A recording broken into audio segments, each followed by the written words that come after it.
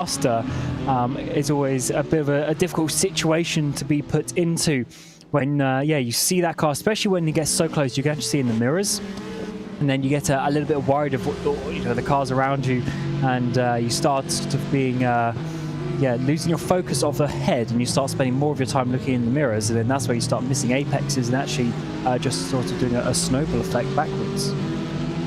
Indeed, absolutely. Like I say, you can't get in your own head at this point. That is critical. Like you need to just keep doing what you did, almost to the point of ignoring what was going on behind you. And it's so much so that this is not what you should do in racing, and we found this out yesterday in qualifying for a certain real world race. Obviously make sure that your mirror's on at all times, but one bit of advice that I did get when I was driving as you outed me earlier, in my touring car racing, and even with some of the oval stuff, is honestly sometimes turn off your mirror. And that's not me saying don't have a mirror, so hold fire. Yeah, just don't just do it. But hear me out here, is that sometimes when you're learning, particularly in practice, not in the race, but in practice and stuff, if you're battling with someone, kind of try doing things like this, because you're then driving on your knowledge and what's ahead rather than looking at what's behind. And when they're kind of sat there, that in itself distracting you. But please do not turn off your mirror. Just don't do it, not mid-race. Please don't. Yeah. Hold Lewis accountable for that. No. Yeah, I would not recommend actually physically turn off the mirror, but it's also about your concentration on the mirror. Is really the important point for that. And it's the same when in a qualifying session, especially if you're doing one of those competitions where it's like a hot lap contest to get into qualifying, and you want to get every last tenth, every last thousandth of a second. Sometimes the best thing to do in qualifying is to actually turn off your delta, so that on the exit of every corner, you're not just looking at that delta, seeing what either you have or don't have on the timing screens. That's always a good one as well. But a similar situation with the mirror in the race. You want to be aware of what's going on, but you don't want to be focused on what's going on, and I think that's really the important point. The same if you have maybe a little bit of a half spin, a little bit of an issue. Instead of focusing on that one issue, you've got to turn your concentration back to the driving and just keeping yourself going in a forward motion as fast as you can. The delta thing, that is my language, that's my lingo. In the race I don't necessarily mind, I'm not really bothered if it's on or off. In qualifying, especially if it's in a qualifying session that is going to be tight, I've got to turn it off. And I know, because I was doing some driving around Barcelona not too long ago, qualifying for a race that happened yesterday, you get into the final chicane and I just see green. I'd be like, oh, I'm up, and then I'm like, I've gone wide, because I was like, you're too busy thinking about this is it, this is the best time that I'm ever going to set, and then suddenly you've made a mistake. And I've always kind of said, it's like, if I didn't have that delta up, I wouldn't kind of bat much of an eye at that. And it's kind of that point of, you should, to be honest, in my opinion, you should know if you're on a good lap. Like, a delta shouldn't have to tell you. You should just know. And there is that kind of vibe in a qualifying session. If you turn all of that stuff off, when you're on a good lap late in the session, you just don't need a delta. You know that I'm probably improving by a few tenths here. I can feel it. The lap's been hooked up. I've actually hit some apexes. That's a top move. But you just get that vibe. Absolutely, and one good example of this situation was back, it's quite a while ago now, about 6 months ago. I was trying to qualify for this competition from one of those hot lap contests, and I think I needed something like a 0.4, like a 45.4 to get in, and I kept on doing 0.5, 0.5, 0.5, so I was just outside what I needed to be at that time on the leaderboard. So what I did was I actually turned off everything on the screen, so it's literally just the car that I was looking at. And I did the next lap. On my first lap of doing that, I did a 0.3, and I got it, and I was so ecstatic. So what I did was I made a little adjustment on the differential that I wanted to make. I went out, then I did a 0.1, and I was just like, this was after hours and hours of doing 0.5, 0.5, 0.5, 0.6, and all of a sudden I did a 0.1. and that was the best lap I've ever done in my life in that car. And could I get close to it after that? Absolutely not, but it didn't matter because I got myself qualified, and yeah, it was great. And that was really something, because it was one of these situations when I was literally all day, because I really wanted to qualify for it, so I was like, all day I was just lap after lap, literally, you know, doing a lap press escape, after, you know, time after time. And it gets to a point where you sort of hit that brick wall and you need something to reset your imagination of what's going on. But then, yeah, as you say, you just get the feel. If you're on a good lap, you know when you've linked up a couple of corners, you know where you've hit that curb, you know, to the absolute limit, but without quite going onto the gravel and things like that. You can feel it as a driver, what's going on underneath you. I wonder, because it's one of those things that we know about in motorsport, where people kind of remember their best laps. They don't have as many qualifying laps as we do in sim racing, because let's be honest, we're qualifying for races all the time.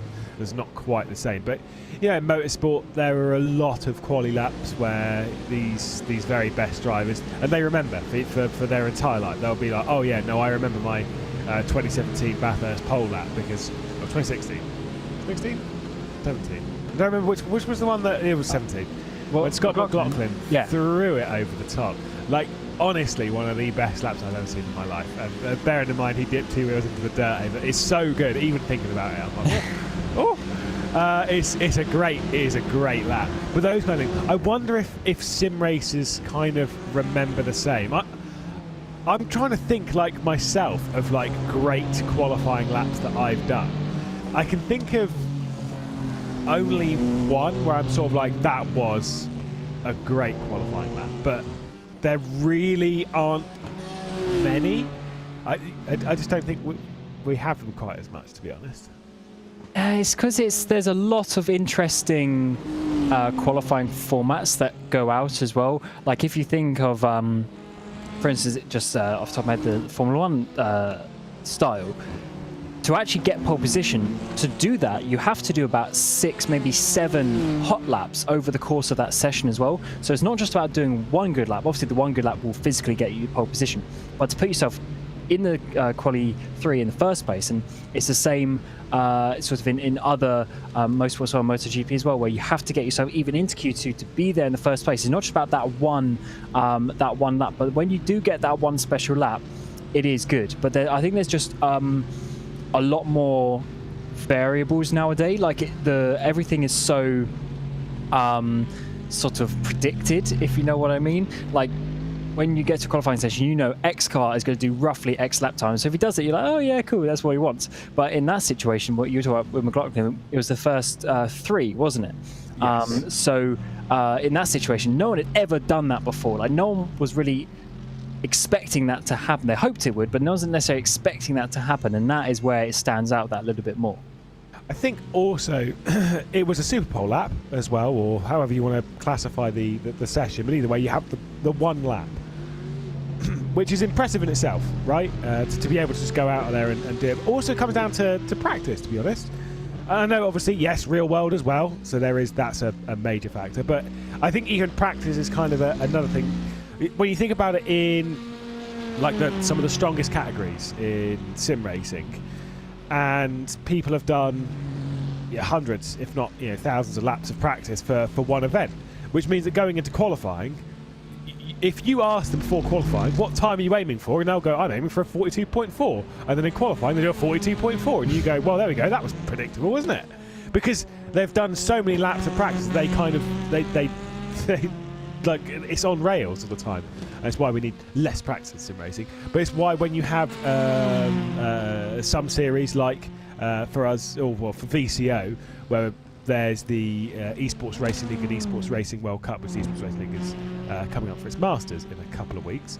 When you have that and the track's only really announced on the day, which means you don't really get to practice much. They still do a fair amount of practice, but it's not quite to the same degree. Those things I am all for, because it means that you have to drive, not just bank on all the laps you've done on the circuit, and you actually have to drive and race properly as if you were in a real car. Absolutely, that's the one good and bad thing about sim racing, is when, especially for instance, most of the sort of endurance calendars, let's say, when there's maybe 6 races over the year, but we already know when that's coming up. So in theory, I mean, obviously no one's really going to do it until a couple of weeks before, but in theory, you could start practicing now. You could start at least doing some testing laps. Maybe you got a spare couple of hours and you just want to drive a bit on Road Atlanta, maybe, and you just want to get a little bit ready for Petit Le Mans later in the year. That is, maybe just for fun, but at least you're still getting that experience. Whereas in the real world side of things, the actual drivers, they're driving Road Atlanta once a year. Some of them, they're literally just showing up for that event, getting their one session of practice, and that's about it. Yeah, it's it's kind of like interesting when you speak to some real world drivers. I was speaking to Nick Foster probably about six months ago, and actually we were discussing about this circuit actually and racing around here. Now to actually take part in the 24, I can't remember what the actual rules and regs are for it per se, but you've got to take part in, I think it's 20 racing laps, 25 racing laps before you get your license to actually take part in this race. Now, he'd done races in like GT4s or such prior to, it might not have been the 24 hour, it might have just been VLN, whatever it was. But either way, had done like 25 laps, 28 or 30 laps racing or whatever in other categories, right?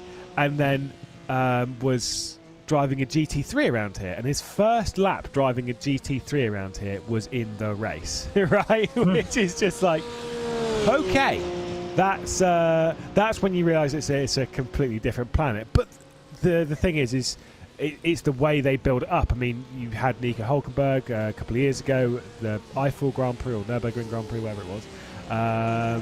You also have the example that I've used countless times, Dennis Lind, when he raced at the Bathurst 12 hour. I'm pretty sure he did under 10 laps of practice before qualifying in the race. I want to see more of that in sim racing, I want to see less practice and more driving. Absolutely, and especially with the variety of tracks that we've got now. I mean, not just on iRacing, but multiple sims now. They have so big. There's so much big choice of these tracks. We don't necessarily have to have it all planned out. Obviously, for these special events, you kind of need a little bit more planning for that. But especially a lot of these other races, I should say VCO do it quite a lot already, where you get those track votes on the day of the race. So you have very, very limited amounts of practice, and it generally creates a better sort of environment as well, not just the race itself, but the environment, because the drivers, there is that little bit of unpredictability. There isn't you're not able to go and even just get those 5 laps, just those sighter laps, to feel comfortable before the day of the race. You have to really wait, and that can always add a little bit of spice in the mix, where you start to add or you sort of take away the comfortability for the drivers, and they have to really work hard for those last few tenths that you get just from doing 50 or 100 laps of practice.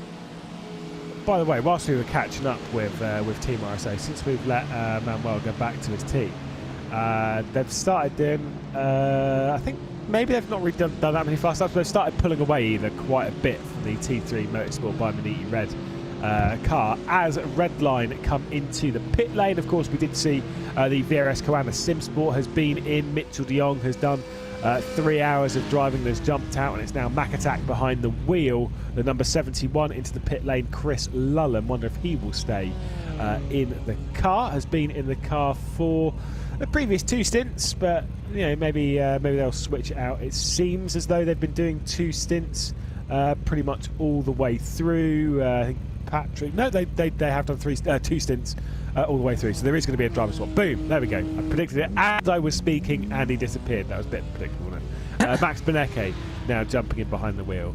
You're supposed to tell me, no, that was really smart, Lewis. Oh, absolutely. That's rough. Yeah, so good to see that we're getting some drive stops now as we're getting to this point in the race. We need to see how awake these drivers are, though, because are they, were they up all night, or have they, have they had some sleep? It's a bit difficult to notice, but we'll find out when we start seeing the lap times. But this is always that point in the race, the final final quarter of the race, where the fatigue will start coming in. and the drivers will have to just fight that a little bit when they start to lose a bit of concentration in the undoubtedly in the scary corners. Well, Beneke might have had a bit of a nap as he was in the car 6 hours ago, so potentially only a smaller nap. Patrick Holtzman, who should, I'm going to assume, be jumping in a couple of hours' time to take over from Max Beneke. Maybe not, because maybe Holtzman's done for the day, because he did start the race and did double stint then, and then did double stint. No, I'd still say back in the car. But either way, I kind of get the feeling that you'd bring him back in the car, because he's been out of the car for 8 hours to this point, so around 7-8 hours to this point. So I'd say, by the time the Beneke stint's done, you're approaching the 9 to 10 hour mark, which is really good, to be honest, because it's good for those to have gone off and gotten some actual proper slightly sleep. Sleep is a huge benefit in these endurance racing races. From my perspective, I've done quite a few 24-hour races over the years now, and do you remember, Lewis, the one we went to in Denmark? And I probably got less than 2 hours nap, not even a sleep, just like a little nap, and I was absolutely dead by the end of the race. Getting those, even if it's just 4 hours of a nice, proper, uninterrupted sleep during the race, will be enough to keep you awake before the end of the race. Because if you think about it, the race didn't start until obviously after sort of lunchtime, at least European time. So you've already been up for quite a few hours. Then you have obviously the qualifying. Then you got to do the race, and then after the race, obviously then you still got half the day until you go to sleep again. So it's pretty much 2 full days that you're going to be pretty much awake. So getting any bit of sleep that you can, if you have the ability to, with the amount of drivers you've got, that is going to be such a benefit later on in the race. Yeah, I remember for that weekend, me and Nick Newcomb, we were up at 7 o'clock in the morning. Bearing in mind this is going into a 24-hour race. We were up at 7 o'clock in the morning, Copenhagen, Denmark time. I think it was CEST, CET, whatever it was. Yeah, whatever the European time was at that point of the year. We were up at 7 o'clock in the morning to watch the semi-finals of the Rugby World Cup, England versus New Zealand, which was great, but maybe slightly unwise to do before a 24-hour race. And we both know why, because whilst I was sat next to you in your team area, I fell asleep.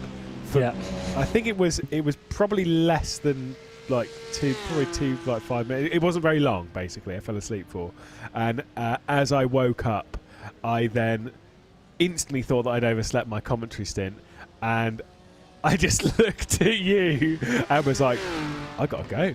And I stormed off. I got to the stage. You didn't even have time to be like, no, it's only whatever time. Because the time zone changed during the race. Because it was of the weekend of the daylight savings in October. Yeah, absolutely. And you were an hour early. Yeah, that was. I just stormed off. And then I came back about a minute later, just being like, sorry about that. Yeah. Good memories. That was a prime example of tiredness in a 24-hour race, really. It really does hit you hard, because as you say, you're up for 7 o'clock. I don't think the race started till about 2 or 3 o'clock. So you're already up 8 hours before the race even started. So that just adds to it. It's part of the challenge, really. I don't know, has there ever been an official race that's longer than 24 hours? Because I know, for instance, back in, I don't know if they still do it, but back in the LMP1 days, Toyota and Porsche, they used to do 36-hour test races around Aragon and tracks like that. But I don't know if there's been an actual official race that's gone longer. See, this is the kind of thing, is I don't actually know. I don't know, from a racing perspective. Here's me talking about cycling again. Sorry, ladies and gentlemen. Everyone knows that I do tend to just go on about cycling. On your bike? Yeah, literally. But there is a cycling race which happens, I'm pretty sure it's at Brands Hatch, and it's 25 hours long, and it happens on the time when it's -1, because the race starts at 2 and it finishes at 2. Because you go back in an hour, you add an extra hour of race. So it's 25 hours. I don't think that in motorsport there is anything like that. Although I think we are open to suggestions. So if anyone does have an idea, you can drop it in chat or you can tweet it us. I don't remember what your Twitter is. Mine's Lewis McGlade78. Tell us, what is there a race that goes on for more than 24 hours in the world of motorsport? It'd be brutal. Yeah, there's a few, actually, the sort of 25-hour races, but yeah, I don't know if there's ever been one that's sort of. It does get to a point where it kind of loses its vibe, if you know what. If you know what I mean. If you get into the second night, you're already like, oh come on, we've already done this before. That's probably why. Could you imagine a 48-hour race? Oh, I mean. Do you think, for instance, iRacing even has the possibility to go longer than 24 hours in a race session? Again, another question. This is important information that we need to find out. Hugo has the answer. I'm sure Arjuna probably does. The maximum is 25 sessions, so it's 25. Well, when you account for like practice and qualifying, i.e. being an hour prior to it, then no, not really. I'm not surprised. I would be surprised if you could, because it's kind of like it would be an unnecessary feature, where it's kind of like not like no one's going to set up a race that long, surely not. Yeah, I'm sure someone would try it. Some people, and then you get someone like David Junt who would want to do the whole thing driving as well. Oh, goodness, yeah, no, you're right. There are some crazy people out there who like doing these extra long stints. I certainly do not. Is there an endurance race you would do the entirety of? That's whether it's the 24-hour of a race like this, or 12 hours. I don't know, because even like the short 6 hours, I don't know if I would actually want to do 6 hours of high-level driving back to back. Yeah. I mean, 3 hours is sort of quite common. I've done that quite a few times, but any more than that, I don't really know. It is not on a different platform. But do you remember Jordi Zvajas at a certain Le Mans race? He did 100 laps it was 10 stints of the LMP2 in a row. 100 laps at Le Mans, which is obviously something like 6-7 hours of straight driving. I'm pretty sure his car won that specific race as well. So that is a pretty good job. Singularity, wasn't it, at that point? Possibly. I was going to say Nita Velox, but it wasn't. Dennis Lynn's team. Well, I mean, Go Vankini, people who watch the iRacing special events, Go Vankini started off our endurance season with a 10.25-hour stint at Daytona, which is rough. Did get a message from Hugo Luis, the 48 hours of Brands Hatch Indy. Oh my lord, Brands Indy! No.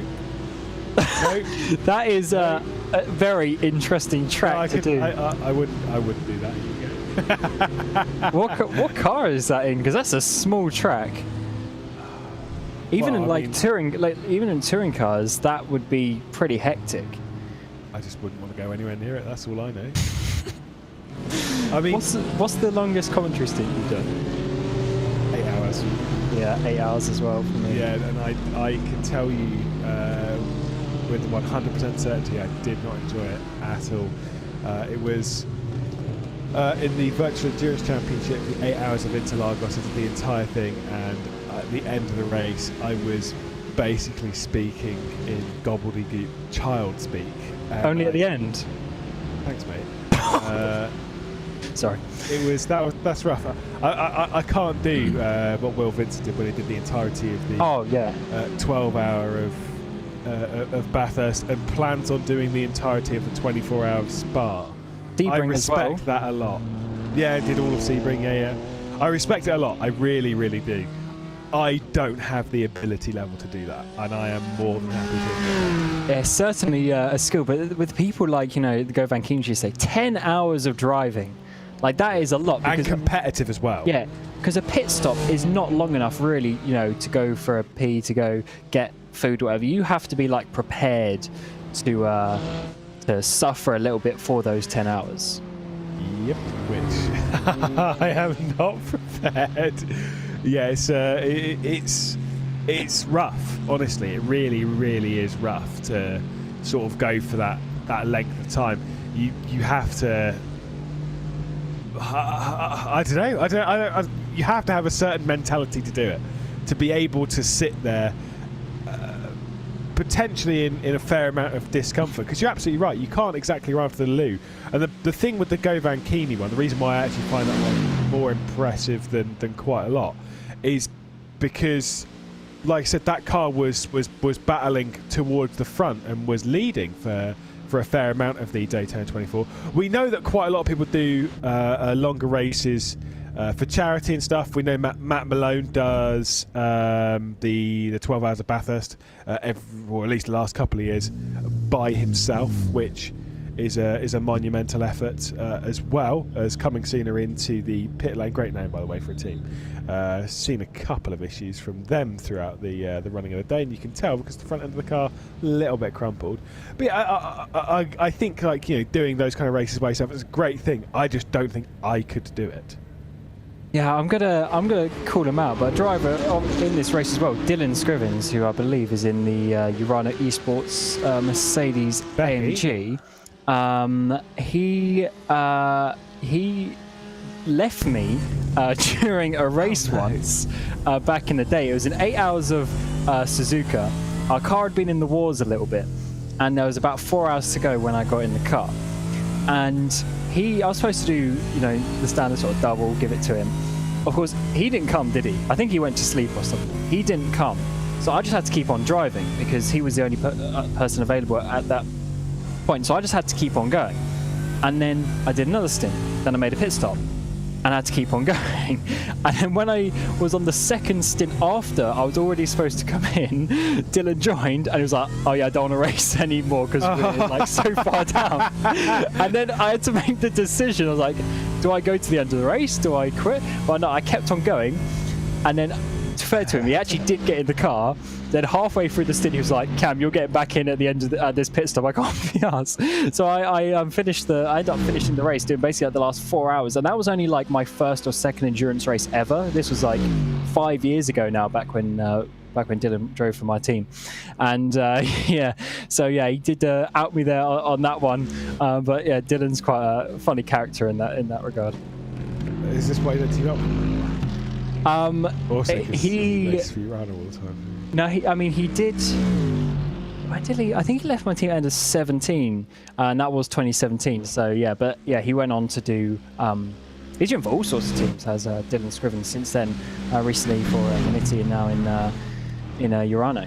Yeah, and so it seems to be fairly comfortable in Urano. I know that Scrivens has done his fair share, but you know, it's whilst everyone typically calls him Bobo now on iRacing, I think. I can't remember if it was who started it. I know from a broadcast point of view, I'm pretty sure it was Arjuna who brought it up first, and now we really hammer it home that it's Dylan Becky Scrivens, because it's obviously B, which poor lad. Let's be honest. I'm not actually sure. I've known him. Well, I've known him that long, but I don't actually know what the B is. I don't think I've ever asked him what the. Well, because everyone calls him Bobo, is it? Yeah, but it's not Bobo. Bobo is I can't remember what it is short for the old sort of username that he used to have back in the day. Oh yeah, Bob the Dealer. That was it. That was his username, and I guess he just got Bobo from that. But yeah, I don't actually know what the B is. Maybe it's Brian or something like that. Dylan Brian Scrivens. Mate, I mean, well, I think we can sit here for a while and try and work it out. And I think if he turns on the broadcast, it's like, why, with 6.5 hours to go, were you two sat here trying to work out what my middle name was? Well, actually, if we want, should we out him even more with his jump here last year, coming into, was it Flansgarten, down the jump. Before the right-hander, he went off and into the barrier. There's quite a good GIF going around from the race last year. I'd say Flansgarden, I brought this up earlier as well, that into Flansgarden in 2018 when I was here, We had the real 24 was on, even though I didn't really get to see too much because was doing a sim racing event as they get past the full send racing TCR car that was leading a fair amount of the race earlier on in that TCR category. But yeah, we were watching the race around here. There was also the historic weekend where there was a Ford GT40, and I was taking up loads of photographs as all the cars were going past, and I took a photograph of a GT40. I was like, as it went past, I was like, surely not. Surely someone isn't taking a Ford GT40 around here. Like that's like a priceless artifact of motorsport, and you're bombing it around the Nordschleife. And I showed some friends and stuff that were there, being like, "Have you?" There's and I showed someone, they're like, "You know that car's going to crash, right?" And into Flansgarden, it went over. It went over the jump, and the rear end just went, "No thanks," and landed slightly offline, and it went left and straight into the barrier. And I just watched it, being like, that makes me uncomfortable. That actually makes me uncomfortable how expensive that crash is, because it's just like. Yeah, I dread to think what the insurance premium is on something like that, especially taking it to a racetrack. In fact, there may not have been an insurance company that actually wanted to go for that one. Probably not. Well, I mean, isn't it most... it's not quite the same thing, but most insurers, at least in this country, there is a specific stipulation in a lot of it that you are not covered on the Nordschleife. Yeah, for just a normal insurance, you definitely have to get, track day insurance, because... they definitely don't want to be paying out for that, which is an interesting point here. If you come to the as a pro drive, come into the pit lane, when you actually come in, obviously drive yourself. A lot of it is sort of technically, like a toll road, like it kind of is like the public road. But a lot of insurance also say specifically, not including the Nordschleife. Yeah, it is, like I say, it is public road. From a technical point of view, like I said, it's a toll road. The problem is with it basically being a road to nowhere, they can just be like, yeah, no, you're not covered on that, to be honest. I did my lap here about 4 years ago when I did a bit of a road trip. Some people take a lot of, obviously it's kind of the idea, it is a bit of a racetrack. Some will take a lot of risk around this track. And they take a lot of high performance cars, because when I went there was actually like a red flag. And I was actually probably maybe the 5th car to go back out after it reopened. I was right at the beginning of the line. So I was getting overtaken by loads of cars straight away as they were sending us out. There was every type of Porsche, Ferrari that you could think of, just absolutely sending it past. And there was this one absolute lunatic in a Toyota Yaris, right? He came around the outside of me, 3-wheeling it proper. I think it was in Callanhard, proper on the outside, going around the outside. It was obviously modified, and I was just thinking fair play for you taking that car, having that much confidence. It's quite an experience. Yeah, I know, like I say, when I was here last year for Sim Expo, and Rene Butler was taking a couple of drivers and such from the Zancho squad, team that I'm a part of around the circuit in his Renault Clio. I kind of wanted to have a go, because that thing looked quick, and obviously he does know the circuit. We're not going down too much, but knows the Nordschleife quite well. But he did say he was coming up towards after the Milk Curve and the Speedwell Curve and that sort of area, a couple of corners before the carousel. Said that his I think it was his ABS had turned off or something like that. But the problem is it for whatever reason, for about 2 seconons, stopped the car from being able to brake and turned off the power steering. Which I'm kind of I'm glad I wasn't in the car, because I don't think I would have handled that very well. I managed to actually get it stopped there and stuff, and then clearly wasn't on the limit then. What a rookie. Yeah, no, I'm all I can tell is I'm good, thank you. Yeah, there's a lot of corners here where even in a road car, the speed that you're going, you wouldn't want to be going off, let alone in these high-level race cars where you're going quite a bit faster. Yeah, it's pretty incredible, actually, the speed difference. If you take out, obviously, the GP track of this, I mean, they're doing sort of, 6.5 minutes on the actual Nordschleife itself. The times are pretty crazy.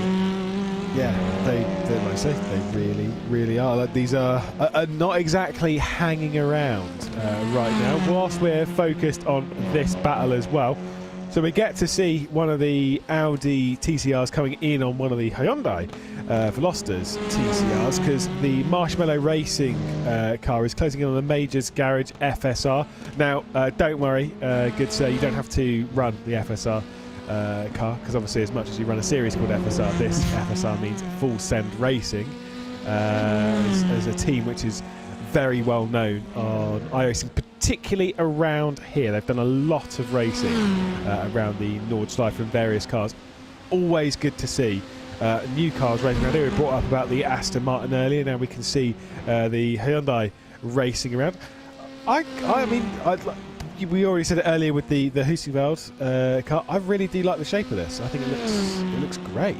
I do, and there's a lot of good press going around the actual road version of the car as well. So it's one of these one I would like to try at some point in my life, because I think that'd be a nice little weapon around a track like this, as this battle is getting a bit closer once again between Redline and Williams for second or third place now, actually. But as you say, drivers have swapped around, so they need to now just get back comfortable in this battle once again, but certainly very close. And it's the other way around now, the Williams trying to chase down.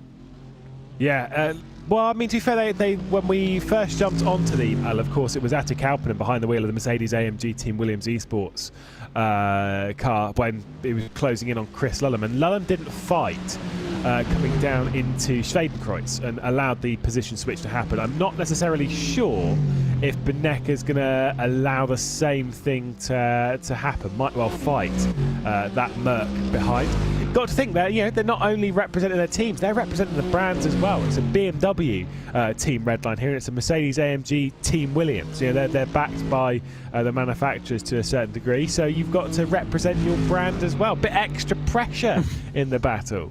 Absolutely, and both being German brands, they're going to want to win this race. Of course, I mean, obviously you want to win every single race, but when it's a home race in that regard, that's certainly something that you want, and that is the main reason why we see, for instance, this race and even like the Spa 24 and stuff like that in real life.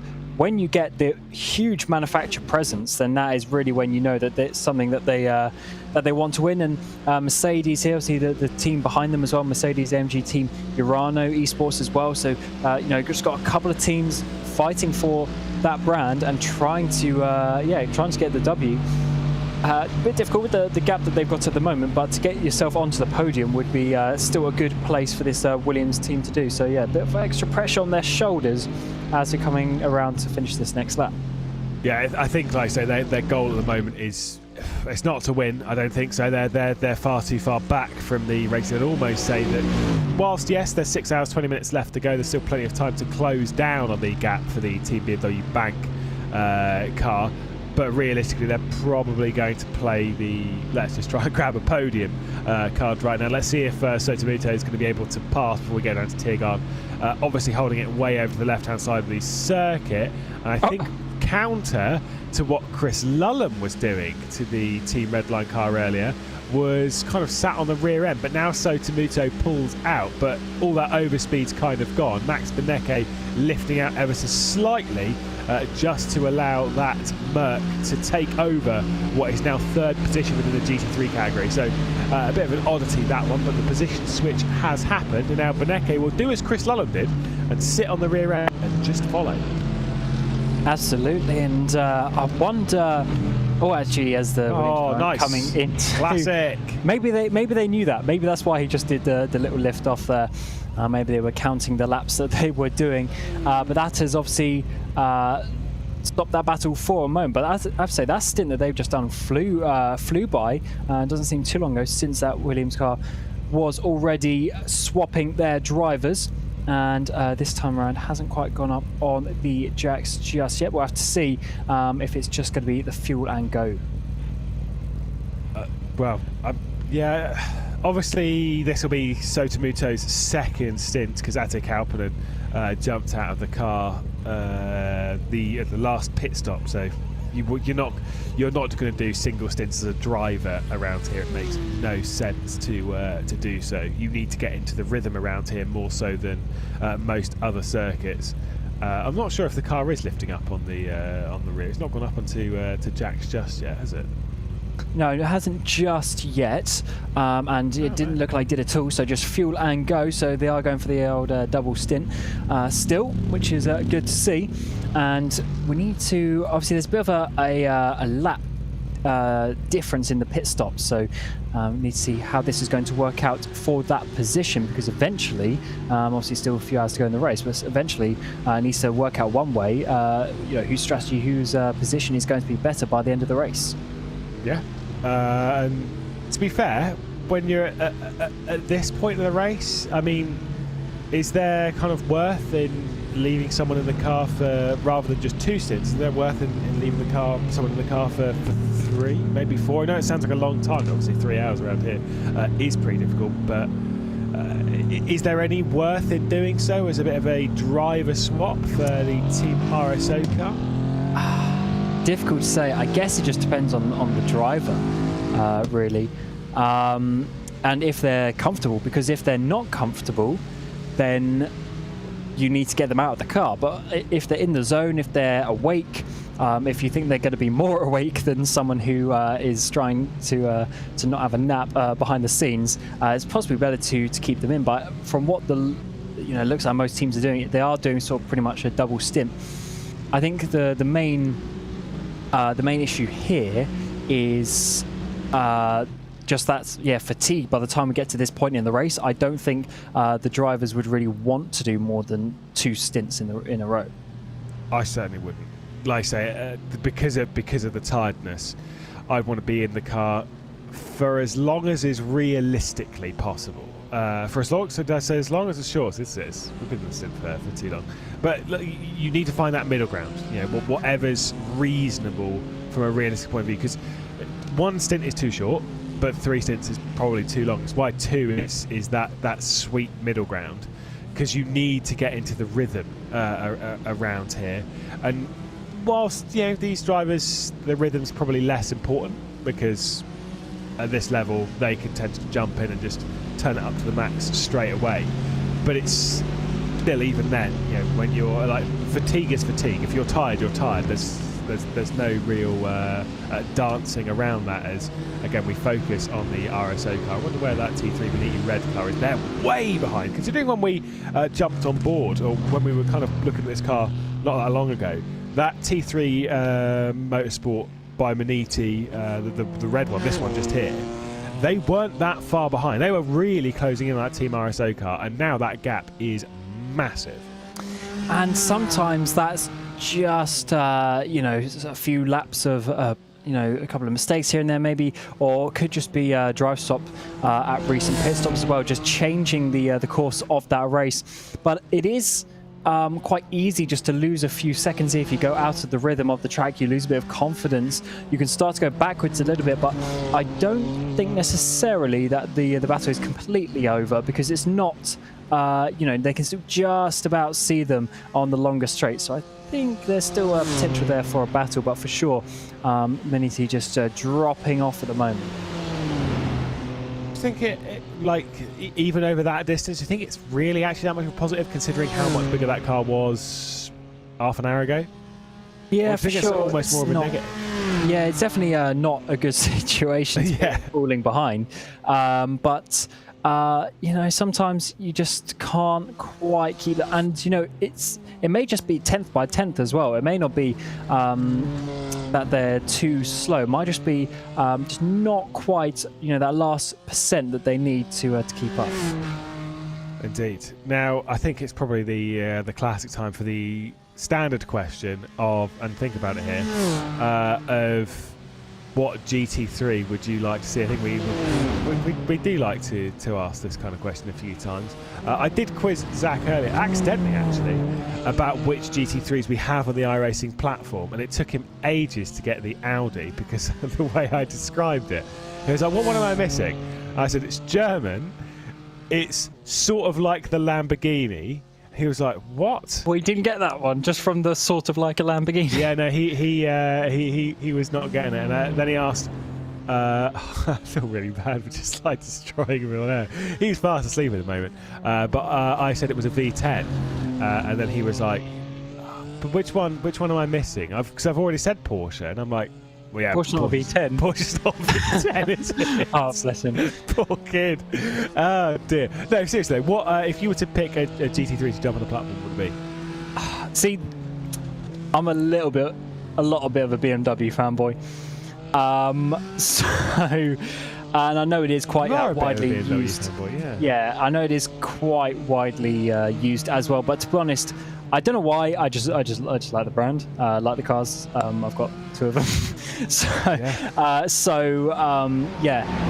That probably just from personal point of view, that car. Also, from the GT3s I've driven, I think I probably prefer the front engine ones. Yeah. So maybe the Mercedes as well is a good potential for that one. Obviously, the Porsche is quite quirky in that way, but I think maybe just myself, I'd choose BMW. I'd if I were doing this race, I'd be in the M4 as well. I think I like the BMW M4. I mean, it is the classic type. Don't like the front of it, but the actual to drive when it comes to racing, where I'm not looking at the car, so I don't really care what it looks like. But to actually drive that BMW M4 is very, very good, very predictable. As we've got a close battle, an aggressive battle. It's not a battle at all. Of course, different categories here. We've got the GT3 BMW Team Redline and the Team Redline Cup car. Alexander P behind the wheel of the number 72 on the rear end of the 71. This is kind of the issue, is that on the straights and stuff, that Porsche, despite being the Cup, they're not exactly slower in a straight line than its GT3 counterpart. It loses all of its time through the corners. Yeah, it is a tricky car. It's quotation-wise, only about 15 seconds a lap, give or take, slower. So in reality, if you split that over the amount of corners, it's not actually too bad, really. As I haven't said that, they got some big damage there on that left-hand side. So it's not, so it's not necessarily hugely slower. It's just a lot less sophisticated than the big brother of the GT3 car. But you can see it's still really staying with the BMW. It's just it loses that 10th by 10th in the corners as the track goes on. You can also see I think it's the first time that I can recall seeing Red Bull branding on a Team Redline car. Yeah. I don't. Even the ones when Max Verstappen was driving, I'm pretty sure they didn't have Red Bull branding on it. Now, naturally, Max Verstappen, who was in the car that won last year, if memory serves. Memory does not serve. Never mind. Cancel that one. We'll roll back. He might have been, though. Maybe we will help me out on that one. He was. There we go. Oh, memory does serve. Boom. Max Verstappen was in the car that won last year. Naturally, he's not doing it this weekend. Can't think of why. But still, it's good to see some teams picking up various branding and new deals and such and adding sponsorships. It's kind of one of those things where it's kind of like, oh well, this is real racing. Yeah, it's like a couple of weeks ago as well. For some reason, he didn't want to do the Sebring 12 hour. I don't really know why. Yeah, exactly. To be honest, it is good to see that those Red Bull logos there, and I think it actually says Verstappen's website underneath it as well. So just showing that he's obviously committed to that team, but obviously priorities take into account of a certain world championship. which is fair enough. So yeah, I'm sure we're going to see him in the car on the weekends that he does have free. And yeah, really good to see that from an active F1 driver being properly there, because there's other high-level drivers who get involved, but Max is certainly one of the more involved ones from that point of view. Well, yeah, I mean, does do quite a lot behind, not just the wheel, but behind the team at Team Redline, as far as I've heard. Obviously, I'm not in Team Redline, so I have no idea, but I've heard does do quite a lot for the team behind the scenes. So, maybe that's another thing to add to the list. But it's proof they do care about sim racing. Now, we've had our fair share of dealings with another Team Redline driver who has some real-world experience, being Shane van Gisbergen, and his running of a championship and stuff. And this is the kind of thing, is that this is a real-world driver, someone who's won in V8 supercars, the championship, who's won countless things across the world of motorsport anyway, driven countless amounts of cars. And yet still, not only does he come along and take part in sim racing, but runs his own league, runs his own series in sim racing, which I kind of think shows this position we're in, where a lot of the real world drivers, they do actually genuinely very much care about sim racing. It's an actual thing, and they recognise it. They do, which is great to see that they obviously want to put that effort in on their weekends, because you'd think on the weekends where they're not racing they'd want to relax, but instead they come racing again, which just shows how some people live and breathe on on this sort of motorsport and sim racing world.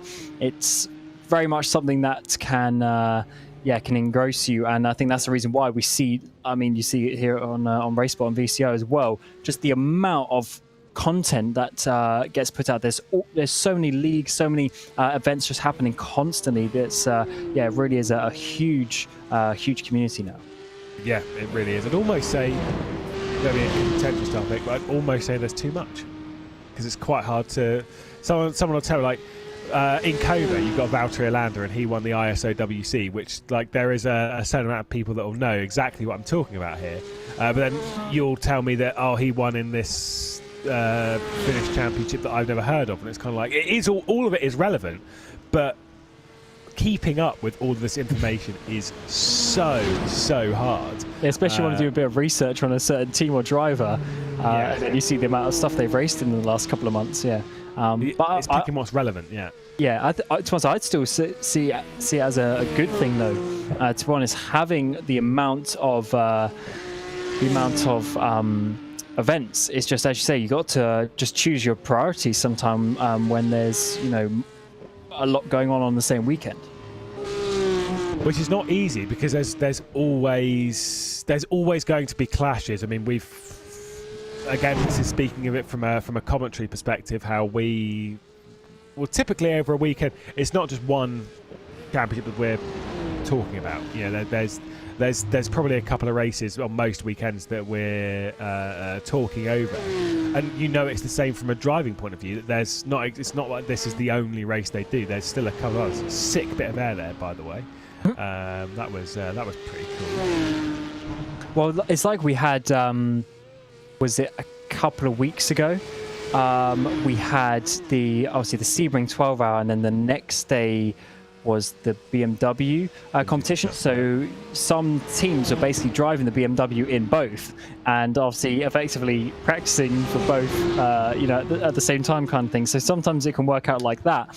But certainly there's a lot going about. You just got to find, from a driver's perspective as well, especially if you're not on like the absolute top level like we're seeing on this broadcast. Everyone's sort of the lower ones. You can definitely pick and choose a lot more what competitions you can go for, and find something that suits yourself, or maybe your level, or different simulators, different categories of racing. There's a lot out there. You just got to sort of go and find your niche. Like I said, there's plenty of series depending on what you want to race. When I first joined sim racing, we didn't have quite as many. It was a bit more limited in scope as to where you could go and race, whereas these days it's kind of like, do you want to race in a classic open wheel championship on whatever platform? It's like, well, if you look, there will be a series to go and race in. It's one of the beautiful things of sim racing, is that you can and just go racing. And if a series doesn't exist, well, you can kind of make one. You could just make one. Well, that's what Shane did, just like you were mentioning. Yeah, exactly. Was there a championship that fit what he wanted? No. So he made one. Well, there probably was, but not for what it was. Because obviously the series that we're talking about is the Apex Hunters United Endurance Series, now by VCO as a broadcast partner for that series. But there wasn't really like an Oceanic or an Australian-based endurance series that did the things that they wanted, i.e. running at a decent time on a Saturday, which isn't decent for us. We have to wake up nice and early in the morning. It's fine. We're not salty. Yeah, they've had to do that for so many series over in our neck of the woods, so yeah, it's all fair enough. But to have it as a well-run championship with live race control, with safety cars and stuff, and trying to make the full package, and if it doesn't exist, go and make it. I think I'm all for it and such. Why not? Absolutely, and that is the cool thing. That's why you see loads of these competitions sort of pop up, where maybe a certain sponsor or a certain manufacturer wants to get their brand out there, and they go and find the right people, and then before you know it, making the competition what they want it to be. And also in sim racing, the cool thing is you can try things, and VCO is very good at that, as you'll know, Lewis, yourself from your recent exploits in ERL and ERWC, etc., and sort of other competitions coming up. There's just a lot of ideas that you can try that you can't necessarily do in real life, where you want to have the same drivers driving maybe different cars or things like this, or loads of different things going on, where logistically that wouldn't be possible in the real world. I mean, there is one beautiful thing in sim racing that I kind of I want to see someone do, even though you got to, it's a bit of a slippery slope as to what actually counts in it. But obviously it's the Triple Crown, which in the real world of motorsport is hard to do, yes, but it's impossible to do on the same weekend, because, well, Le Mans doesn't run on the same weekend as the Indy 500, and you're not exactly going to get from Monaco to Indianapolis in the time between the end of the Grand Prix and the start of the Indy 500. But in sim racing, you can technically win all three. If you play your cards right, you can win all three on the same weekend. Absolutely. Wouldn't want to. No, but you can.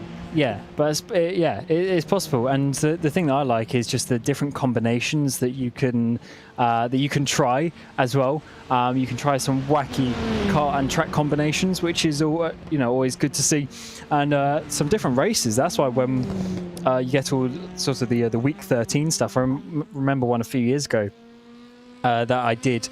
And it was with the, I know it's not really used now, but the Porsche LMP1, the 919 hybrid. It was that with, and in the middle class was the Formula 3 car, and in the slowest cars was the Mazda MX-5. And it was around the Charlotte road course, the Roval, as well. And it was absolutely crazy, but it was good fun. But imagine trying to organise that in real life. It'd be impossible. Well, it wouldn't happen. And dangerous. Way too dangerous. Yeah, I mean, the you think of it this overspeed way. was pretty crazy.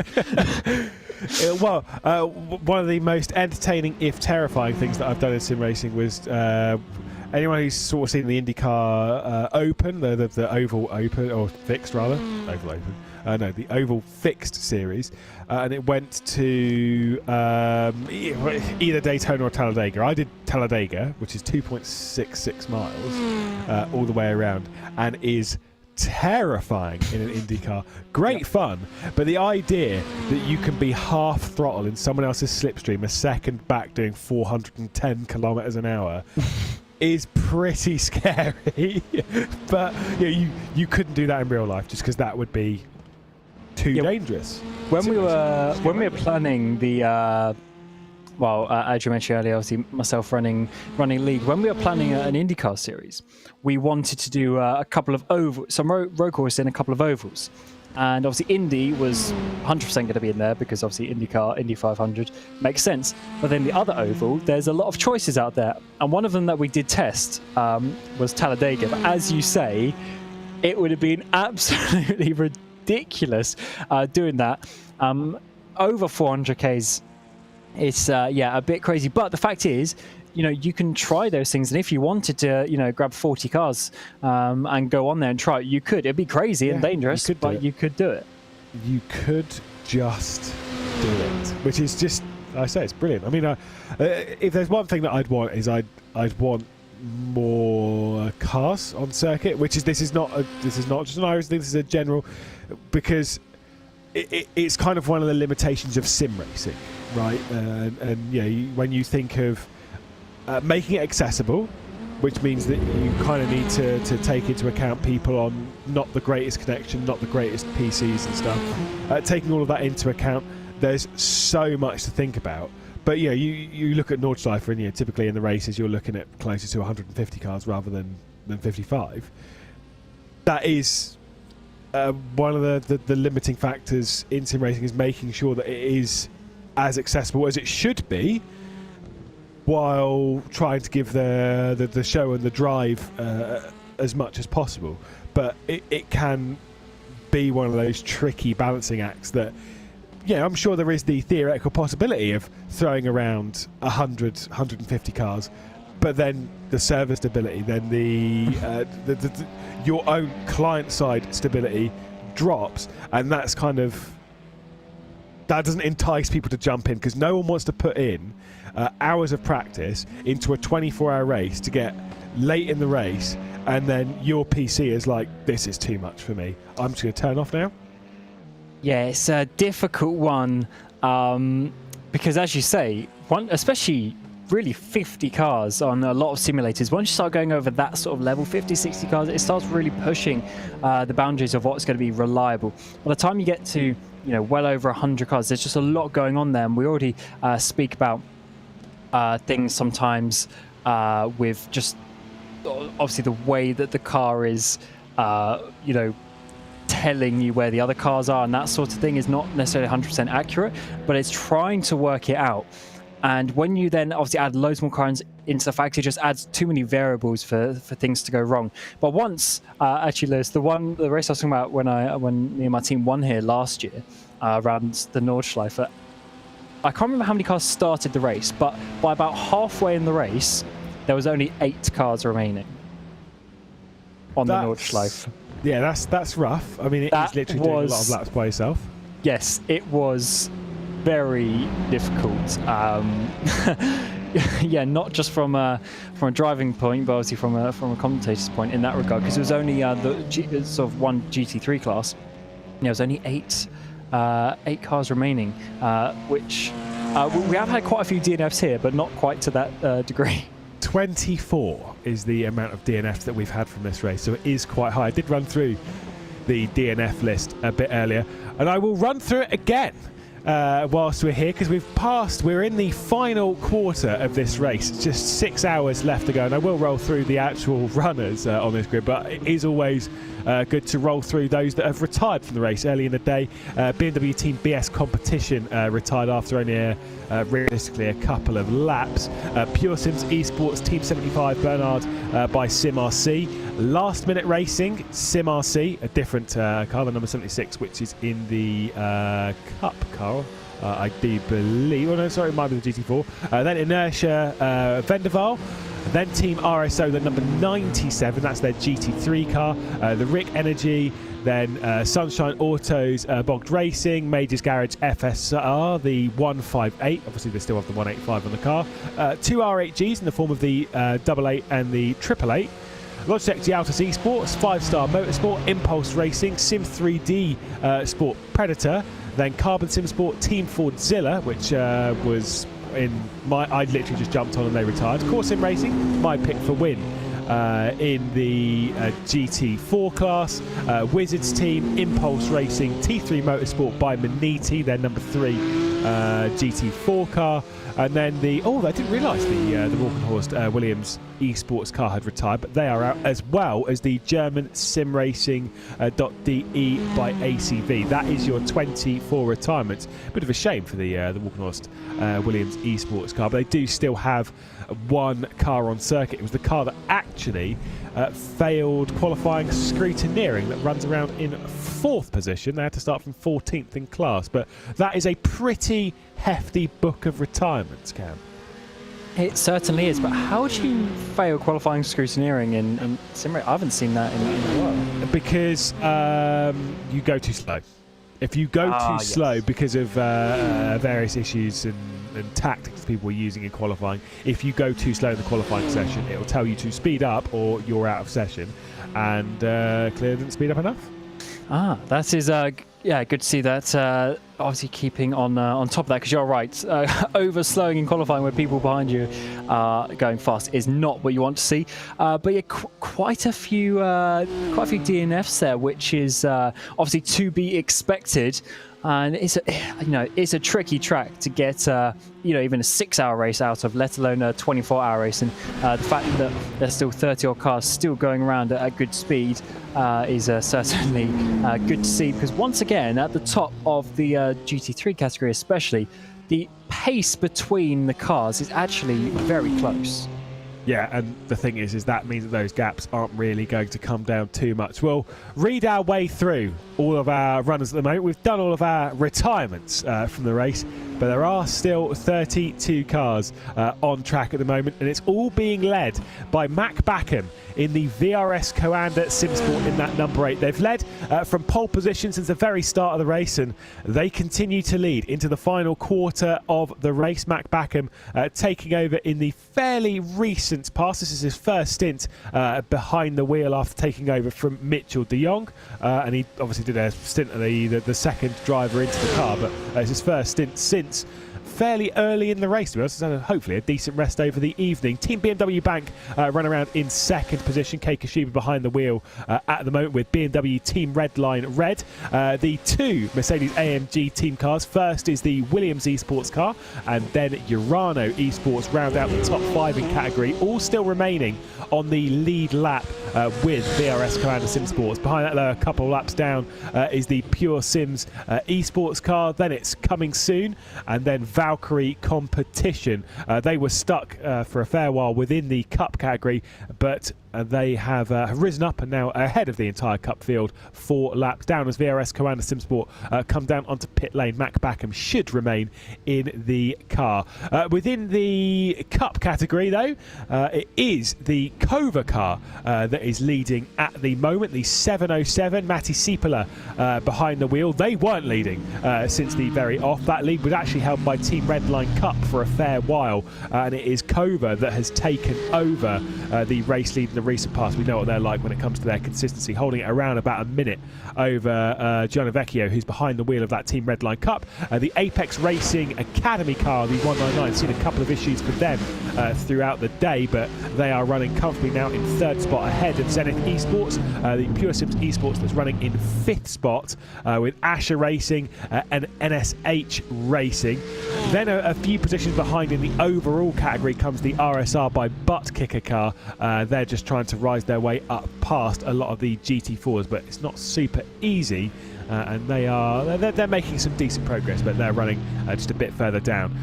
Either way, it is Kova leading the way. In the GT4s, though, there was a close battle over the night when I jumped on a good sort of 7 hours ago. I haven't been on for the entire time. I had a bit of a break, don't worry. About 6-7 hours ago, there was a very tight battle between Urano and Marla. That tight battle no longer exists. A minute 10 between the two of them, and it is Urano Esports that's leading fairly comfortably at the moment, but you know they can't make a single mistake. Marla, Felix Quernbach behind the wheel right now in that 2nd spot, not too far behind. Then it's Team RSO, 4-time winners around the Nordschleife. We were catching up with them a little bit earlier. Just 2 drivers in that car as they'll look to try and secure another podium around the Nordschleife, but it won't be too easy. Not too far behind them is the T3 Motorsports by Maniti red car. I'm not sure they're closing in. They're not too far behind, though. Then it's Simsa Esports, SRC Movano Corsa, Delta Sports, and the Apex Tech racing car a couple of laps back from that. The final category, of course, being the TCR, where to be perfectly honest, for quite a while this race, the Majors Garage FSR 185 was leading a fair while, but now, after issues over the night, it is a dominant lead right now by the Team Huizinfeld 404 car, which is obviously the number 16, why wouldn't it be? They were the team that won here last year. Obviously, it was in an Audi TCR. Now they're in the Hyundai Veloster. They're running around in the lead of the race by a very, very strong margin. Not far off a lap. Realistically speaking, the Majors Garage FSR car have just started on the Grand Prix loop. That shows you how much of a lead the Huizinfeld car has, and I don't think it'll be too long before they are leading by an entire lap.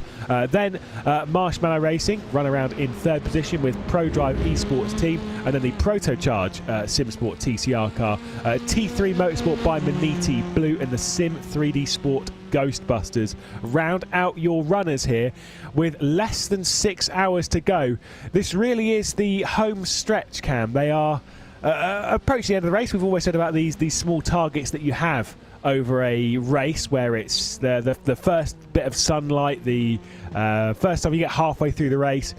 When you get into that final 6 hours, final 3 hours, final 2, final 1, these are the bits where it almost gets a bit easier, where you're determined not to retire. You just want to get to the end of the race now. You were mentioning earlier, you don't want to get this far in the race and then have it all come to an end. You want to keep it going. And I mean, there's two ways of looking at it. By the time you get to this point in the race, you've done so many stints that the stints actually go quickly, or where you are in the race, the stints start going longer because you're just sort of counting down towards the end of the race. But yeah, hopefully the teams are still in a good position to do so, because yeah, when there's less than 6 hours left in a 24, you can feel the end of the race coming. You know, you've only got maybe a stint or a couple of stints left before that's your driving done, and you're really putting yourself in that place to finish the race nicely. As we're seeing the team BMW Bank car coming in, and they have got up on the jack, so they are changing their tyres. I don't know if Belaxiotis is getting in the car. I was about to be like, I don't know if he's getting out of the car. Of course, he's just got in the car because Keika Schuber did the previous stint. Phil Denez, by the way, I'm just looking. I was scrolling up. Phil Denez did, I think, a quadruple stint over. It kind of makes sense. Obviously, California-based driver, so it kind of makes sense. It's all like, right, maybe a lot of them are, the rest of them are from Europe, and it's kind of like, right, you're our American, you're on the West Coast. It's an all right time for you. Time for you to do the entirety of the night stint, which is a luxury I haven't had, by the way, because all of the endurance racing that I've done, all of my teammates have been European, which means that someone has to do the night stint, the proper graveyard shift. Well, and that just goes to another benefit of the sim racing world. If you have teammates all over the world, you're obviously racing one race at one specific time, but your drivers are all different time zones. And one of my drivers a couple of years ago, Nate, he's in Canada, so my European-based team, he would end up getting all the night stints as well, but he didn't mind that. And imagine if you had someone from the eastern part of the world, maybe Asia or Australia, New Zealand, then they had a European, and then you had someone, maybe a South American or a American driver. You'd be winning in that regard, with all the different time zones that you can drive in, and make sure everyone is driving at their peak and not really getting too much fatigue from that. It's definitely a benefit if you can do that. I'm not so sure a lot of your competitors would enjoy it much, though, courtesy of just having 3 different drivers around the planet, all with their varying that is true. speeds. That is true. Like I say, it's just one of the limitations of most. But it's amazing that or sim racing rather. It's amazing that it even works. That you can actually have a conversation with someone live who's in Australia and actually having a proper conversation, without like minutes of delay or seconds of delay. Even it's almost instantaneous. But the emphasis there is on almost. You still have higher pings from there. Whilst it's still raceable and it is still possible, it's just suboptimal. I'd say, sometimes you just go, no, I'm just going to do it anyway. It would be the easiest way to get through a 24-hour race, and almost say, even though it's not, I'd almost say it's cheating. Because it's not in the endurance spirit, you know, Yes. of basically getting to this point of the race and absolutely hating yourself. For why Yeah. did you do this?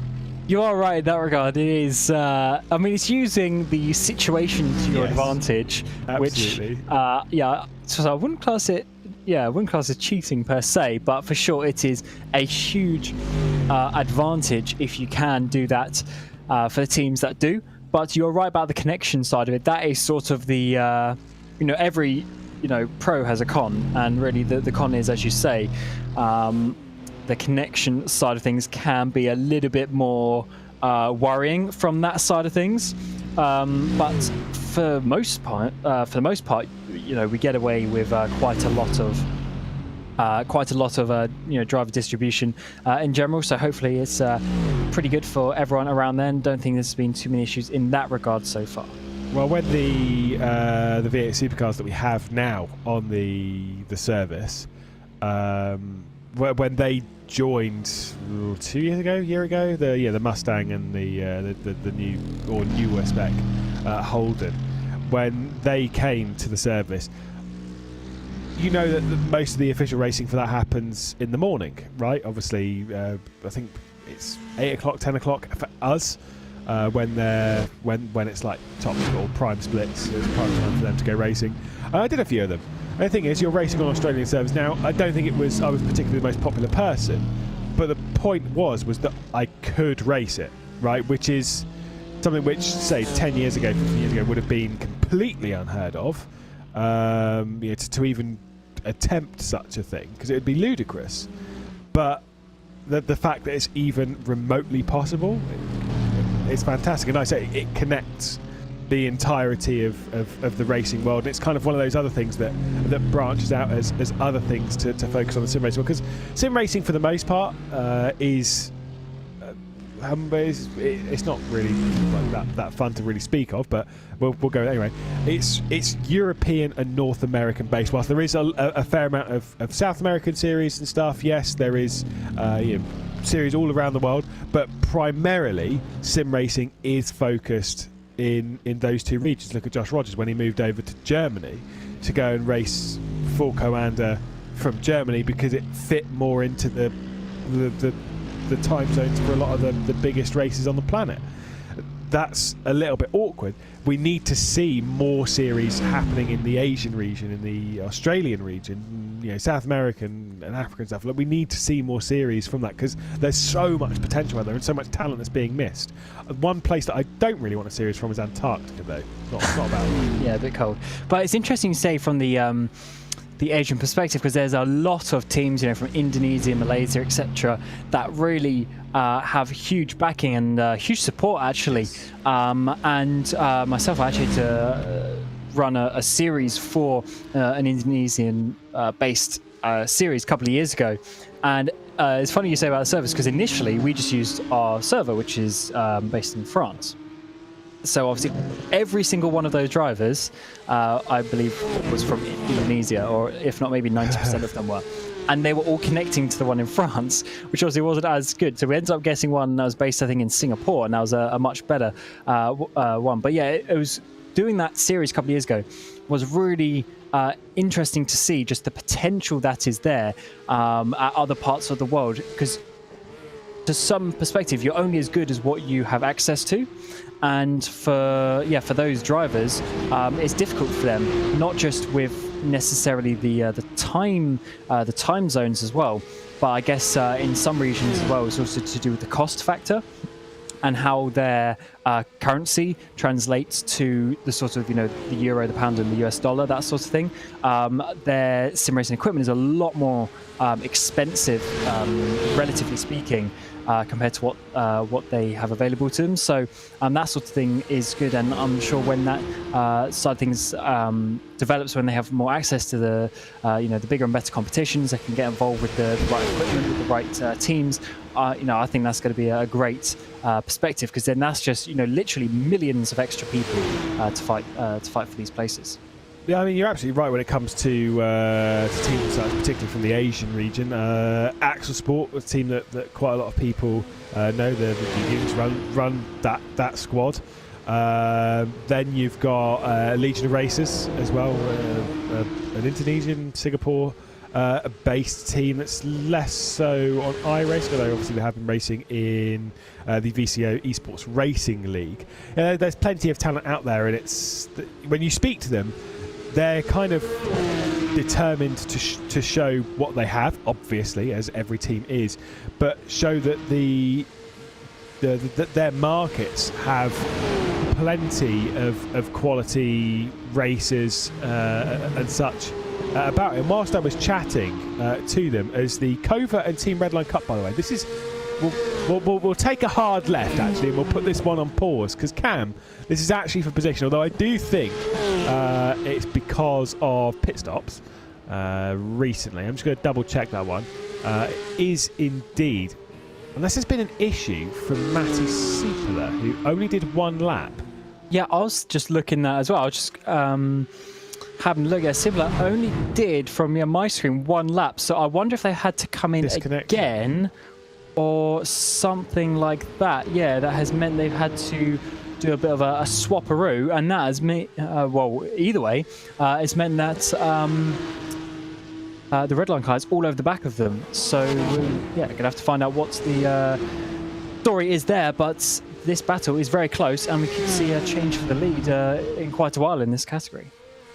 Yeah, I'll do a little bit of. Well, I guess, yeah, I don't know. But either way, there's clearly been issues for the Cova car, and now they're under an awful lot of pressure from that behind, which, I mean, from our perspective, decent. It does mean, though, it's on strategy. When does the red line car, though, require a pit stop? They just pit as well, so this is completely legit. Yep, this is a battle for the lead in the Cup class as we come out onto the Dustin Her once again. And I wonder if the red light car is aware of that and that they know that this is a proper fight for position and they're actually going to fight for it. But with just over 5.5 hours remaining, it's certainly, actually, yeah, you can see by the way the Cova car is defending now. They definitely know that this is a battle on the track and yeah, just trying to break the slipstream there. But it is so long that you know, it's difficult to defend down this straight because once you move to one side, you need to move back quite swiftly by the time we get down to Tiergarten. Yeah, that kind of just came out of nowhere. But yeah, Matty Seepler had issues, had technical issues. They had to make an extra pit stop, which is what's put Valtteri Alander back behind the wheel. So Alander's going to try and defend from Gianni Vecchio, which... I mean, there are drivers that you can defend from. Vecchio is pretty decent. That was not a great exit from Valtteri Alander. Here comes Team Redline, so gets to the inside and that run down towards turn one. You were saying it's either Dutting Ahoa or it's down into T1, and right now for Team Redline, this one should be on. Although the overspeed does seem like the 707 is a bit faster in a straight line. Doesn't really fight it too hard in the braking zone. Allows Gianni Vecchio to take over the race lead in the Cup class. But let's be honest, Cam, this ain't done.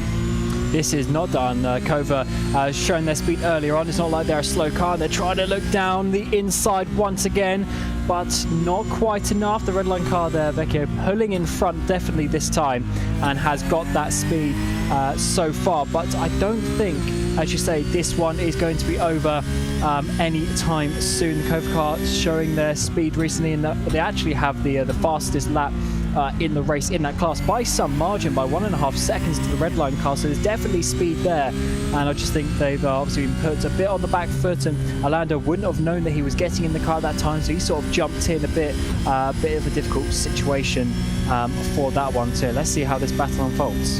Yeah, I mean that's kind of hard. Obviously you've got you're typically got a couple of drivers waiting just in case. You don't tend to leave drivers by themselves for too long. Just to make sure that if there are issues, you can jump in and support, and that was very important. Now running up towards the far, especially the edge. Oh, that was naughty. That was, I mean, don't get me wrong, we don't have live race control, but that was, in my opinion, some pretty foul defence there from Gianni Vecchio. Yeah, just trying to really have a second look at it. It's certainly on the later side of things than you'd really want to see, just covering that left lane off just at the end as Orlando was trying to get there, and there's going to be a tiny bit of damage on those cars obviously from that as well, and that just really sets the scene of how they're going to be fighting this battle. Yeah, that was a bit that like if you defend, you know how I'm like there's two styles of defense. It's proactive and reactive. That was very reactive, not proactive. For me, proactive defense is always the option. You put yourself in a position, and then basically to them it's like, right, if you're gonna pass me, you've got to go onto the awkward line or whatever. You've got to make the pass, and I'm going to do this. Whereas that was sort of like, oh, you've got to run, bang, have some of that, son. Yeah, not vibing with that. I'm sure it was just an innocent error after just checking mirrors and then sort of panicking a little bit. But either way, not the wisest defence. Let's see though, the straight line speed from the Cova of Valtteri Orlando does certainly seem better than that red line car. See if he eyes anything up into Arenberg. The answer to that question is no, although you would say the Cova car, once it gets maybe up towards the Cova of Bravery Corner, or where it comes down to Datinga-Hoa, that the Cova car looks faster in a straight line. What about you? Definitely, and they're using that to advantage now as we come down the hill. This is not a place where you can overtake, unfortunately, but you can get big in the mirrors and try and make the driver ahead make a mistake, although VCO knows what he's doing in that regard. But certainly some pressure can be put on by Orlando here, trying to work his way up there. This point of the track is all about staying close and really just putting on that pressure, trying to make your opponent miss an apex or snag a break or something like that. But these cars, especially these cup cars, just that little bit less sort of stable. You can just see how much the car can move around. It's very easy to make a small mistake. Well, I'm sure this is both, it's woken both of these two up. It's certainly woken us up in the commentary booth. It's going to be a pretty tight battle between the two, especially with that move from Lullen. Bit too much brake there, running in towards miss, hit, miss, but now down into the siphon. Like I say, it's that run out of Bergwerk up the hill where potentially something's going to happen. You've seen a bit of side-by-side there. We'll see what the defence is like from the red line car that is now leading. I mean, this is for the win in a special event. It's also for a trophy. They do have trophies up for grabs in the top split here in the VCO Grand Slams. And I said it earlier, you know me, I love a good trophy in sim racing. I think it's important. We don't really get to cherish our wins quite as much as you would do in standard motorsport. Absolutely not, and also the fact that people are all over the world, as we've been mentioning over the last half hour or so. The fact that you can then send someone in shipping an actual physical trophy to put up, it's great to see that that is there, because the physical representation is obviously what you want. A couple of lifts here from Valtteri Orlando, making sure that he gets the run at the right time. Genius. Oh, love that. We were riding on board. You could hear him lifting out as Cova retakes lead in the cup category. You heard him lifting to make sure that he wasn't getting onto the rear end of Chris Lullen in the middle of one of those kinks. That was brilliant. Yeah, that was using it to his advantage, but I wanted to see if the red line car actually lifted off as well, or was that literally just the overspeed that the Cova's got in a straight line? It was quite a lot more easier than I expected it to be, but now VCO needs to try and stay close once again and work his way up to try and make that overtake, maybe into turn one when we get to the end of the lap.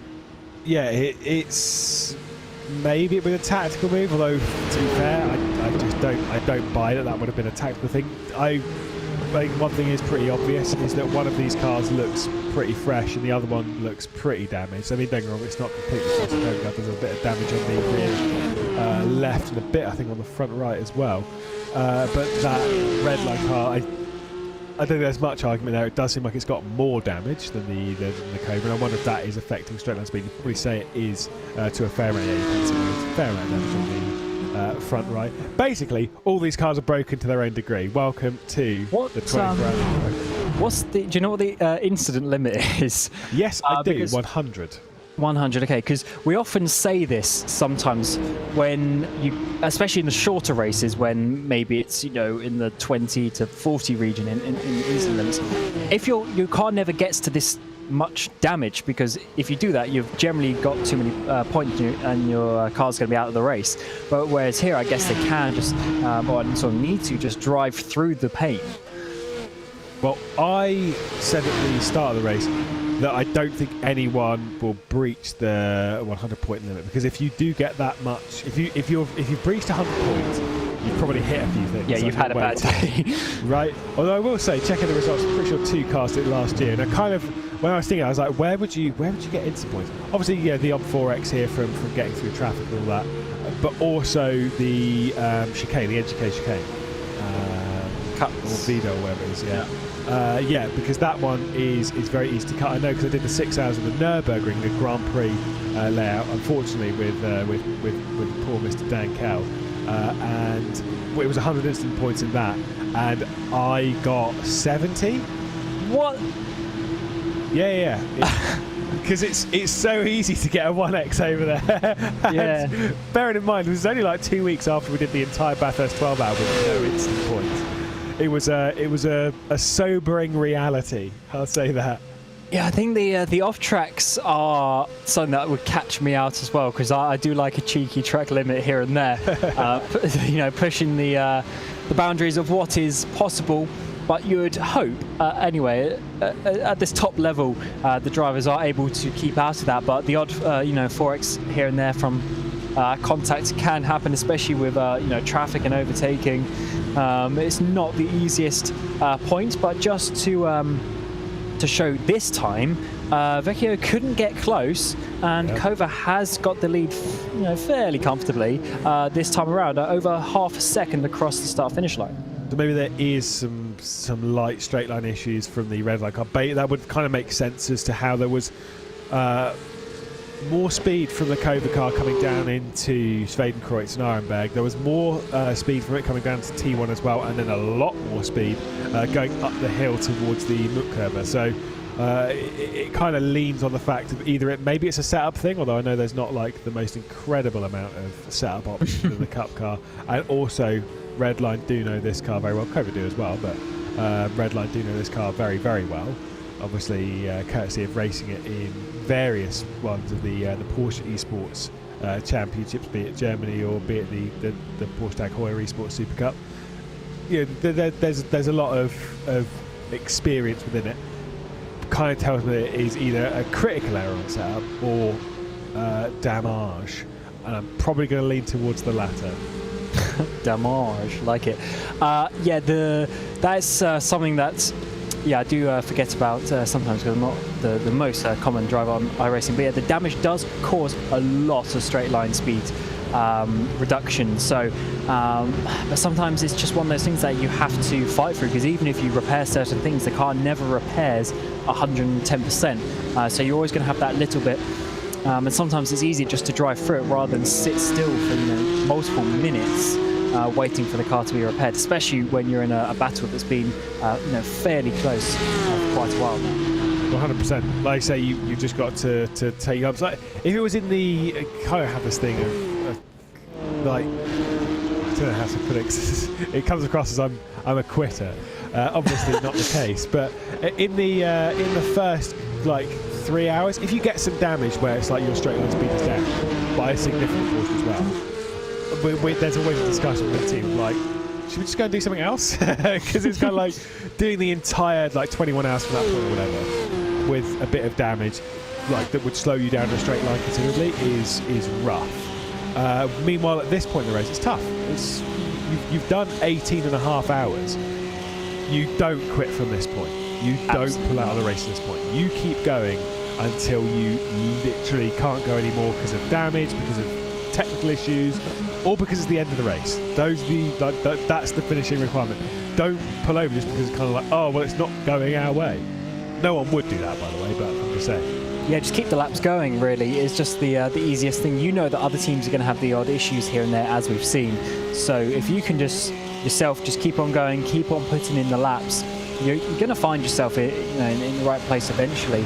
But for sure, it's yeah, it's a bit tricky to drive in these conditions because the car maybe is not handling quite as well. Maybe it's a bit more loose on the rear, maybe it's just a bit understeery. And also when it's slow in a straight line, that's frustrating, especially on this track with the long straights, because you are flat out. There is absolutely nothing you can do. You're just waiting for the next corner, and it just seems to take ages because you get sort of, I guess, audio cues of the gearbox of when to shift gear, and in your head you're predicting when it's going to be, and you know when you're down in straight line speed because it seems like it just takes forever to get up there in the gears, especially when you get to sort of 5th, 6th gear and you're at a constant RPM for quite a while. You know if that's lower RPM, and it is a bit of a draining mentality knowing that you're driving you know, a heavily winded vehicle. Well, see, I've done a fair amount of the NASCAR Cup Series races on iRacing, and there is a trick to know if you've got engine damage or not, which is, I'm assuming this works in all cars anyway, you just need to know what revs it needs to set at on idle. And so if you're driving around and you clutch in, if it goes below 2,000 RPM, you know that your engine's damaged. There was one race that I did not too long ago, and I clutched in, and then it said 1880, and I was like, I am pulling out of this race. I was like, no, that is, like, that's dangerously slow.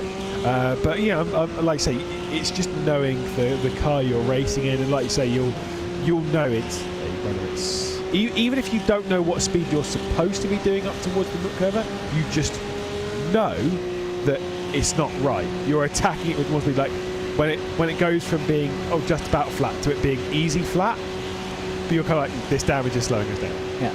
Or just a simple thing like this point as well. You're not accelerating up this point. You'll be sort of 5th gear, maybe 6th gear for some of the cars. You're just sitting there at constant RPM because you don't have enough power to accelerate up the hill.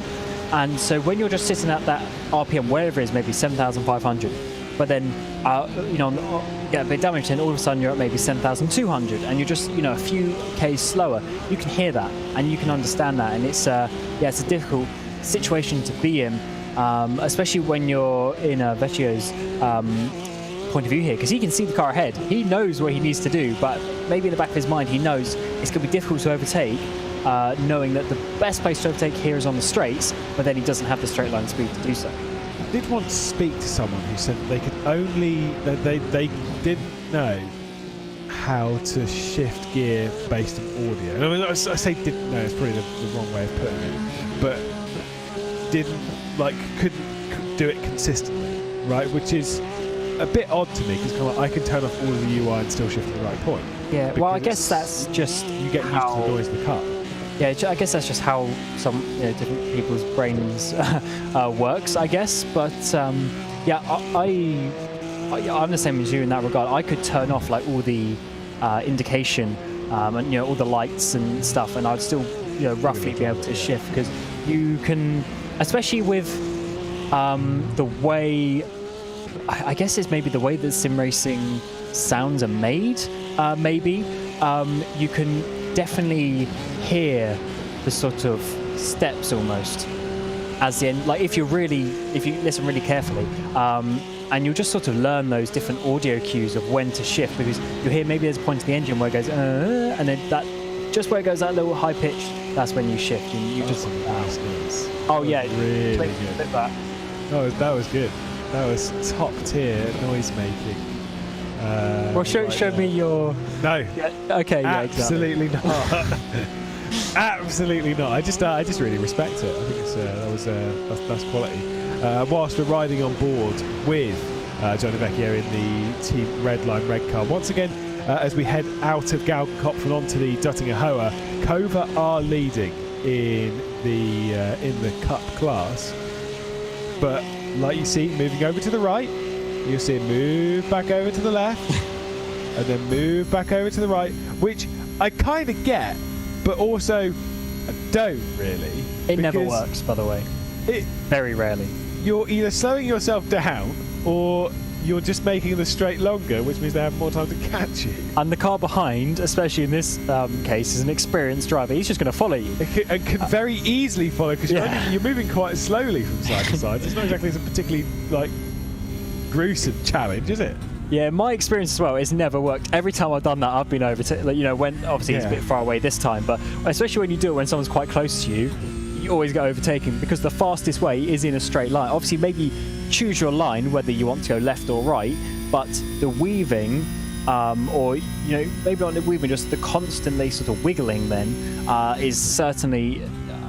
I've found it's never worked, but you know, it maybe is a bit of the mentality side of things. You know, Alander trying to give himself a bit of a hype up to keep that position. Yeah, it wasn't quite as aggressive as Lewis Hamilton's weaving back in 2010 at Malaysia.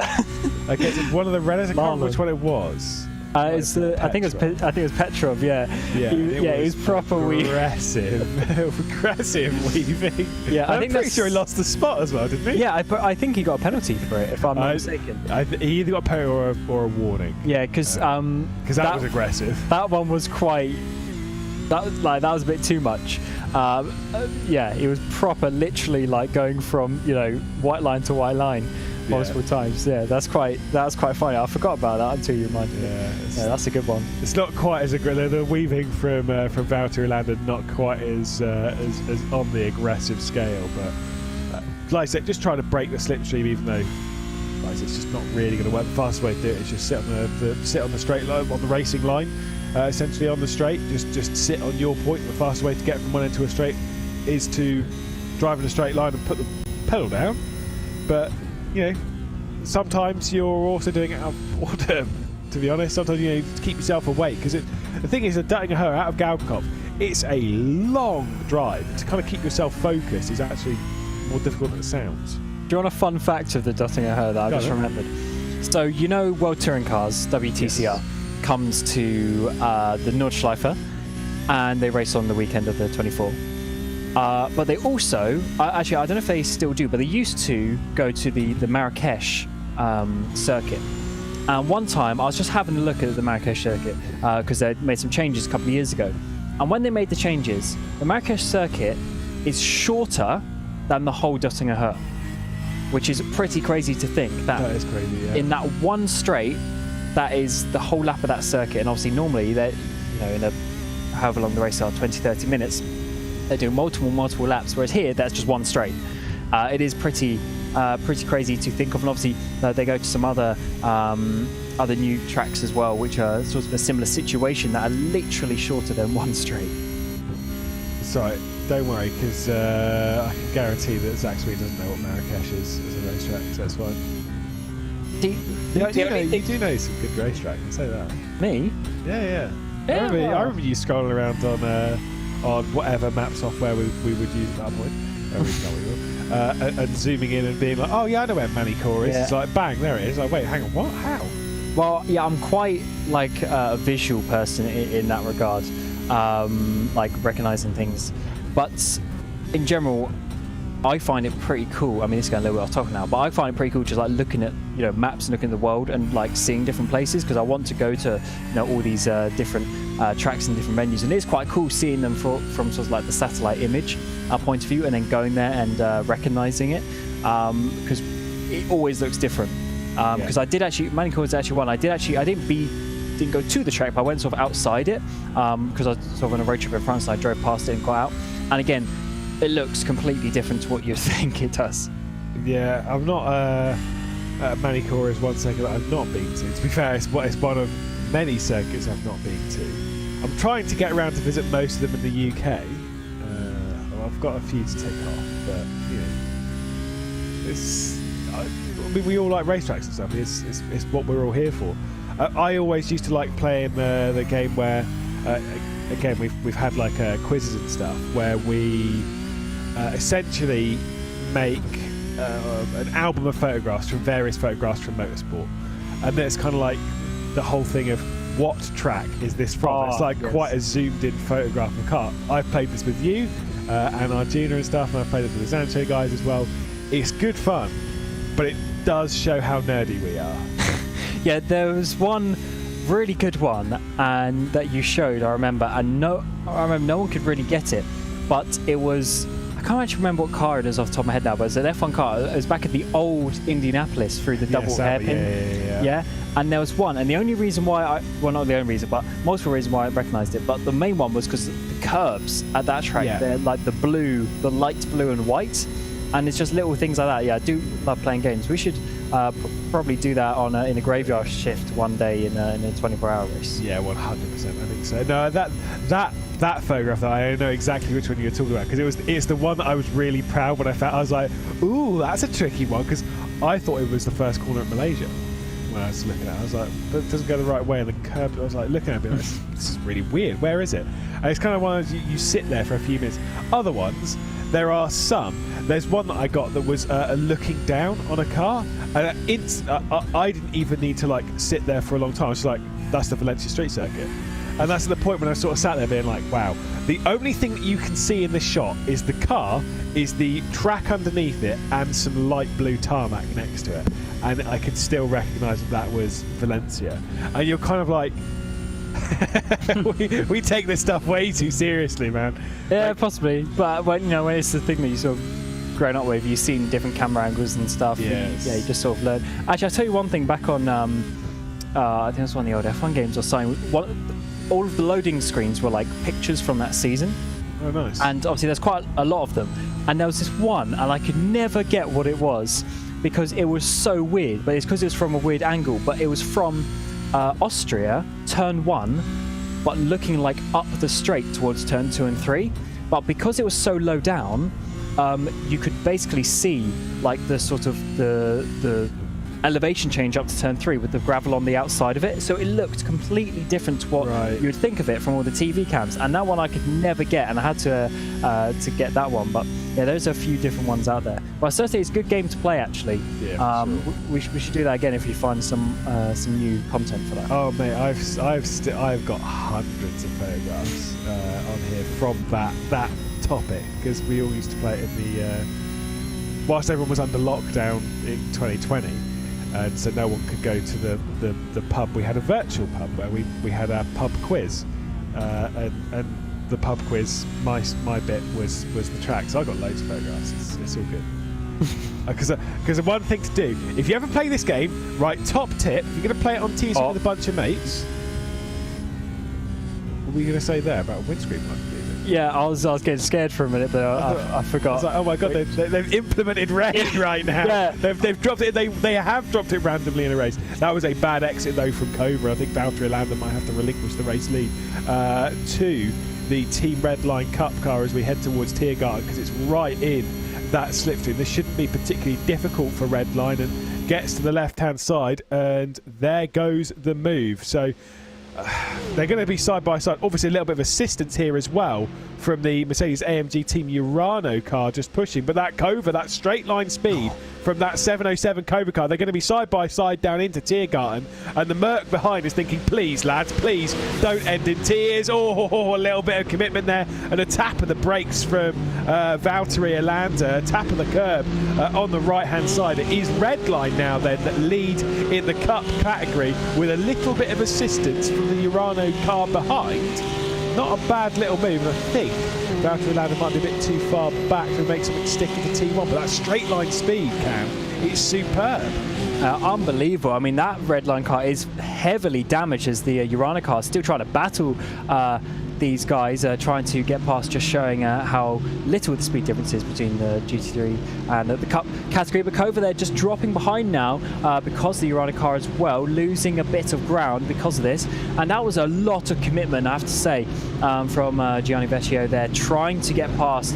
It was a lot of risk, knowing that the Cova car does have that straight line speed, so he now needs to try and get the gap on this lap. Otherwise, he'll be coming straight back past. But there, Urano diving down the inside. That's going to lose Vecchio a couple of car lengths, and all of a sudden, the Cova car of Valtteri Landa is going to be back in this fight.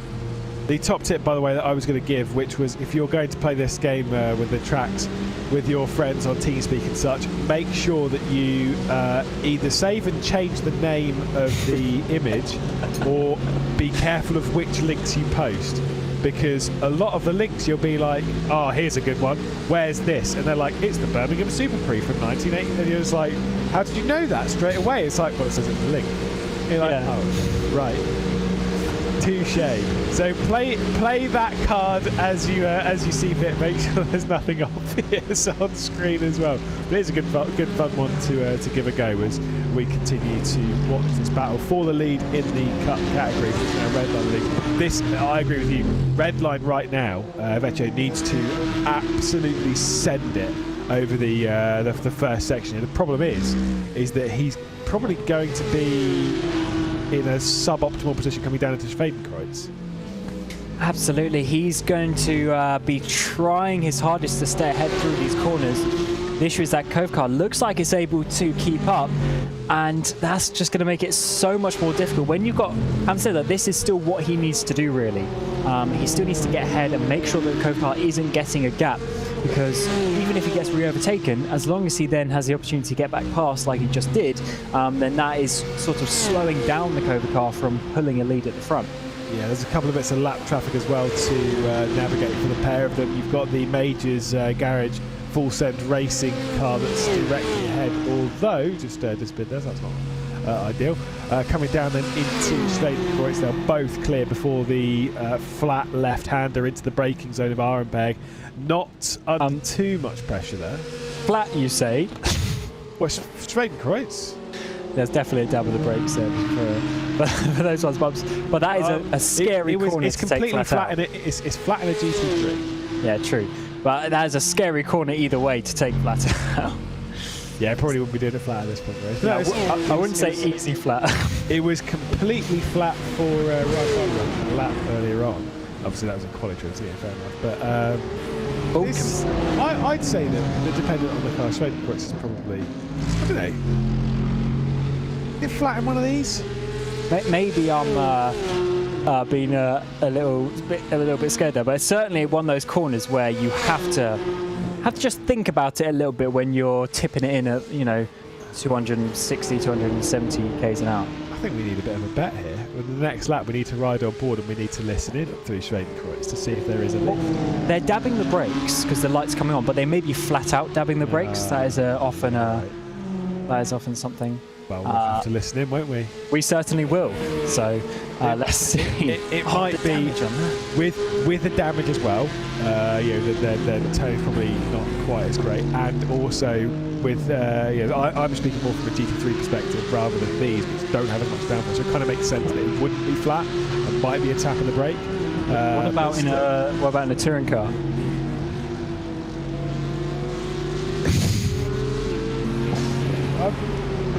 Probably say it's closer than you think to be flat. Yeah, they're going a lot slower, I guess. Exactly.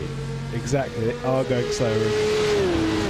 A TCR car, counter to how people think, they can actually turn. They're not this boaty mess that people seem to think they are. I think it wouldn't be a million miles away from flat. Well, let's see. Next time we get around there, let's we need let's a TCR car as well. I mean, to be honest, we haven't looked too much actually at that Team Hoisingveld 404 car, so that would be an interesting one to see what they do as well. As Kova getting the run once again, and with the overspeed on the left-hand side, going to be coming past. This is up towards the Mukover as well, as we saw about 5 laps ago now, doing the same, and that was a pretty easy overtake, just showing the straight line speed advantage that they have at the moment. Yeah, I mean, that was, again, it's the same as how it was a couple of laps ago. It was just the speed off. That was a little bit scary though. So just putting it back over in a slightly defensive bit of like, right, you're not going down the inside here. But yeah, the overspeed from that Kova car running up towards Mukover is ridiculous as they bank it into the carousel. And then back out again, pop. I don't know how this battle is really going to play. I don't know how long they've got to wait till the pit stops. We do know that they are both on strategy with each other, courtesy of the issues that Kova had. It was on the same lap that Redline pitted. So their stint length at the moment is of the same length. Maybe Kova's a lap short, depending on if they took fuel on. Obviously, the Kova car sort of had the double pit stop. So that has changed their strategy outlook just a little bit, and they need to obviously maybe adjust their thinking by a lap or so.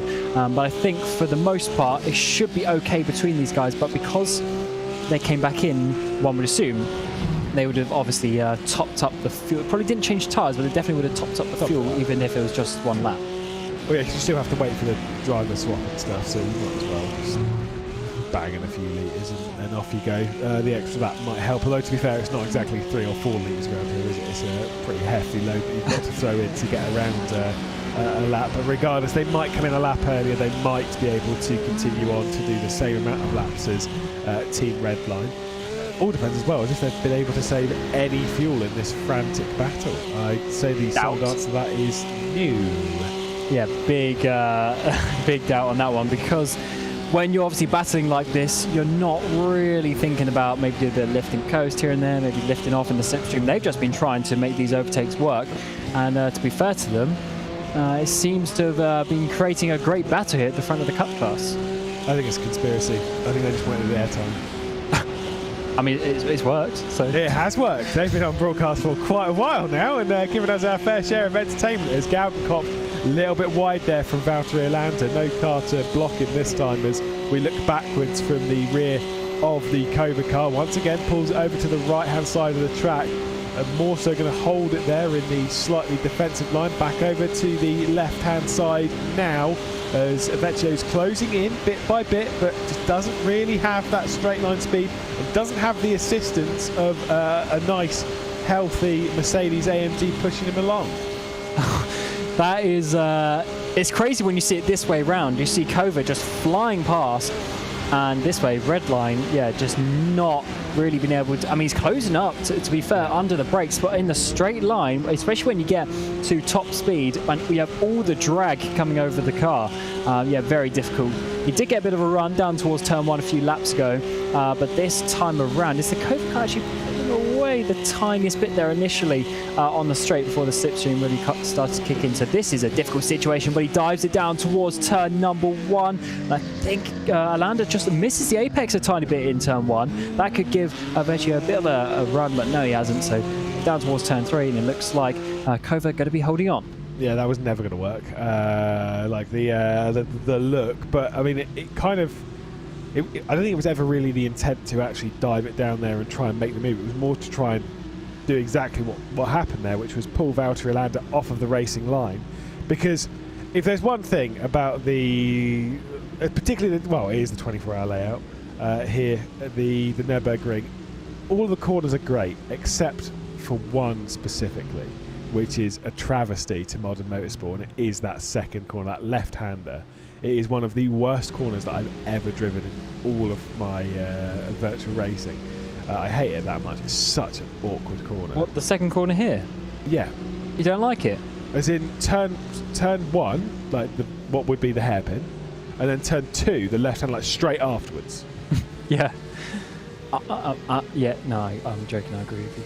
I was going to say, I'm like, are we going to have a fight on air, mate? We've got an hour left of this. I'd choose your battle. So. Yeah, it's just awkward, isn't it? It's not like the right shape. Yeah, it's not like the right shape. It's literally just we want to go from there to there, and then build a bit of tarmac. But I mean, it you know, it does its job. You know, badly for the purpose it needs to. It's a horrible corner.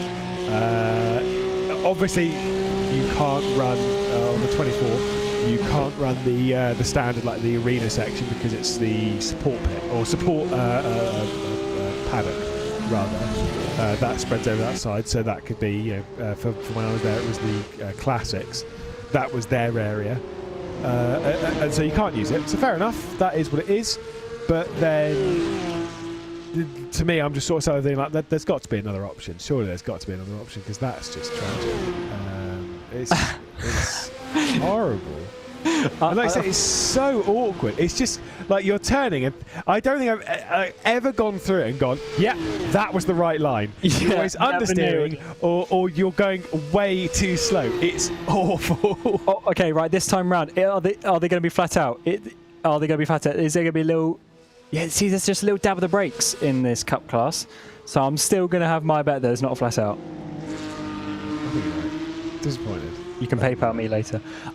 So I think regarding that turn 2-1, it would definitely be like sort of, I guess, possible to reprofile it, but I guess there must be a reason why they haven't. Because, I mean, as we said, it does sort of work and it does its thing. But it does what it needs to do. Have you seen the amount of times, though, especially like in the touring car race, the amount of people that go wide and then they have to do like a 180-degree around the little around the little tire barrier that is the apex of turn 2, and that generally creates some issues. Yeah, because you have to like essentially rejoin the racing line on the apex perpendicular to the racing line, which if you ask Sebastian Vettel from the 2019 Formula 1 season at Monza, ain't a good idea.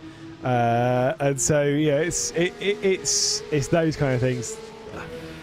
For me, there's got to be a better way of doing it, but also you kind of have to think of like the cost to reprofile it and how you would reprofile it and what you would do to it and such, and whether it's worth it for one corner when the rest of the track's great. Well, the thing is, one time in the league I organised, we were looking at that GP track because it's sort of the more open wheel style things that we do, and seeing how we would better it. And one of them, we were looking at sort of basically using that chicane on the GP track, but using that shorter chicane, so you effectively get more laps because the track is shorter, and therefore you'd have more overtaking opportunities for turn 1 in the back straight. But you actually have a lot of the battling on the GP track around that sort of arena section in turn number 1, 2, 3, 4, 5 that is created from that. So from that point of view, in the sprint style series, it's actually better to have that. As you say, obviously in the 24 you can't. And I think in terms of necessity, that corner is just there to get you from one to the other, rather than it being there for a specific purpose of battles. Yeah, I agree. Oof. That was very close going into the milk curve, and we'll see if Redline are quite close enough to make a move. It's got to be a bit of a dive though. See if Valtteri Landa goes defensive, sort of leaves it halfway in the middle of the circuit. This battle was getting a bit dicey, as that Redline car, despite it struggling for straight line speed, it has plenty of actual speed in the car. It's able to keep up in the slipstream. They can't be too long away from the pit stops though. We've only got 5 hours left of this race now. And we've only got 1 hour before we hand over back to Radio Show Limited. So don't worry, you only have to put up with our voices for another 59 minutes. Don't worry. Yeah, I'm just trying to do a quick little lap count of how many they're doing. Is it 9 lap stints they're doing previously? I think it might be 9 laps. In which case we're still 2 more after this one. That's the drivers. Well, actually, Alanda's probably going to be going an extra one from that, because they both pit on the same lap, I believe. But then Kova then had to come back in, and therefore being topped up would have obviously extended by 1 stint. So it's probably 2 to 3 laps longer that they're going to be going, at least in this cup class. And they're going to be working their way towards those final 5 hours, well, under 5 hours now, as you've been saying. So this is where we play the good old commentary bingo of saying, this is where they're going to count back now from the end of the race to work out what they're going to be doing, and working out when they're going to be putting certain drivers in the car as well. That is commentary bingo right there. Yeah, bing, bing, bing. I did know. Yeah, I did talk about it a lot. Yeah, I mean, to be fair, from this point, especially with a couple of laps, they're normally in the car for around an hour, maybe slightly longer than, so it shouldn't be too bad to be able to sort of go with like without having to do a splash and dash, right? You just really don't want to do that. Ooh, a little bit slow there, coming up towards Gavin Kopf out of the Klein's carousel, the mini carousel. That absolutely throws it in. We're riding on board with Gianni Vecchio in the Team Redline car that sat in second position. Again, battle for the race lead in the Cup class here with just 5 hours left to go. But that straight line speed on that red line is not quite enough. He's closing in, but you know that as soon as he pulls out, it's a wall of air, which if you're struggling for straight line speed even in the slipstream, you ain't making that move. Yeah, let's see what it's going to do, because this is going to be he's sort of on the wrong side a little bit as well. When they did this side-by-side through the Tiergarten last time, he was actually on the left-hand side and he came out on top. But let's see how they go now. Side-by-side, who is going to back out of this one? Gianni Vecchio just slightly behind, and he is going to have to back out this time. But then he's going to do it on the brakes, actually, into the final chicane. He's going to go for the lead in the Cup class, but side-by-side, Orlando around the outside. He retakes it himself, holds on to that position. How are they still alive? I thought Gianni Vecchio was backing out there. I thought he was allowing Valtteri Orlando to sort of like, all right, fine, I'll do it. Give it a go at turn one. Nah, that was brave. There is the move down into turn one. Bit of a lock up as well. There's contact between the two, and Kova have gone round. Red line locking up. Without live race control, there's not likely to guarantee the switch, but there we go. Oh, you did see him just pulling over to the right hand side. He is going to allow Kova to get through. There's just a lock up. I mean, I don't know how you view that one. Maybe you could say Kova turned in a little bit too much. You can see Kova either way back into the race lead. That is respect given. There is the just slowing down, not required, but it's the right thing to do.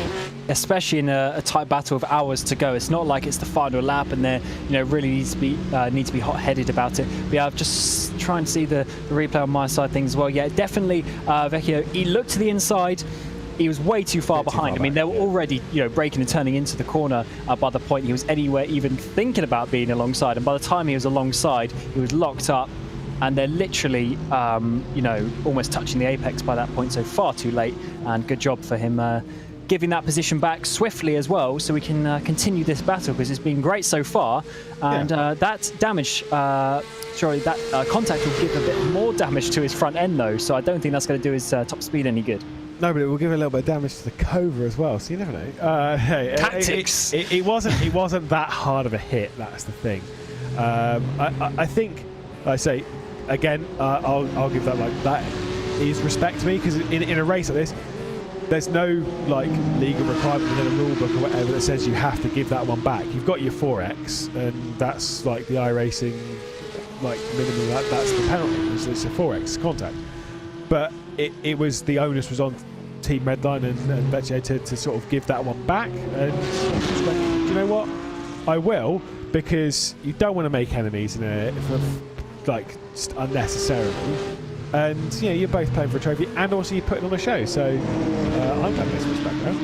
Absolutely, it just shows the mentality as well, that as much as it is about the winning, it's about winning so respectfully and in the correct manner, which is always nice to see, especially when these guys, they're going to be racing against each other multiple times over the course of the year in different events, different championships. So you want to be having a good rivalry from that and not having any bad blood. Oh, as he has Vecchio has to switch to the left-hand side of that Aston Martin there, coming to a Schrading cross, which is not necessarily what you want to be doing, but it managed to work out all right. Yeah, it was coming through the SRC Movano Corsa car, like I say, just kind of in the wrong spot, but the Aston Martin didn't do anything wrong there, kind of let one go and then came back over like he's continuing on doing his anyway, so it makes sense that would do so. Just maybe, really good. Vecchio managing to get past nicely, and like I say, straight on the rear end of the Kova car coming through, are now forced. Either way, regardless of the damage, you know that those Kova tyres are probably a little overheated. Probably cooled down enough now, but they probably were a little bit overheated after the tap at turn one. Well, I like this camera view with a helmet cam action coming up into Meskersveld. It's a very, very fun, fun I guess is quotation marks, but interesting car to drive, this one, because it is that just a bit less sophisticated, as you say, less in the way of setup options as well. Drivers really have to work for the speed in the car, but good to see that it's producing a really great battle between these two teams, and they're keeping it at the top of the game for the lead of this cup class. As you see, they're just working their way through these corners, quite a few little micro movements on the wheel, trying to keep that car in line. I don't know how it is at this point in the race, though. It's like when you're one with the car, you do make those little micro kind of the little adjustments to the point, like coming out of X-Mauler there. you can kind of see how early Vecchio's wheel was straight, and it's basically just driving through the final part of the corner with the right foot, which is... I love cars like that, to be honest. Yeah. Cause, great fun. But the thing is, probably doesn't even realise that much. It's just natural. It's just how the car drives. I mean, I was just doing a race at Barcelona on a different sim, but the run through turn 9 at Barcelona, on that it was the same thing. Is that as you were going over the crest, you essentially stop steering because the car will steer itself over the last little bit, and it's just about kind of knowing when to stop steering and stuff, and just trusting your feeling. And as much as everyone, well, pretty much, everyone at the highest level now obviously has, force feedback wheels and all this sort of stuff to high level. A lot of it is also in your visual cues as you're going around the corner, when you can notice if the world starts moving like a little bit quicker, I guess, that you're sort of oversteering and things like that. But, it's little things that are hard to describe, but you just notice it when you're driving. You can feel how the car is turning or not into a certain corner. And as a driver myself, when I'm driving, I do love to use the pedals to really get the car to turn much more than the steering wheel, but obviously different cars like it to different factors, and using the engine brake and using the gears to certain points is very interesting. It's good to see here over the top, now working the way down from her act all the way down back towards the final parts of the lap. It does seem like Vecchio can stay, so the speed is still in the car. Yeah, like clearly through the corners there isn't really too much of an issue. Also might be a little bit of experience and comfort. Valtteri the curb there, very wide coming down the hill. This is, like I say, it seems under pressure a fair while from the red line car behind. Comes through Brunchen up onto that curb down. They go back on the hill and down towards Flansgarden, where they'll both get some hashtag sick air. Is that a hashtag? Well, no, I think we should make it though. Why not? Look, here we go. Whee! Yeah, that corner is like, I don't know if it's on purpose or if it's just the way that the speed of the cars is, but that bump is at the perfect time. Because if it was any earlier, it would be, just a bump in the road. And if it was any later, then you'd have to like brake before it. But it's at the perfect point where you can go over it, then brake for the corner. Also, the corner that follows it, double apex, right-hander, and it's quite quick as well. So it's quite fast. Yeah, it doesn't look it on the TV cameras, I would say. Yeah. But if you go drive it, like, you are committed through it. Well, like I said, for some cars, you're going through there with a lift rather than braking. And in some cars, it's, again, not far off being flat. Absolutely. I mean, especially if you have if you have a look, even just on the GT3 pole laps and stuff, the speed that they're taking through that section of corners, you can see why we don't race prototypes around this track. It is fast enough in the GT3s. Obviously, the long straight would be nice to go a little bit faster, but through the corners, the GT3s are really pushing the limits of what is normal to do so in corners like this.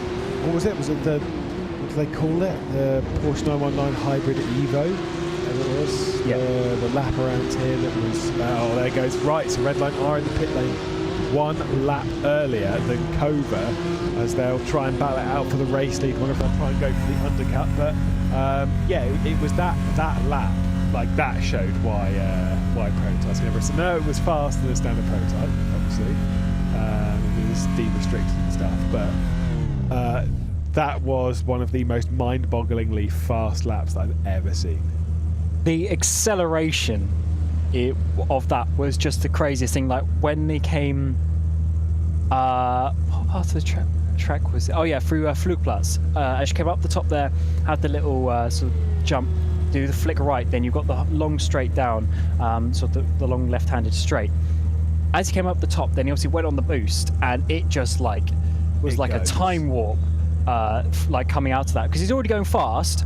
Then obviously once he's gone through the corner, then just going back on it, and I believe it had like double DRS as well on like the front and rear. So yeah, just massive in the rear, yes. Just unbelievably fast, that car. And imagine like a whole pack of 20 of those going around trying to overtake GTs, it would be quite dangerous. something. That is why we need it in sim racing, so we can do it in sim racing, because it's fine in sim racing. We're allowed to take ridiculous risks. That's what we were talking about. It's obviously a full pit stop here for red line, so they're taking the tyres as well. You can see dropped off the jacks there, and then continues going after about 60 seconds stationary. That was only a single stint. Does he changing tyres every stint then? That's an interesting factor. Maybe they need to in that car because there's less downforce to keep the tyres in check. That's a good point. The damage is probably wearing the tyres a bit too much. With you. Oh yeah, I mean, definitely. To us, I actually haven't driven that car. I'd like to go and drive it, the Cup car, because I do hear that it is quite a tricky little car to drive. But certainly would be a good one. That's probably something I should do before the next race. It's quite tricky to drive. Is normally a red flag for me. I'm like, no. That's why you drive these front-wheel drive cars. Just point. Again, I said earlier, like I've won championships in 2 different cars. One of them is a front-wheel drive touring car, and the other one's a V8 supercar. You know, they're quite different. They're both like the unorthodox cars as well, because the supercar is. It's not really a GT3 car at all, and obviously with like the solid rear axle and stuff, makes it really sliding about, and just generally with the fact that you got I guess in some races don't really have it, but obviously the stick shift, sequential box, and then you have all the handles for the anti-roll bars. Like there's a lot of stuff going on that you don't have in the normal sort of GT3 cars. Yeah, it's a bit archaic, isn't it? What was the other car that you won the championship in? Because obviously you've won in a Formula E style. I've won Formula E. I also won in endurance, so in LMP2. But I mean it was the 3rd division, so I mean I count it, but it's not like I can say I'm a god or anything. No. Well, it was. Well, no, definitely not. It was the flag to flag Aurora that brought home the victory in the that was. I still say that was thanks to Phil Krause and not you. Nah, that's fine. No, because I was too busy crashing with Matt Clare. But no, it was. I'm just saying about that partnership though, because obviously we had that partnership brought back to life, courtesy of Arjuna and Dan, when we did the Zolder 23 hour in the. Aurora Artifact Calamity flag to flag powered by RaceSpot. Yeah, that was a great race. Like for what I know, obviously we didn't finish and blah, blah, but that was a fun event. Yeah, that was a really fun event. I enjoyed that. My first proper race on iRacing, and I don't remember crashing. I think you might have done, because you did use a fast repair. Yeah, I probably did. Dan used a fast repair and Arjuna used both of them and then crashed some more. Thanks, Arjuna. Yeah, I probably did a bit of a bonk some, but I don't remember actually putting it in the wall. Nah. So. I remember I had to do a stint where I didn't have my pedals calibrated. That was the fun. Oh yeah, you did. Scary. Yeah, that was coming into the chicane and being like, oh whoa, we just locked up straight away and my pedal wasn't calibrated. Nice one. So that was. But I still think one day we need to. I know obviously the way that the splits work on iRacing is using the iRating and stuff. It would be funny if we had like 1 or 2 cars just with like the RaceSpot commentators in this race, just to show like what a average driver can do against the best. Yeah, but the thing is we all need to commentate, don't we? So it's fun. But yeah, you sort of swap in and out. I'm with you. Because we'd easily multiple laps down on pure pace. I've told Zach though that he needs to do that. We're going to do. Oh my goodness! How is he still? That was a critical error from Vetch. I think he might have been pushing a little bit too hard now without a reference. I'm genuinely shocked he's still in the race. That was a pretty big whack of that curb, and I'm pretty sure that the damage on the front wouldn't enjoy it too much. But yeah, I've said that Zach Sweeney needs to do the Petit Le Mans, so we'll do Petit Le Mans. I didn't get an invite to that. I'm sad. No, you can come along and do it. It's 10 hours, like 10 hours, is it? Yeah, it is 10 hours Petit Le Mans. Because it used to be distance race, but then it's probably longer ago than you remember now. But yeah, it was quite a while ago now, actually. I think that they changed it to the time race, which is quite good. Yeah. Yeah, I think we'll all do it.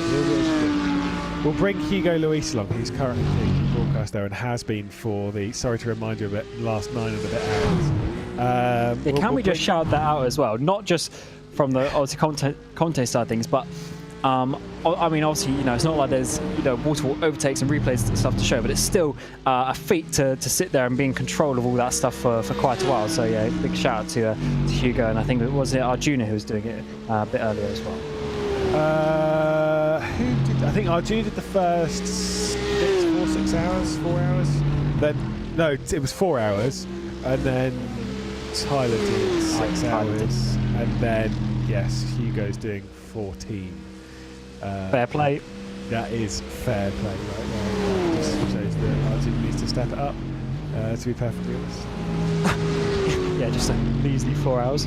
Yeah, exactly. Can't mate. Arjuna is Mr. Long Stint though, in terms of commentating. He loves it, doesn't he?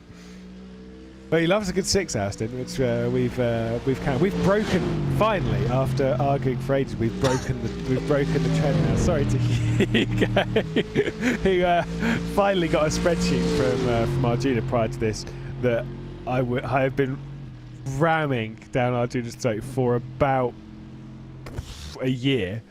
Be like, we need to sort of adjust these stints, mate, and we need to get away from the 6 hours, mostly for the fact of I can't remain interesting for longer than about 20 minutes, and even that is a stretch.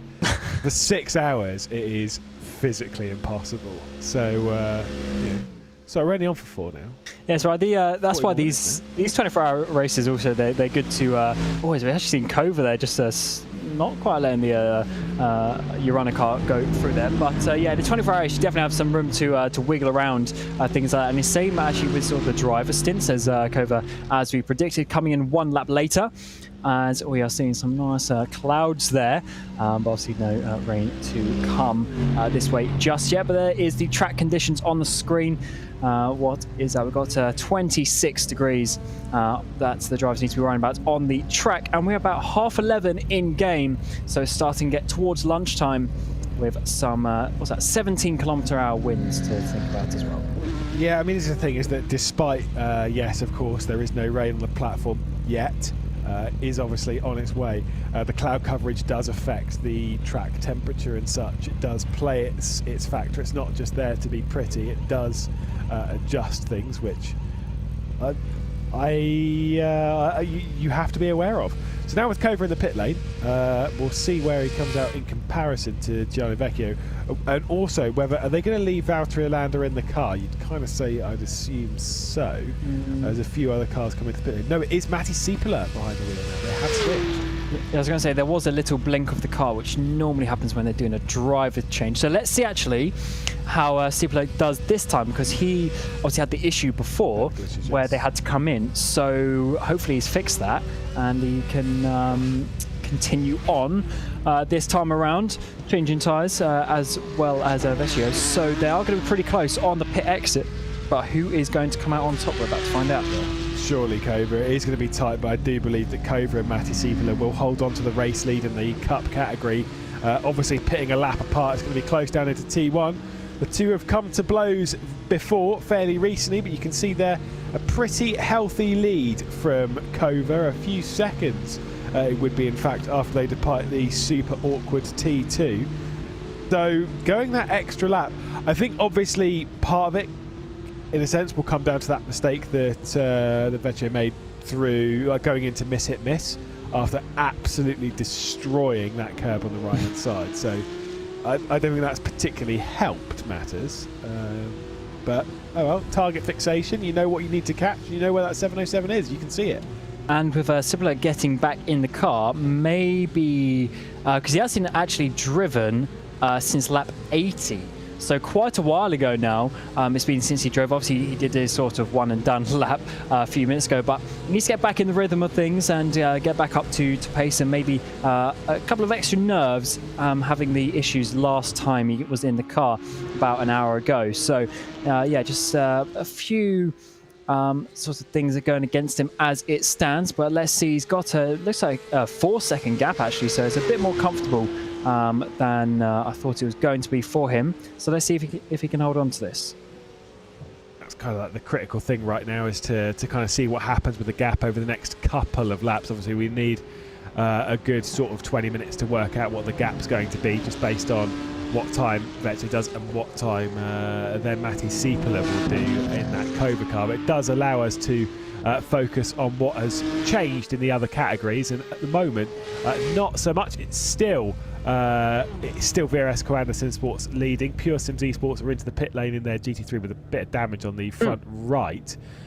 Pit lane was a bit busy. I think coming soon. We're also in the pit lane not too long ago. Urano Esports are obviously leading within the GT4 category. It is still Team Husingfeld leading in the TCRs, all by pretty comfortable margins, it must be said. There is your overall race leader in the VRS Co-Anderson Sport, Matt Backham, still behind the wheel. Yeah, still looking pretty comfortable out in the lead. What's that, about over 4 minutes of advantage their way, and just been, just doing the laps really over the last sort of hour or so. We haven't looked at them as we've been looking at the cup class, but they've just still been there, still doing their thing, and keeping that advantage. Their pace has been still pretty decent, not the fastest in the world, but still respectable lap times. So yeah, plenty of confidence still going in that car, and with 4 hours to go, they just need to be making sure that they are keeping it on the track really at this point. Well, at least that battle did save us from, or save everyone else rather, from our waffle, which was... Some would disagree. Well, we did actually manage to speak about some racing, so at least there was that. That kept us entertained for a good hour, and we'll see if that gap comes down. Like I said, it's about 4.2, 4.3 seconds, although I would say, now that red line car doesn't have any slipstream pulling it along, I think that gap is going to grow. Yeah, I don't think he's going to be able to, because also is at that point where sort of 4 seconds or so, just in your head mentally, you're not battling that person anymore. So that just loses that tiniest bit of motivation and confidence in that car. But I don't think that battle is completely over. But at least for the the near future, I do think it is going to be quite difficult for Redline to come back. Yeah, it's not going to be a particularly easy one. But yeah, if there's a team that can do it, it would be Team Redline. That's kind of the expected thing from a team like that. Whilst you're sat here, though, of course, anyone who's watching on the YouTube and anyone who's watching on Twitch as well, if you go to twitch.tv/VCO Esports, again, if you're from the YouTube and you type that in, you will find exactly the same stream that you're presently watching, just somewhere else. But in chat, if you type in #VCO Grand Slam, put you in the chance to win 50 iRacing credits. Always worth doing. You might be able to jump onto the grid next time when we go racing in the VCO Grand Slams, of which we've got plenty coming up. 3 more, obviously. Starts here at the Nürburgring. The next one is on the 19th of June with the Watkins Glen 6 Hour. Then on the 9th of October will be the iRacing Petit Le Mans. And then on the 13th of November, the Zuka 10. Tricky race, that one. To be fair, all of those tracks are hard in their own way. Watkins Glen's a bit more of the easy one, it's a bit more open, but it's a bit of fun. But the other 3, Nürburgring, Petit Le Mans and Suzuka, that is 3 really difficult tracks.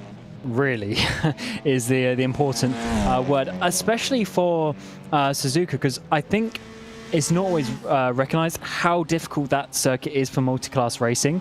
It's a proper old school track, really narrow, especially in the Sector 1 part of the lap up through the S's. You can't really overtake there too easy. You've got to be hanging it around the outside of some of those corners, and I don't think the fast cars are going to be really enjoying that one too much because it's not going to be that comfortable. And then obviously once you get to the second half of the track, it's a lot more straight and open, but especially that first sector is very difficult. But to be honest, I'm looking forward to that one because 10 hours of racing as well, plenty of opportunity for things to happen. while trying to get themselves out of being a lap down. The brilliant livery here on the Valkyrie competition car. Obviously didn't submit it. Please submit your paints when you join Top Split, please. It saves us to deal with a blue, red and green car.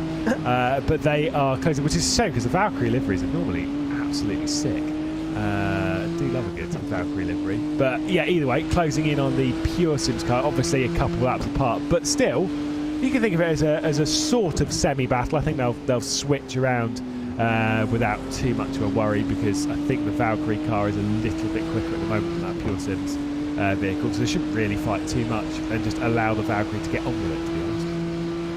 I mean, last lap they were slower though, but I mean, things can happen. Strange things can happen. Let's see as they get the run up towards the Mutz curve, both in the BMWs, and let's see how this one's going to work. Pure Sims there to the right hand side. We did see have quite a lot of damage on the front at their pit stop, and there goes the Valkyrie car to put the lap back on that one. And the Valkyrie, so Valkyrie is now ahead of all the Cup cars by a good sort of 6 minutes or so. As you said earlier, they were sort of in between the Cup cars. Yeah, they were kind of stuck in basically. They were doing really well. They were second in Cup. Alas, not really the case, but worked their way up. The battle for 4th place. So Team RSO, this is obviously in the GT4s. Team RSO, they were under a little bit of pressure from the TT Motorsport Maniti car, but they then pitted. That's why they're down in 5th spot. They are still battling it out for the podium, realistically on pace. But a reminder with this car, there is just 2 drivers behind the wheel of this entry. It is a long afternoon for them, a long evening, a long night, a long morning, a long day, a long 24 hours to split between just 2 drivers. But they are soldiering on, and Team RSO have a lot of experience around here when it comes to winning. Probably not going to win today, but they are aiming for a podium, and I think they've genuinely got this if they can keep their heads clean.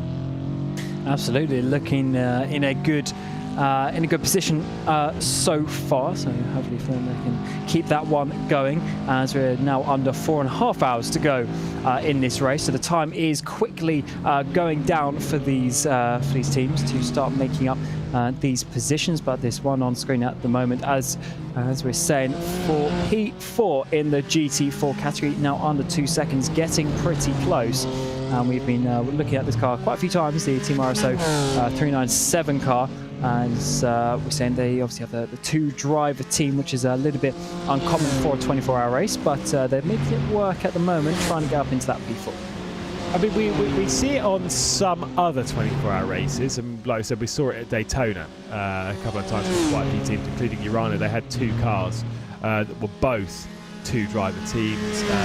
The Govankini, I think it was Pablo Lopez was behind the wheel, I don't really remember. But that was just a 2-driver team. There was quite a few of them, 2 drivers at Daytona, which is, you can kind of get away with in Daytona. Around here, because of the sheer difficulty of this track, a 2-driver team is very, very uncommon. Like I said, most teams... I don't know how to think about this race, because it seems like quite a few teams come along and this is the one that they do for a bit of the... in air quotes, mad bants, as the kids say. When you look at the red line cars, where you look at their drivers, rather than taking maybe 3 drivers apiece and then having 3 cars, they've put, I think, 5 in each in their 2 cars. They've just put 5, and it's just sort of like, let's just go out and have a bit of fun. Rather than and make the race easier, really, because this race can be a bit of a slog. To be honest, if you're not quite feeling it, if you haven't had enough rest, and something just in general, I think for a 24-hour race, having even a 3-man team can be quite difficult sometimes, just because especially if you're doing double stints with a 3-man team, and if you just do drive 1, drive 2, drive 3, drive 1, drive 2, drive 3. You're only getting maximum 4 hours rest, but that includes, having to be back early enough to be prepared for your next stint as well. So you really only get about 3 hours rest in between your driving stints, and over the course of the race, that will add up to a lot more fatigue than obviously if you've got 5 drivers, then you can pretty much, as we mentioned at the top of our stint, you can pretty much sleep through the night and then get back in the car. But can you sleep in an endurance race when you're driving? Not when you're driving, when you're not driving. No, not you know what I mean. Yeah, I mean, I can. It is not good when you wake up to your car being in the fence, though. No. Because that did happen on that Zolder race you were talking about. I woke up for the early stint and we were, out of the race. Yeah, no. The only commentary stint that I've overslept from, I woke up about an hour afterwards, and then I was like, I'm so sorry, lads, I'm so sorry. And then they were like, oh, the race is red flag, mate, don't worry, it's cancelled. I was like, sweet. That's better. Unfortunately, things do happen in that regard, but that's sim racing. Just racing in general. And sometimes in these, as we get a bit of a replay, what has Mac Backen done? He's gone straight on. Is that Adenauer forced as well? So that's a bit of a fast corner there, and I wonder how much damage he's got from that. Oh no, that is an error from Mac Backen. I think it's the nicest way of putting it. I wonder if we could ride on board with him and see how the car is to drive. I think it's going to be slightly left hand down. So we'll ride on board again with Mac Backen. Yeah, that's why you don't touch that curb. That is why you do not touch that curb. And he also hit the wheel. Yeah, he hit the wheel with the steering turned, which always I find makes it just a little worse. Let's see on the straight. Yeah, definitely steering left. That is not going to be fun. That might need some damage repairs, in which case that 4-minute lead of theirs might start to come down and be a bit of interest to Team BMW Bank. Yeah, I mean, you can't do this to me, Mac, man. Like, I voted for this car as the race winner. We can't let one of those BMWs win because then it's our juniors, right? And I can't have that. But yeah, that's rough. You've got to pit and just repair it. I think they're going to lose the lead here. I think they're genuinely going to lose the lead here. We're not able to see how long their pit stops are, unfortunately. I do not believe so. We're not going to be able to see how long he's going to be sitting there. We're just going to have to wait and see. But there is the potential that is going to be, as you say, a lead loss if that is bad enough, because we do know that some of these damage repairs can be, many minutes long if it's bad enough. Well, I will keep my eye on their stream, because I know they are streaming, and see what actually happens. I mean, they might just continue, with there only being 4.5 hours left and it being a 4-minute lead. If you can kind of rescue at least some of the pace, that's quite a lot of time. If you think of it like on a standard racetrack, it would be 2 laps. That's a minute an hour, just under a minute an hour to lose, which is 6 seconds a lap, I guess something like that, give or take. So I think they're going to lose more than 6 seconds a lap, though, if they're like that, and that is the whole way towards the end of the race. And that's obviously with a little bit of conservative numbers, but yeah, I think they're probably going to have to pit. At least if it's not now, maybe just at their pit stop. Cam, what did I say earlier about Coanda in this race? I said the only person that can beat Coanda is Coanda. You did. And the last point that I said before we cut away from them, before the crash, was that they just need to keep it on the road as well. And they haven't done that. Obviously, way easier said than done. They're still, you saw how much commitment he had into Adenauer Forest as well, like really pushing the limits, trying to just keep some sort of rhythm going, but sometimes these mistakes happen. And the way that I always like to put it is, the reason why we come and do these endurance races is because if it was just a 4-hour race and we packed up, quite a few hours ago now, 16 hours ago, the race result would look quite a lot different, because you need that longevity, as we're now seeing the 397 try to battle for this 4th place. Yeah, it is right on the rear end now of the Simsa car. Should be the hardest move that the Team RSO squad have been able to make all day, but the BMW obviously far enough ahead to hold firm. I do believe that the Coanda is going to come into the pit lane. They kind of got to, really, just with that level of damage. I mean, I certainly would. But I will say, I feel bad for Mac Backen. I genuinely do. I think that's rough. Like, yes, it was his mistake, fair enough.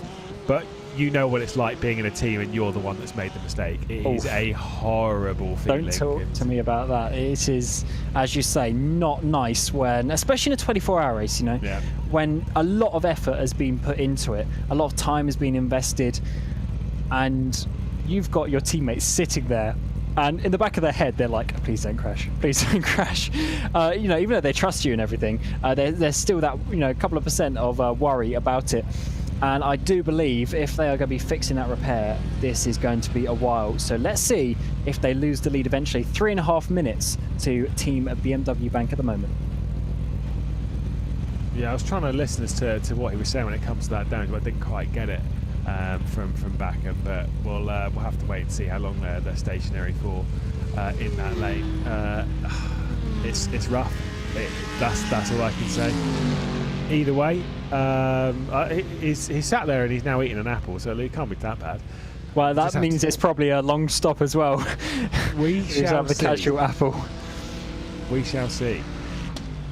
It's a bit of a shame for their point of view, but it could be quite good for us if this battle for the lead in the GT3 category is going to come back to us, as that lead has already come down well over a minute since the crash already, and this is obviously out of sequence a bit as well for their pit stop. I believe that was his 4th lap after the previous pit, if I'm not mistaken. So, yeah, not the ideal situation for them, as I think they're changing driver.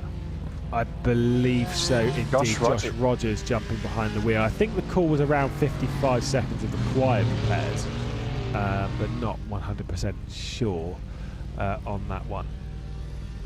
But yeah, the thing is for Rogers, you kind of just said it now, but it is actually a good point that he's concerned that the car will only be sort of half fixed, which I get that. You're driving out onto the track, onto what is a somewhat difficult track, with a car that you don't know how it's going to grip.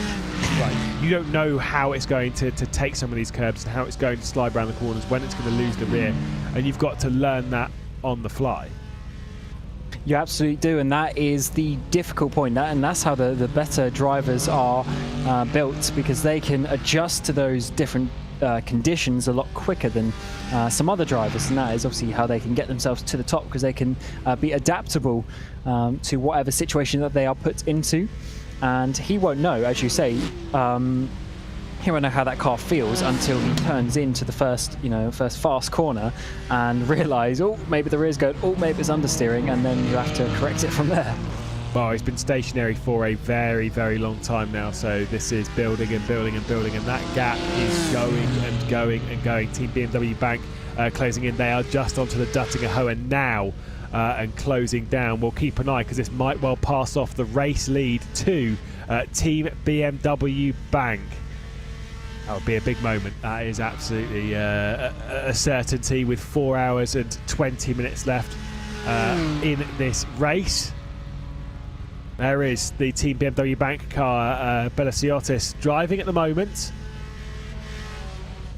I don't know where this is going to go, Cam. I think they're giving up the lead. I think they're just giving it up. I think they're just giving it up. You know, giving up is sort of giving up is sort of the wrong word, but they obviously see this as the better way to fight, but it looks like they are going to be losing the lead, so Team BMW Bank are potentially going to be just about taking the lead, and that is perfect timing for Quanta Simsport. They've come out and they're actually going to just about hold on to this, because they were at the end of the pit lane, and Team BMW Bank are still in second place by 3 seconds. So I wonder if, I did kind of hear it might have been 55 seconds required repairs. Now I wonder if they took the required repairs and then they were keeping an eye as to where the Team BMW Bank car was, and then basically take as much of the repair as you can to still come out ahead. Wonder if that was yes, what it is. If there's someone that can wrestle this car around right now and keep it in good stead, it would be Josh Rogers. Bit of a snap though, coming down towards the hairpin. Yeah, that rear wing looks a little bit more straight, and the front splitter looks a little bit more round. So yeah, I think that has worked. But yeah, obviously what you're talking about is the difference between the optional repairs and then the required ones that they need to do. So they obviously were just waiting and waiting to skip and to leave the pit lane for those optional ones, because they're still at the lead now, so they're still at the track position. At the end of the day, that's all that matters. It doesn't matter if they win by 6 minutes or 2 seconds, as long as they get in front of that Team BMW Bank car. Just found out how much their optional repair was. Oof, what? 17 minutes. Yeah, it really can be along the lines of that. I mean, you know, we've seen ones even going over half an hour sometimes for some really bad crashes, so it can happen. And to be fair, their car was pretty beat up even before that first crash, the last crash, I mean. And that one there, like I say, Ardenau Force is not a slow corner, it's a big hit.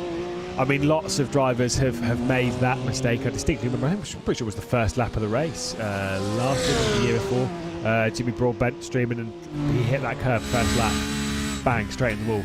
It's just how it goes. We're riding on board now with Josh Rogers, obviously you won't be able to tell too much running through this section. It's once they get down towards Quiddelbach-Hoe and on that straight, we'll see how this car is tracking. He is working that wheel a lot though. Here, Cam, just trying to keep it in check. Here we go then, and it is still left hand down. That's kind of expected, that it would still be left hand down. It just means this car's going to be very, very difficult. It's going to understeer quite a bit through Flugplatz. You saw him turn in there. He turned in and he didn't know how much to turn in. Yeah. So I'm really get out of that. Yeah, difficult situation. And this is the point you were saying that he was talking about. So they've done basically 3-4 minutes of repairs. How much better is the car for that? You know, how long, how much time would they have lost had they have just stayed out? That is the important factor. However, as long as they can hold on to this lead, then it is, in my view, it is worth doing that. Because I assume that they're going to be able to hold on in terms of the pace, although we are about to find out if this gap is going to increase or shrink. Almost thought you were going to do a full-on blade point then, which was as long as they hold on to the lead, they would win, which would have been like a great point. Are you sure?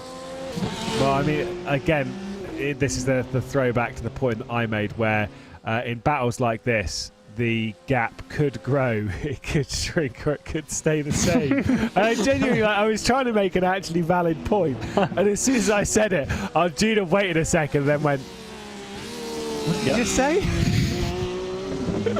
Yeah, either they're going to finish the race or they're not. There's only a couple of options. Yeah, it was a boys, we're getting a battle for P4 now. Are RSO going to be coming past? I think they are. Down the back straight, Sims are losing that position for that fourth place, and the Aston Martin there goes past quite a way actually. Don't know if they got top speed advantage or if that's purely on the slipstream. They've managed to get a bit of a gap as you come down towards the Tiergarten as well. It looks like they're going to be able to hold on quite nicely to that fourth place. Obviously two different cars here as well in their battle. I mean, 397, obviously, you know, aside from Game Studios aside, I don't think this is why RSA have this number, but why is 397 a significant number, Cameron Roger?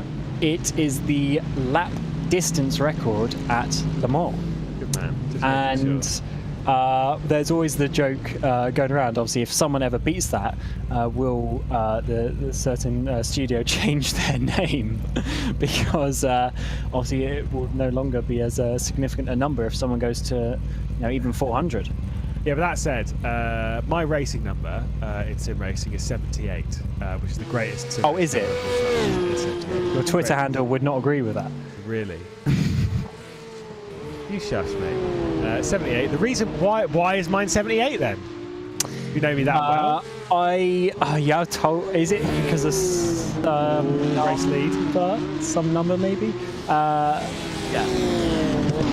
Anyway, let's come back to that one, because Commander now defending from Team BMW Bank. I don't think, I mean, it's a mixture of Josh Rogers obviously jumping back in the car. He needs to learn how this is, but I don't think that Porsche is up to the pure lap speed that it needs to be. And obviously, Team BMW Bank just in a good place right now to potentially take this lead. I think Rogers is struggling. He may have just jumped behind the wheel, but he is absolutely ragging it right now, just trying to keep that BMW Bank car at bay. It's not going to last long though. Surely he's going to drop it on the, not the car, but the lead on the Döttinger-Höhe, considering how close that car is. 78, by the way, because it was when I first started sim racing, I was and still am, a massive Sebastian Loeb fan. And it was the amount of rally wins that Sebastian Loeb got by that point, which he then had to destroy by coming back and winning an extra rally, and then coming back this year and winning an extra rally. And I thought 79 and 80 aren't very good as numbers, so I'll stick with 78. Thank you very much. Yeah, that is. To be honest, it's quite good when you have sort of a reason behind the number. I know I mean, we've seen this a number of times, like a red line, they normally have sort of 71, 72, like they have today in Coanda with number 80. We've seen them with that one quite a lot. So it's good to see when you have those recognizable numbers and it becomes almost like a branding as such for some of those teams, like in the AHU series that we were talking about earlier. There's one of the teams that in each of the categories, they've got I think it's the 96, the 196 and the 296. But this battle now, actually, while I was saying that, he is getting very close. And I think as we get to the back straight, he's definitely going to be swiping past it. I think this should be a pretty easy move from Belaziotis. I don't see this lasting too long for Coanda right now. And Josh Rogers, whose normal racing number is 92. Yes, you're absolutely right on the branding part. If I can remember that Josh Rogers' number is 92, it's like, right, yeah, fair enough. Because it is relevant, it is locked in. Let's see. Should be a nice, easy move here from the Team BMW bank car. Where's Josh Rogers going to go? He's going to sit in the middle of the track. Late move there from the BMW, and the race lead is theirs. Critical errors coming in from VRS Coanda, instantly pulling back over to try and slow down. I don't think they realise how much damage is on that number 80 VRS Coanda Simsport. But either way, the number 17 BMW bank with 4 hours, 10 minutes left to go in this race, head to the front of the Nürburgring 24. We'll see if Josh Rogers can hang on at least for a short while. I'm going to say potentially not. That car looks unhappy. And the reason why I gasped is just because the overspeed that the BMW had coming down there, just so much more pace. And I think that Porsche there with Coanda is going to be struggling from now. Let's see, because this could be quite a crucial moment, because if they can't hold on, then I mean that's sort of the most significant point in the race, because with 4 hours to go, if they haven't got the pace for 4 hours to go, they might be really struggling to do anything to come back at this. Well, what are they going to lose? That's the question. How much are they going to lose? Like, because at this speed, are they going to finish even on the podium? And like, you kind of say maybe that's a bit of a stretch, but the podium is only like the last spot on the podium is 2 minutes and 16 seconds back. BMW Team Redline Red, third spot on the podium is 1 minute and 2. Mercedes AMG Team Williams Esports 2 minutes and 16 back from the VRS Coanda Simsport car. I wouldn't say it's necessarily unlikely that position is going to switch. Yeah, we'll have to see how the pace is from Josh Rogers here, with Lulham at the wheel at the moment in that Team Redline car. 1 minute between them if Coanda are to lose that second place. 1 minute can come down fairly quickly, especially if we're talking about maybe 2-3 seconds a lap. That could be in a couple of hours even that comes down. So let's see how that one works out as we get towards that 4 hour to go mark. But that is certainly a significant point and a significant part of this race. And I don't know how this one is really going to work out, because that damage is a bit of a lottery. Yeah, I mean, like I say, I've seen cars be involved in major crashes and then still drive around absolutely fine, or to some degree afterwards. That is in real life and sim. Of course, the one that I always bring up on this one is 2015, if I recall correctly, coming down into Indianapolis, that certain 24-hour race. And Audi made a critical error coming through traffic under full course yellow, or a yellow section, where you have to slow down onto the speed limit at a local caution, and completely messed it up, and basically in that crashed big time, and then came into the pit lane, and I was like, that car is done, that's out of the race, it's over. And then under 4 minutes later, they'd taken the front off, the rear off, replaced both, and got it back out on the racetrack, and it looked fine. Yeah, that was the point. It was a tank. That was Lurk Duval, wasn't it? I think. I believe so. Yeah, because their third car for that one, wasn't it? Or was... He was basically perpendicular in the barrier and swiped off the whole front end of the whole front clip of that car. Yeah, so yeah, things can happen in 24-hour racing, and that is why we keep on coming back and doing multiple of them during the course of each year. Yeah, it's why we love them. And right now, Team BMW Bank and BS Competition will love it as well. Bruno Spengler's rejoined the 7th. I'm pretty sure. I think it was last year. I think it was Bruno Spengler who, at this race last year, had a child.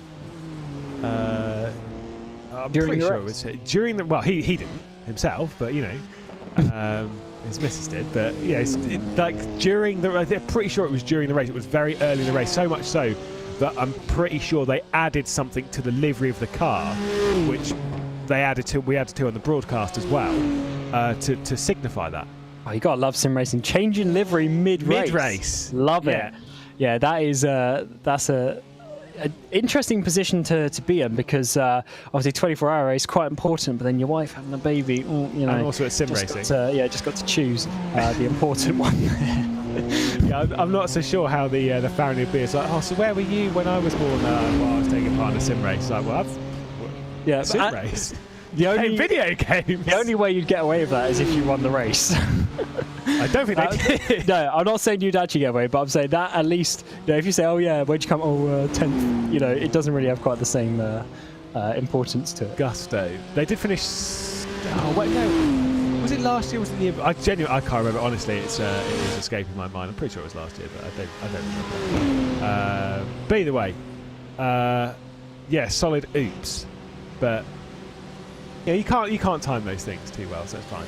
Well, it actually worked out quite well for one of my drivers a couple of years ago, Martin Gosby. He had, well, his girlfriend, he was obviously expecting a baby, and she literally, so they went to hospital something like an hour after the race finished, so it was like perfect time, because I don't know if he got a podium, but he had a pretty decent result in the race as well.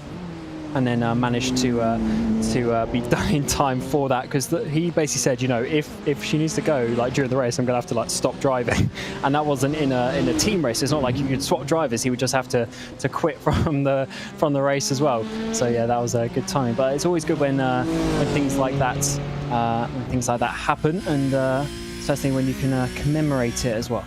Yeah, it's like I said, there's a thing to throw back to you now, to be like, it was then. There's a broadcast of it.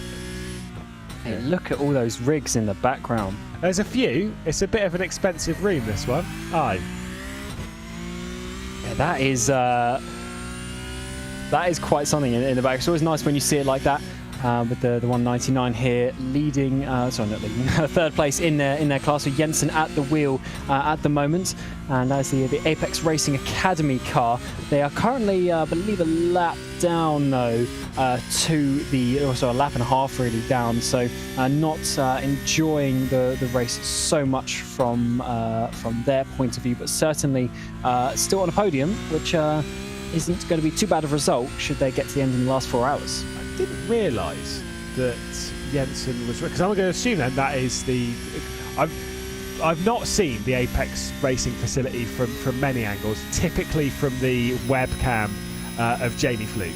I'm going to assume that is it, considering it's a very white room and the carpet does match up, and there is also no track maps. Where are my track maps, Apex? We want those. Come on.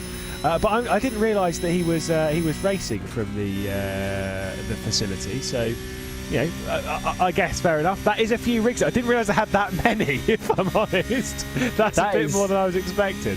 That's a nice budget that they got there, which is good to see. Actually, I do like it when these teams have these sorts of houses and just facilities in general. It's sort of if sim racing needs to become that sort of level of professional racing, then that is obviously the way it's going to be going.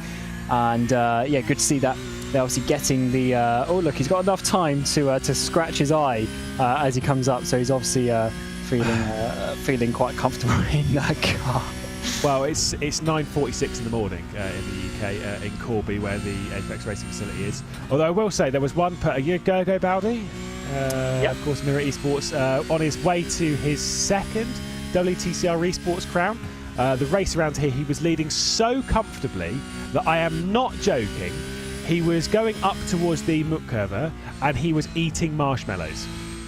He was on webcam and he had a pack of marshmallows next to him. And I'm like, this is like as high as you can get in touring car racing. And he's just there popping marshmallows in his mouth, driving. I'm like, that is like respect. Oh, I'm told it's his school in Denmark. His school? All right, I'll allow that. That's something. I was going to say I didn't get the Apex Racing Facility vibe. That's why I wasn't so sure about it. But that's a cool school. That's a cool. There. I mean, that's a bit more budget than the one I went to be honest. But yeah, fair play. If they want to push that, that is good, and especially in Denmark, there's a huge sort of culture, I guess, of sim racing. Plenty. Well, I mean, my race for Burst Esports is Danish as well. Just a lot of them about, and good to see that they're getting this committed into it. I love it. Yeah, absolutely. Well, we've got a short while left, 1 minute and 40 seconds before we hand over, and then you can stop putting up with our poor voices. Cam, your thoughts on our 4-hour stint here at the Nordschleife? Well, it's been great. There's been some nice battles, which is good to see, and this far into a 24-hour race. But unfortunately, Mac Backham losing the lead there, and he's now over 7 seconds off the lead. So I think that could be the most significant point in the race happened during the last 4 hours or so. About 4 hours still to go, and plenty of things to happen. Still some places to be decided. So yeah, I think it's been a great race so far. But at the moment, Team BMW Bank leading the way. They certainly are. We'll take a look at our leaders then for each of our categories. It is Team BMW Bank. Belosiotis driving at the moment, of course, just ahead of Josh Rogers after taking over the VRS Coanda Simsport number 80. Kova leading after a decent battle, a bit of an issue for them in the pit lane. They lead at the moment. Matti Siepela, thankfully, all of his technical issues have been pushed to one side as Kova continues to lead in the Cup category by a slightly lessened margin than how they had earlier. In the GT4s, it is Urano leading by a very comfortable margin, nearly 2 minutes over the Marla Racing team. They've just been growing that out and showing some incredible pace over the last couple of hours. And finally, our last category, Team Huizinfeld, leading by one of the biggest margins that we've seen here at the Nordschleife. Not that far away, realistically, from a lap. From myself, Lewis McGlade, from Cameron Roger, we are going to step aside for the final 4 hours of the race. It's Nick Damon and Peter Mackay. Welcome back in, RSL. Thank you very much, Lewis and Cameron. Very enjoyable to listen to your dulcet tones over the last little while. And we'll be taking you to the flag of this, well, quite thrilling Nürburgring 24-hour. Good morning, Nick Damon. How are you this morning? I'm very well, Mr. Mackay. How are you? Oh, just wonderful, actually. And when I woke up this morning and had a look at the timing screen, I thought, oh, Coanda have been hard at work building that lead to 4 minutes. And then all of a sudden, it changes in the blink of an eye. How very Nürburgring. Yeah, absolutely. It's ridiculous. One thing I have to say to you right now, I have no idea how you spent the morning, but can I please say the words no spoilers? As I've been asleep from 4 o'clock till half an hour ago. I see. So have you seen the Grand Prix or not? Seen nothing. I've seen qualifying, so no spoilers. No spoilers. I'm in exactly the same. Marvellous. So that was my biggest worry. Get this though, Nick. We've got some friends coming over to watch it tomorrow night. Goodness knows how I'm going to manage it until tomorrow night. But it's God, a challenge. Going back to the race, live in a cave. Yeah, going back to the race itself. I mean, with the nighttime. Obviously, you had the first 4 hours, which was all about racing. The nighttime stint, and actually ended up being into dawn. Because the fact that the timing of the actual sim time is a couple of hours ahead of real time and such, and also because it's been set at the end of May rather than the middle of April, so we actually got to see the light coming up, which was great. But it was quite a static as far as positions was concerned event. Apart from that, every now and again someone would ping himself off and retire. I think we managed to retire 5 cars in fairness in 4 hours. But because I've come back up here, we've got back up to the speed of the race. Big change obviously has just happened. There's been some sort of issue with the long-time leaders, the 80 car of Josh Rogers and VRS Coanda Simsport, which has meant that the BMW Bank is leading. And I know some of that is because obviously Josh had a long pit stop, seems like a 2-minute stop. So unfortunately, the boys, whilst I was listening, didn't summarise what happened. How do you know how that change of route happened, Peter? Yes, I do, and that's if you're just joining us here on RaceSpotTV and on RS1, part of the Radio Show Limited network of channels, the former leaders of the race in the GT3 category, VRS Kwanda Simsport, who had led from lights to flag, had built up a lead of 4 minutes. Matt Backham having an incident on the run-up to Adenauer Forst, very, very fast, getting up on the curb on the right-hand side, going up to Adenauer Forst, smacking into the wall and taking quite significant damage in a long pit stop. Interestingly, Nick, the Kwanda team, we believe, took the repairs, as many repairs as they could, and then jumped back onto track when the Team BMW bank car was coming down the start-finish lane to try and keep them in sight. But it's kind of been a little bit in vain. Josh Rogers, 8:08 last time by, and yeah, normally he's been lapping around 8 minutes when the car was at full health. However, the one thing we can say is that never write Josh Rogers off in any situation. If that, what we can say is that car can't go any faster than what he's driving it right now. No, I think, the other thing to remember, of course, is they do have a slight net advantage over the BMW bank because at the same time as being repaired, they would have got a full service as well, at least fuel. So they have that kind of that 1 minute run down in fuel, which seems to be about what it is in the GT3 class to take on a pit stop. So, but if they are losing 8 seconds a lap, are they timed? Even the third place guys are only a minute behind. That's what, 10 laps. I mean, it's a while, but we've still got 4 hours to go. They almost be thinking that at 8 seconds, 7 seconds, they'd be worried about dropping out the podium places. Probably they can keep it pointing in the right direction. Atti Karppinen and the Mercedes-AMG Team Williams wouldn't actually get past, being 140 seconds behind. So it's really quite difficult, isn't it? What's going on at the moment? But should they take more repairs? Perhaps they think they can take some more at the next stop and just kind of even them out a bit. Yeah, I think that's what might well happen. We might see the car for Kwanda Simsport taking repairs at each stop. Normally the stint length is about 55 minutes, so it's going to be interesting how they fit in the pit strategy as well compared to their rivals. It might be that they take tyres at every stop because you can get a little bit of repair done while there's new tyres going on, and it's such a pity for VRS Kwanda Simsport. They've dominated this race, and this is kind of the story of their Nürburgring year, to be honest. Digital Nürburgring Langstrecke series, they were by far the fastest car over 1 lap, but in the races just couldn't quite get it together for whatever reason. There'd be little incidents here and there, penalties, etc., etc., but this looked like it was all going to plan, but just one tiny mistake and is severely punished. But I guess that's why, Nick, this race, both in the outdoor world and in the virtual form, why it's so prestigious to even get to the checkered flag, let alone win the thing. Yeah, and I think it's indicative of, I think, the fact that we all feel anyone who's done this race virtually, I'm sure it's exactly the same, you've done it for real. Most of the time, you're not actually racing the other cars, you're racing the track. Because the track's out, you'll see a car, certainly now it's a low density of cars on the track. I think we've got 32 runners, it's less than that now. We're down to 31 runners. How often are you going to see a car? That's one car every 500 metres. So, you're not actually racing, but you are certainly once you get to the north side, you're racing every single corner because they're all trying to kill you. They really are. Every single one of them wants to end your day. As the second place car comes into the box, that's Vasilias Belasitos, and it's a driver change as well. So that will stick Josh Rogers into a lead, probably, as I said, something about a minute by the time actually it might be a bit longer if it's a driver change. What are we doing?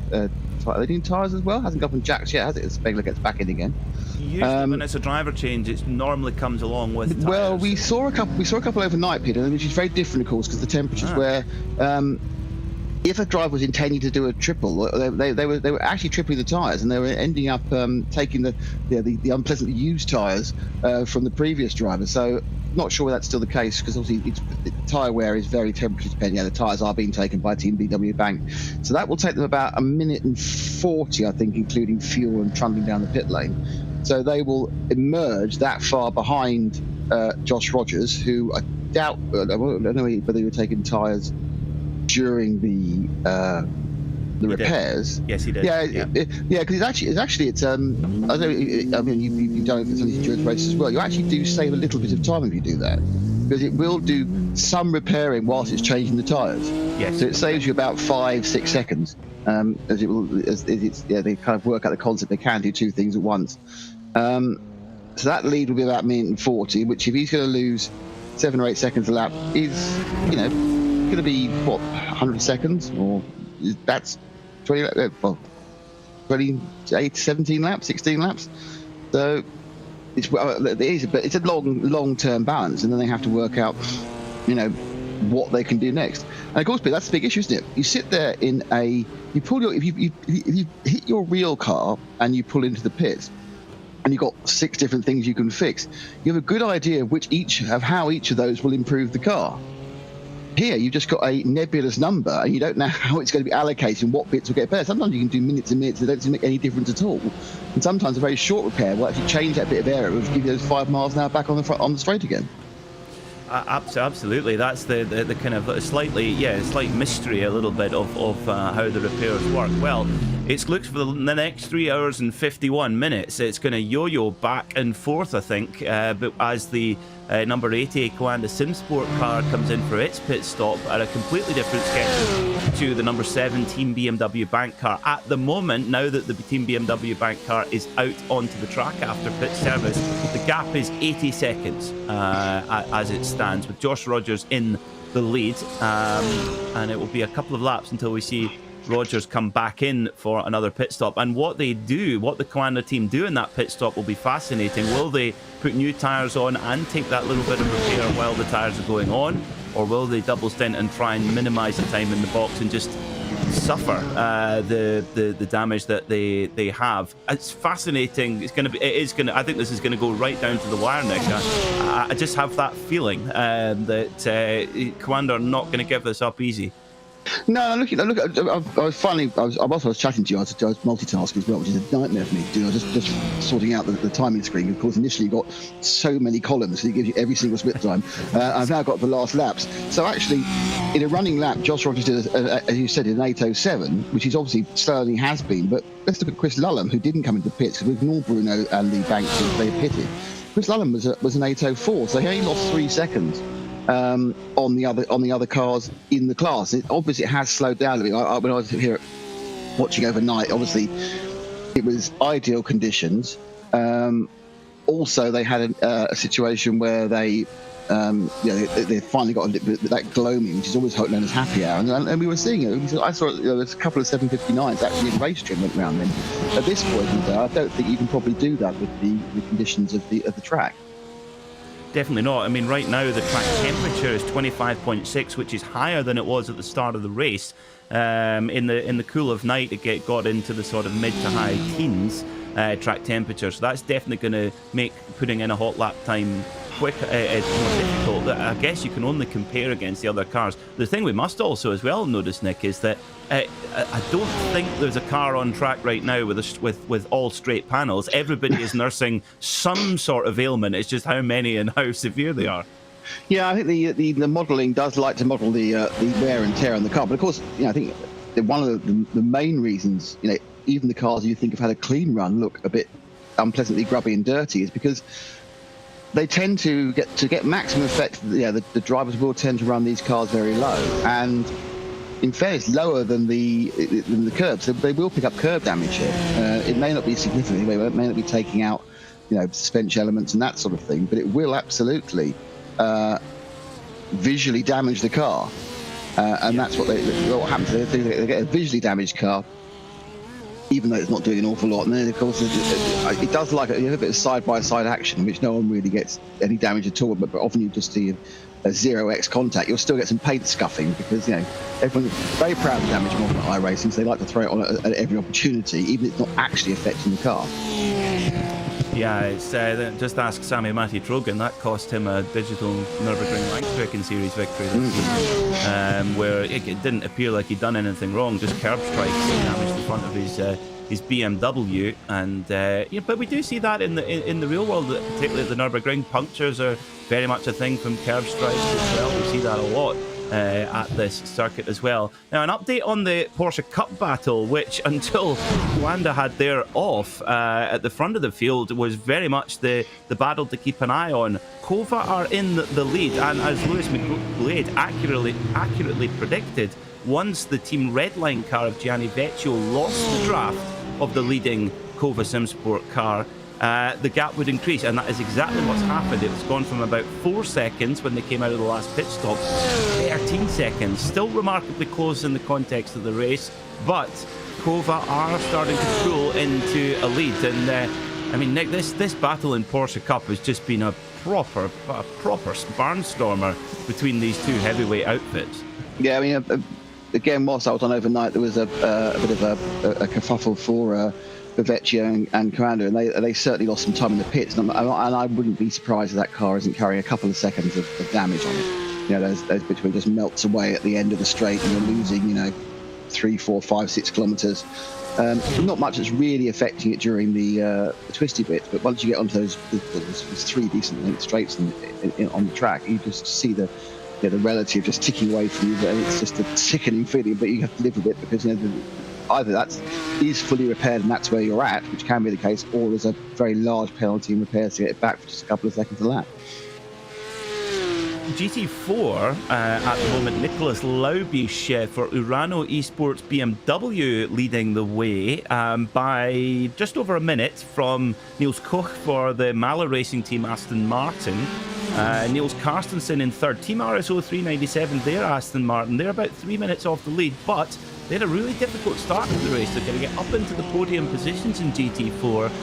Really impressive indeed. And well, early on in the race, we had some stunning battles in GT4, but Urano on top at the moment. And GT4 is an interesting one, Nick, because there's now a really extensive suite of cars to choose from in GT4 on iRacing. You've got the BMW M4, you've got the Aston Martin now, you've got the venerable Porsche 718, and of course the McLaren 570S as well. Now, balance of performance has been an issue with GT4 because the Porsche came in mid-engine, naturally aspirated, quite different to the front-engine turbo BMW or Aston Martin, but we haven't got that problem in this race. BMW and the Aston Martin, both front-engine turbo cars, and it seems like their balance of performance pretty much spot on. Yeah, I did postulate possibly that the reason they chose those two cars was two reasons. One, because it did make it much easier to balance by having the same layout and the same, so you could work out, but the same engine type. The other one was, of course, there were already 2 Porsches in the race, didn't need a third one, so that's not what the Cayman in. I know that's not how you feel, Peter, and you'd like to have 8 chassis all based on different Porsches. Not at all. Variety is the spice of life. No, variety. And I think obviously also, of course, the Aston's new, so it's good as an advert to cough up your $11 if you're watching. So I think that was a wise choice. I think they've given a kind of a slant to German cars, which is fair enough. There's only 2 non-German cars in the race, the Aston Martin and the Hyundai. So that's fine, because that's what they've chosen for the 3 cars they've got in GT3, and they've just gone with the Porsche, Mercedes, and the BMW. Which is, they could have gone with the Audi and made it a complete mix. That had a mid, a front, and a rear engine car, but I'm sure that would have given them an absolute balancing nightmare. Much as it would give the drivers who were driving the Audi a nightmare with its snap oversteer, but let's not go into that now. It's a bit of an animal, isn't it, that Audi? Well, that's it. You often see it's. Well, I mean, have you driven the GT3 since the recent update? Of the R8, I haven't actually. All of them. They've done some really good work on I assume it's the tyre modelling, maybe the suspension modelling, but you can get the things back these days. You can feel when they're going to go, and they are quite often get backable. It's not a word, I realise that, but I've been doing quite a few practice laps around here in the M3 because I'm a mere mortal, so I need a front engine and rear-wheel drive and a bit of an understeery setup. But even when you start to push that one, you can catch the rear as it comes round. It just costs you time, which is how it should be, because the last thing you want is something snappy and spinny when you're running around a tunnel of concrete with barriers either side. Yes, it certainly is, especially on a 24-hour race. A sprint race is bad enough, but yes, a 24-hour race, you're absolutely right. It's been a great run from Urano Esports, Nicholas Laubisch. the ever happy young German, and he's leading the way in the BMW M4 GT4 at the moment.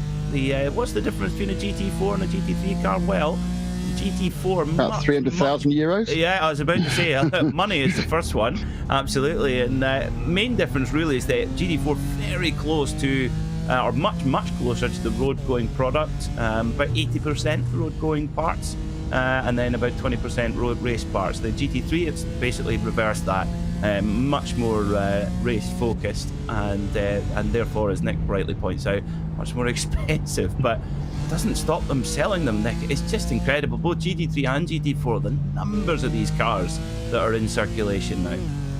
Yeah, I mean, GT3 is I'm sure the most populous, certainly closed-top racing car series or racing car type in the world. I mean, we've been arguing about how many Formula 4s or Formula V's are racing clubbies in, around the world. But for professional racing, it's the way to be. And obviously, the manufacturers embrace it. The reason the manufacturers embrace it is they can actually make money out of it. That's the thing, isn't it? That's a glorious thing. Sometimes you see some manufacturers who do programs, obviously it costs them money, and I'm looking at you, Bentley, on this one. But if you're an Audi, if you're a Mercedes, it's definitely, if you're a Porsche, you're making a nice chunk of wedge out of your GT3 program, getting a little bit of PR as well, not a huge amount, a little bit of PR out of it as well, and obviously forming good customer relationships which work on down through other options you may have in your racing program. But I think it's the same reason GT3s are the most popular sort of gentleman racing class, for the same reason they're the most popular class on all the sims, because they're accessible, they're quite fast, they have an element of variance about them. You do feel you're driving them and they're driving you, but of course they come with full of driver aids. So you've got ABS, you've got traction control, you've got some safety nets in there. So unsurprisingly, you think of us who haven't got a 6,000 I rating as gentleman drivers on the iRacing platform. There's no surprise we gravitate to the same machines as gentleman drivers do in real life. Yeah, quite so actually. Yes, it's but again, like GT3 in the real world, it does take a Josh Rogers or a Kevin Estre to get the very last bit of pace out of them. Oh yeah. That's the thing I like about it as well. They're not so dumbed down that that anybody could jump in. That is definitely not the case. I mean, the only car I would throw into that is Porsche Cup cars. I was doing a bit of reading up on Porsche Cup cars. They have sold, it'll be more than this now, since 1990, 4,350 911 Cup cars. And this new model, Nick, I mean, it's been in circulation for about a year now. And from certainly driving it in the sim, it's a lovely car to drive, and from those who have enjoyed it out in the outdoor world, it's been a real it's certainly been received very well. And Frickadelli Racing, a huge name here at the Nürburgring, they've actually sold their GT3 car and have switched to the Cup car. Yeah, I mean, Porsche kind of invented customer racing. Let's be honest about this. Other companies dabble with it, and obviously perhaps Ferrari, who effectively financed the road cars, but in the olden days, but financed the racing cars with the road cars. But Porsche have been, and the difference about Porsche is most of their racing cars are actually built on the same production line as the road cars. It's just a trim level. Not quite a GT3 level, but everything below GT3. The Cup cars are a trim level that comes off the main line, and they've actually got the model well worked out. They've got the kind of the racing pedigree, and people want to race in the classes. And so I mean, the Cup classes are very successful and also relatively expensive way of going racing. But at least it is a level playing field. You're racing against 19 people, 20 people, 25 people with the same car as you. But I'm sure that will certainly go into second place overall. But I'm sure there's been so many thousands of GT3 cars, so I think they've actually between them managed to just surpass the Cup car sales. That's quite incredible when they're double the price at least. It's quite extraordinary, and just the sheer level of choice. One thing, if you're a bit of an anorak like I am, to go in the FIA homologation for GT3, some of the cars that have been homologated as GT3 cars, I'm pretty sure there's a Maserati Grand Sport. Gran Turismo, yeah. It's homologated. Well, because you've got the official factory jobs, obviously we all know about, but then a lot of people, certainly in the earlier years, were just doing it themselves, weren't they? With a number of Jaguar XKs and even F-types were put together by various independent teams who kind of were doing it on the kind of the Field of Dreams concept. You know, if they build it, they will come. They being the Jaguar marketing department. Jaguar marketing department said, "No, it's all right, knock yourselves out, boys." And in some cases, actually try to stop them doing it. Money will keep us. Sometimes they try to stop them doing it, actually.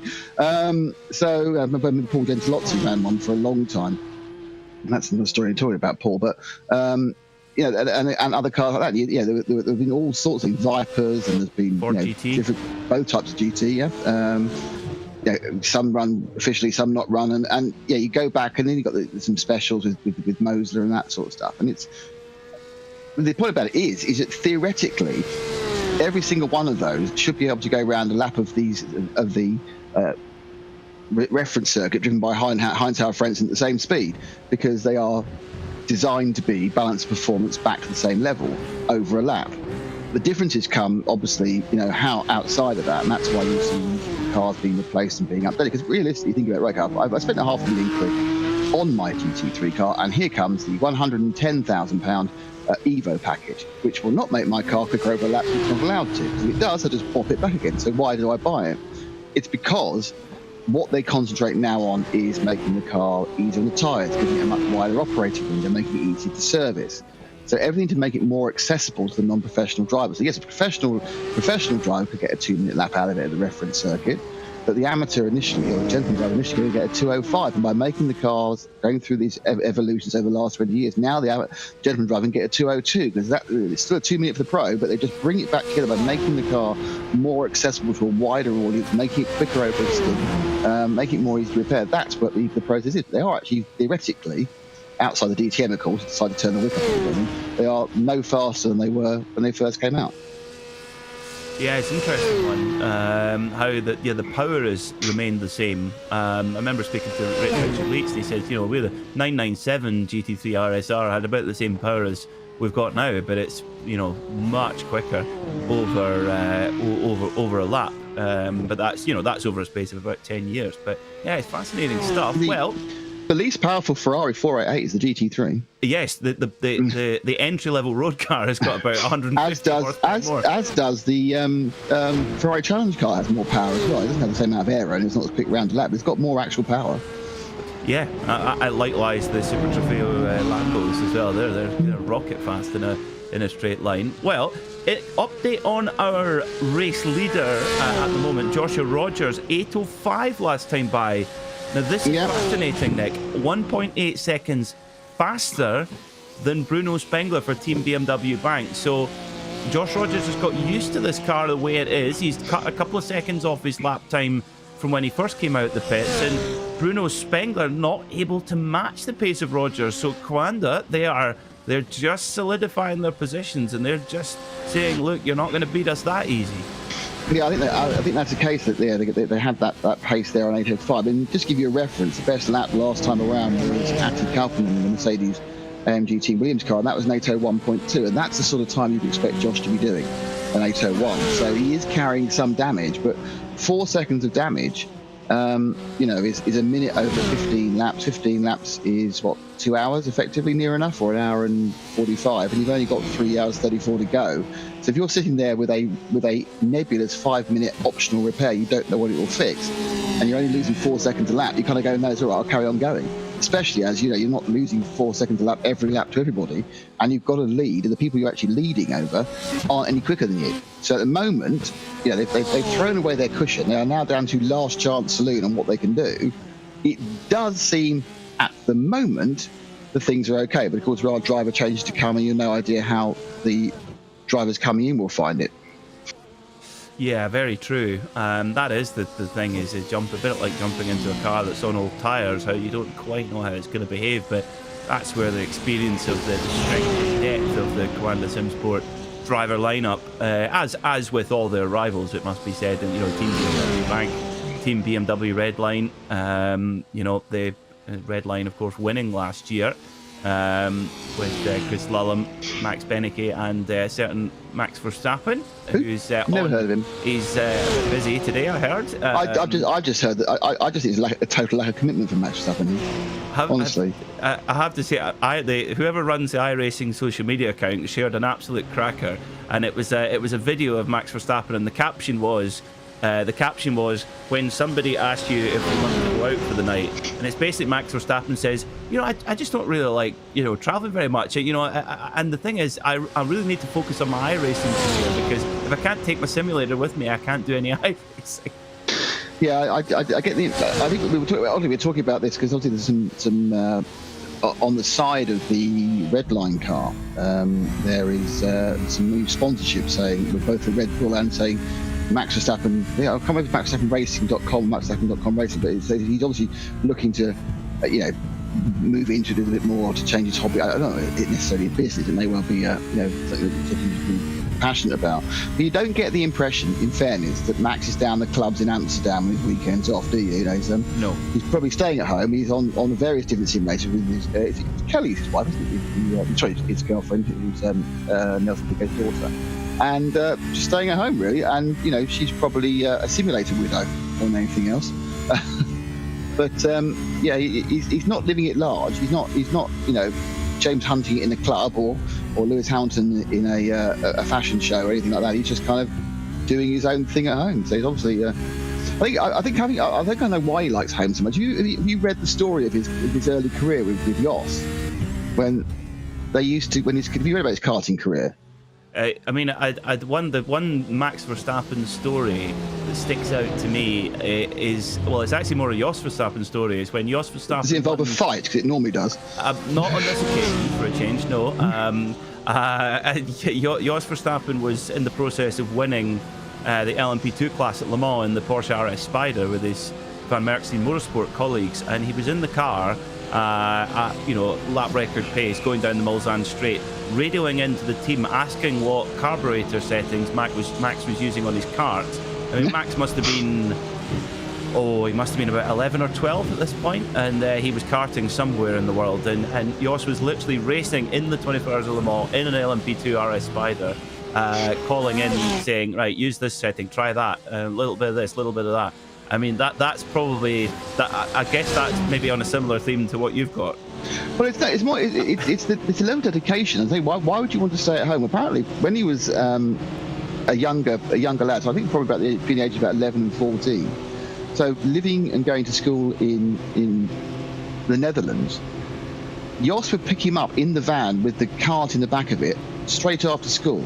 They would drive overnight to Italy, participate in a race on the Saturday and Sunday, and then Jos would drive back overnight on the Sunday in time for Max to go to school again on Monday. I mean, A, that's dedication, but B, that must really make you quite appreciate your bed sometimes as well. But that was week after week after week. There wasn't like just 3 championship rounds. They would go and race. It was so Max was so obviously Jos was making a champion, but it was certainly the dedication there, and a lot of it by Jos himself.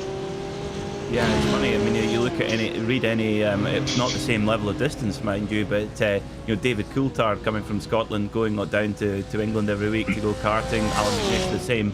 Luckily, they were in the kind of more southern part of Scotland, which luckily for them. But the civilized bit. Yeah, I mean, but actually, we don't need to go into. We don't need to go into Jos's ups and downs. We all have them. But what you can't deny is what a level of commitment to give your son the best possible chance of success.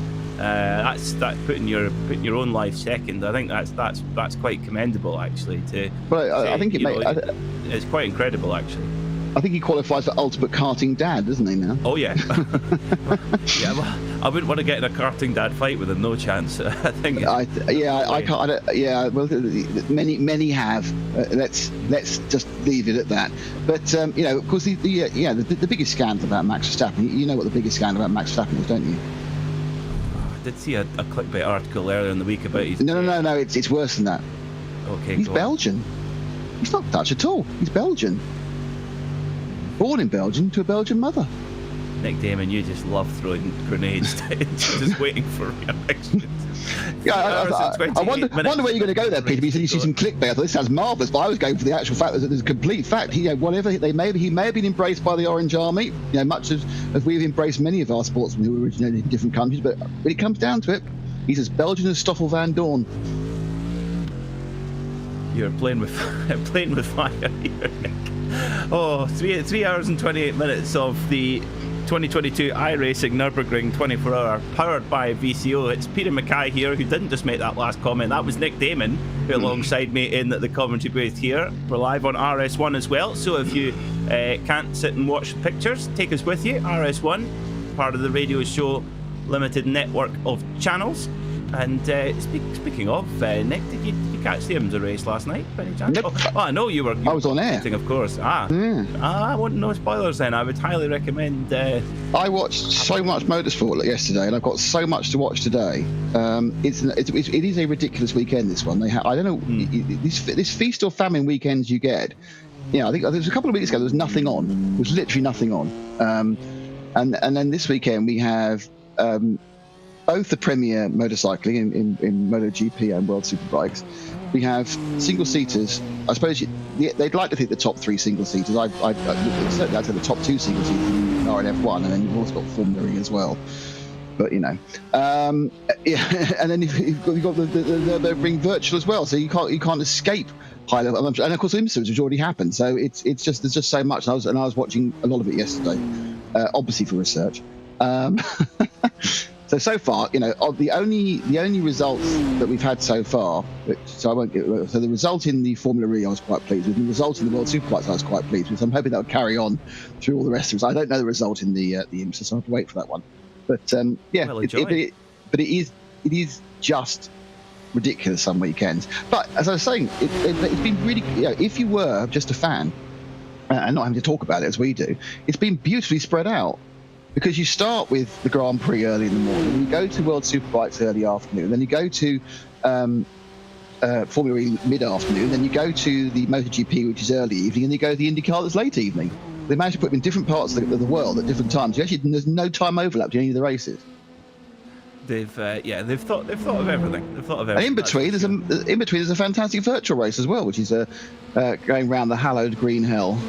Exactly. Well, unfortunately, the outdoor green hell yesterday was the white hell. It was covered in snow, so the NLS race was cancelled. So more eyes on this. Now, leading in the TCR category, this team Huizinga, they really are the undisputed ringmasters at this moment in time. The winners last year of this race and winners of the Digital Nürburgring Langstrecken Series as well. And at the moment, they're holding a pretty commanding lead, it must be said. It's just under 8-minute lead, so nearly a lap over on Peacock in the Majors Garage FSR team. And Team Huizinga, they aren't always, certainly in Digital Nürburgring Langstrecken Series, course and racing usually had the edge on one lap pace, but who delivered on race day? It was always Team Huizinga, and once again they are showing their credentials around this circuit, Nick. And as you can, not a mark on that car after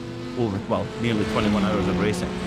Yeah, it's not a mark; it's remarkable around here, to be honest. But it is. There's nothing less important than qualifying times at Nürburgring. If you're going to run a 24-hour race afterwards, because it's all about pacing your car so you don't end up with damage, and it's running as clean as possible. So you do get this end period. Now we're just over 3 hours left, and it's working as well as possible. And they have looked really good the whole way through. And when you pull out an 8-minute lead on a quality field, don't forget if we were at where Atlanta, they'd be 6 laps ahead, perhaps even 7 laps ahead. That's the thing you have to think about, because it isn't a lap, but on a short lap they'd be 7 laps ahead. They'd be 2.5 laps ahead at Le Mans, and that gives you a real indication of how far and how much better they've gone than the rest. The rest have made mistakes, in fairness, but that's the whole point. Keep it poised in the right direction, keep it on the tarmac, and the race will begin to come to you as others fall by the wayside. So 3 hours and 24 minutes to go. The update at the front, Joshua Rogers, again, 2 seconds quicker last time by than Bruno Spengler in the Team BMW bank car. So actually, the Quanda Simsport team opening up a gap. However, perhaps the bank car's not healthy. Yeah, perhaps the bank car's not healthy. I'm sure it's just everyone is nursing varied ailments at this stage in the race. And Josh Rogers really showing his credentials as one of the best, if not the best. A lot of people you speak to say he is the benchmark in virtual motorsport. Double Porsche Tag Heuer Esports Super Cup champion, not taking part in the championship this year, which is quite interesting. But he is due the number 80 Kwanda SimSport, the leading car, is due a pit stop soon. Well, they basically they were, yes, they would have been on about, where are we now, 3:23 to go. They would have been just 5 minutes before the hour. So I reckon they've got this and probably this and one more, I think, Peter. But we haven't got a stint length evident. But yeah, and then that will rotate. Actually, probably won't rotate. If Josh gets out of the car, it'll rotate the Team BW bank into the lead because it'll be a full service, just a fuel service. Kwanda will stay ahead. Yeah, and it's that is the question then, is how we how it works for Kwanda SimSport. Just looking at their driver stints at this moment in time. In the car at the moment, and I'm just trying to get the information. So yeah, we'll see when they come in, but they are due a pit stop, and it will drop them. It will drop them certainly into the clutches of Team BMW Bank. But then they will owe us a pit stop, and this is going to seesaw back and forward between now and the flag. And actually, what may well decide this race, Nick, is who's got the most time to spend in the pits over the next little while. Yeah. As we say, Joshua Rogers into pit lane, right, so you were finished. Well, that's interesting because I was thinking in my mind that they would have one more to go. Has he done 8 again? Yep, he has. Yep. So comes in. Last time in was a long stop as they repaired damage from Matt Backham's off. This is Josh will definitely now come in and just take fuel because they've done one stint. Car looks incredibly second-hand. If that was a real car, the spares department at Stuttgart would be rubbing its hands with glee, wouldn't it? Going, oh, look at those bits with the Celebrant on Monday. Oh yes, you bet. The Porsche parts truck from Weissach, they would certainly need plenty of front. I bet when they go to the Nürburgring, they have to take extra front bumpers and splitters and pretty heavy on them. Yeah. What I love is when you see the cars that have got their beautiful painted livery and then a standard black standard issue front bumper to get stuck on there as well. So Joshua Rogers staying in the pit lane and does not, as you rightly pointed out, Nick, that has not taken tyres, so just fuel, and didn't look like there was any more repairs taken. So they're going to accept what they've got. Well, they've got to effectively. If the pit stops even out, they've got just over 3 minutes and 10 seconds with Chris Lullen, who's the only person actually going quicker than them, and that's by 2 or 3 seconds a lap. So to make up 180 seconds at 3 seconds a lap, we can do the maths. It's 60 laps, and there aren't 60 laps of the race left. No. So obviously they are hedging their bets, not going to make another mistake. They've only made one. They are Kwanda. They shouldn't make another mistake.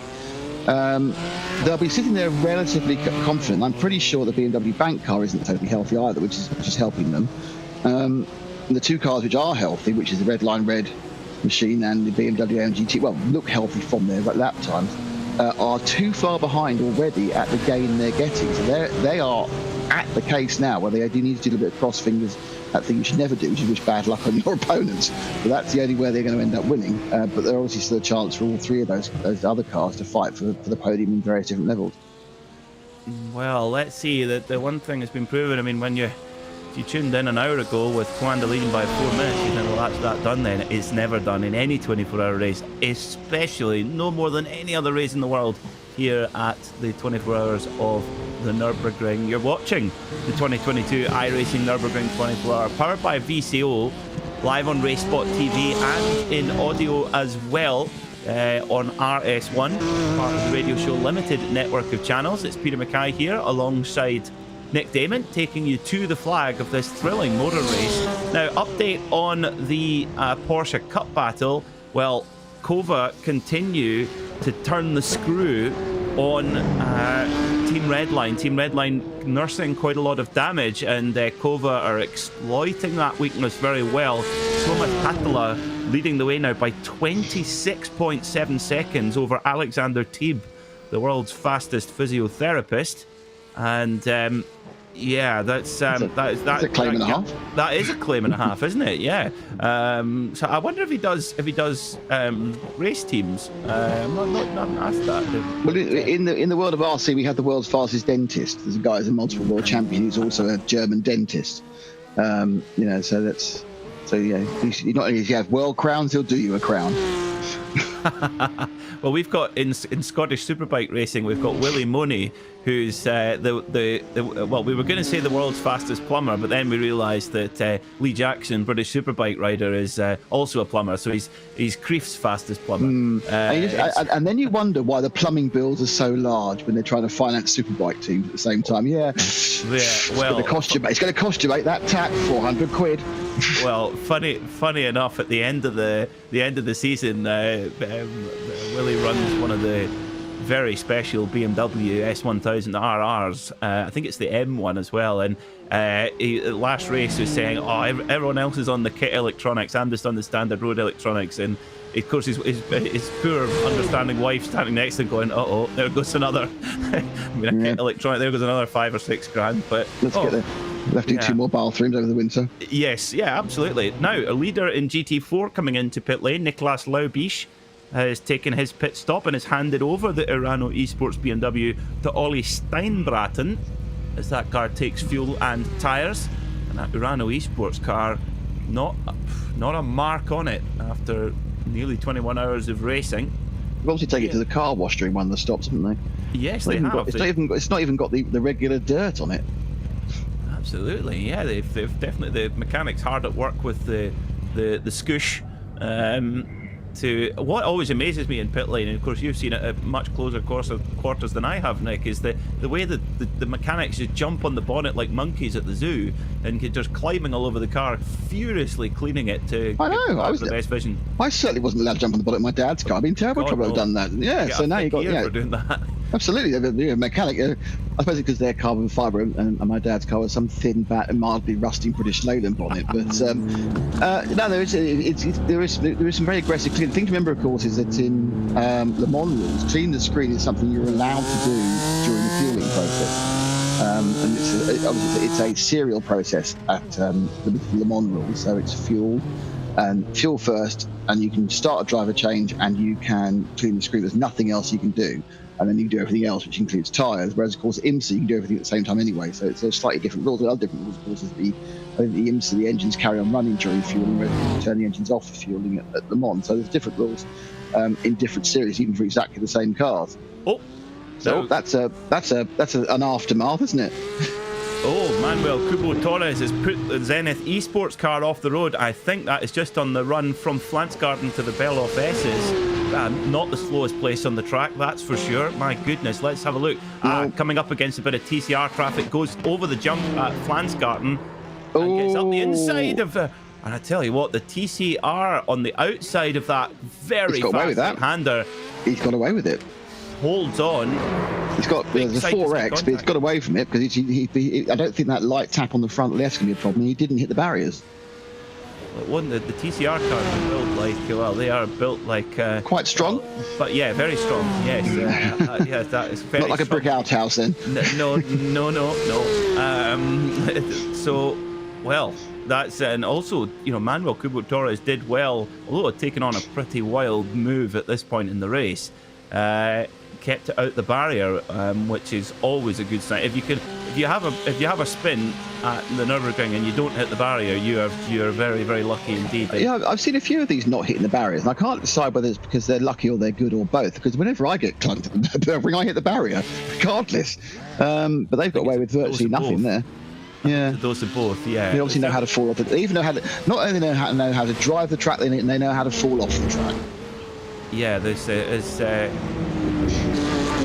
Marquez. He used to be very, very good at knowing how to jump off motorbikes, but well, I think every single one is cats have 9 lives. Marquez have about 120, but eventually it begins to catch up with you. You can't bounce every time. I could add to my trivia from a few minutes ago, by the way. I had to check because I thought, right, who is the other Belgian driver in F1? No, hold on. That is a good bit of trivia, actually. There are two drivers in F1, Max Verstappen being one, who have Belgian heritage. Lando Norris, his mother's Belgian. There you go. That's an little unknown fact. I did not know that. For some reason, I mean, I can understand why, obviously they have worked out that if you want to get massive amounts of marketing and promotional money, it's better to be British or Dutch in a motor racing environment than Belgian. Which is odd considering Belgium obviously hosts, one of, if not the best tracks in Europe. But obviously there isn't enough money in the beer and chocolate industry to support a racing driver. Or chips. Well, you're not allowed to. It's true. There's an element there where you feel the freaks perhaps to slow them down in some way. Yeah, but the fans watching them need something to eat and something to drink. Yeah. For me, Belgians best brewers in the world, hands down. Absolutely love Belgian beer. I mean, it's fine, but you're a bit limited because you've had one at 13% and you have to go home. Or you should go home. Obviously. Well, you could those are for different occasions. You have the variety of beers on offer. Oh yeah, it's just fantastic. Well, I'm going to throw an absolute spanner. You're going to look at me like I'm insane, but I actually think British beer is well up there now. So obviously, if you were in the 1970s with Double Diamond and Watley's, it wasn't. But with all the proper real ale brewers, now I sound like the oldest man in the universe. I love my real ale.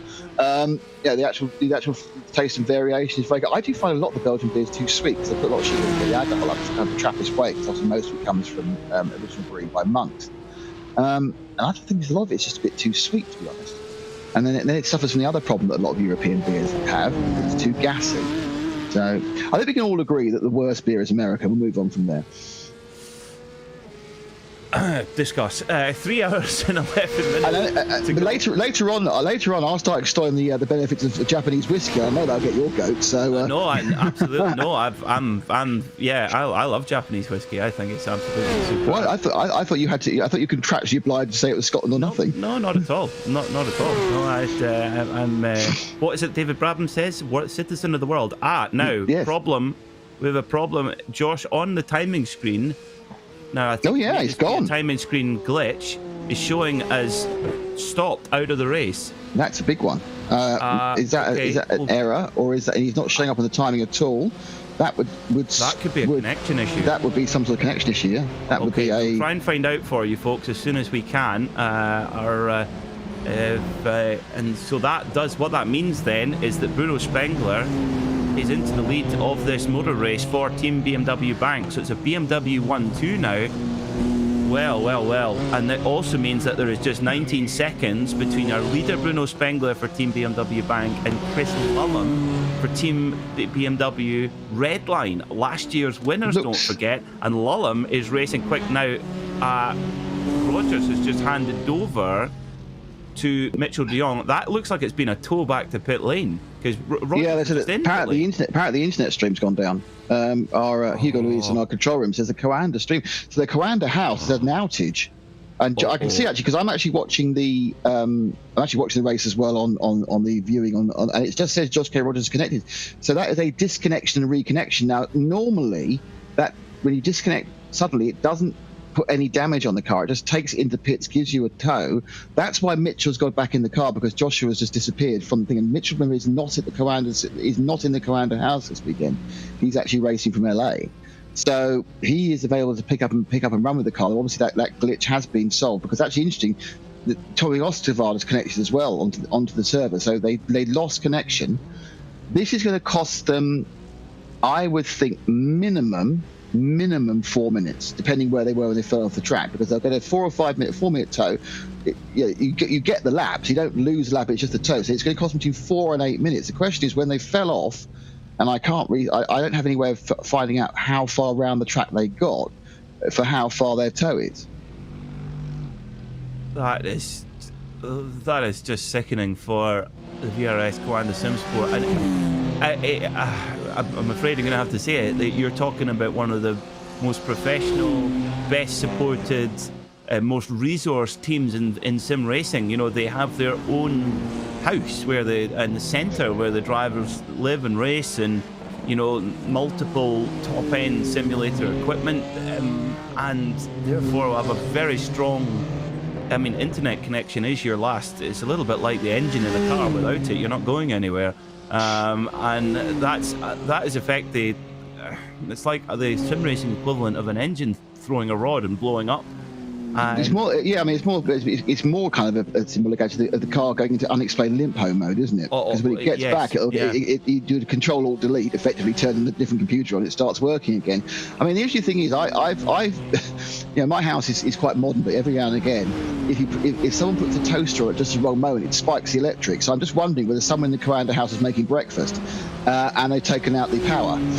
It's come back on again, because otherwise you'd think it'd be unlikely that they'd have an actual internet glitch. And also it was so quick, and then when the internet goes down, the whole restart. Yeah, it'd be interesting to see what the problem is. It's massively unlucky.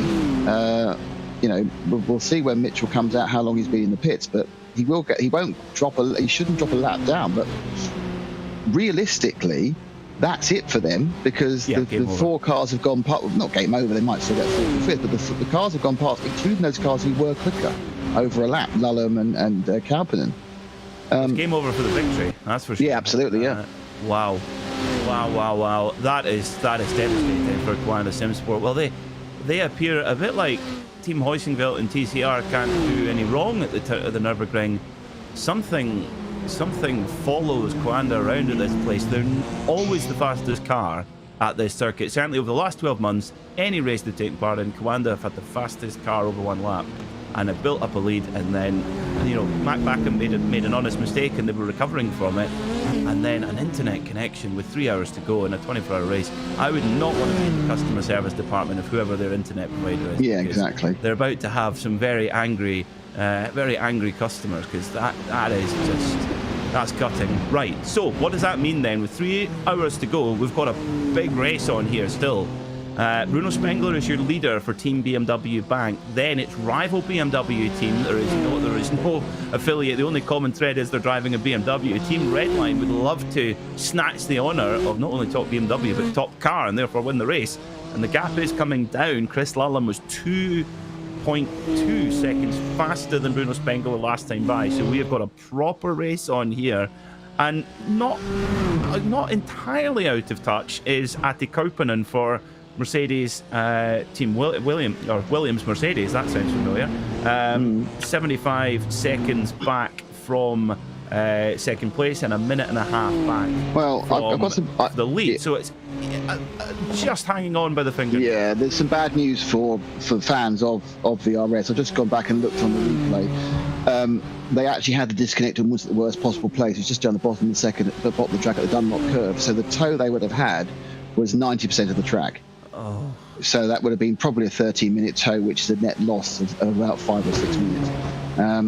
Just goes. He's going. He just finished the Dunlop curve. He's just climbing up the hill towards the Michael Schumacher races, and just goes, and that's it. So it's obviously a total failure.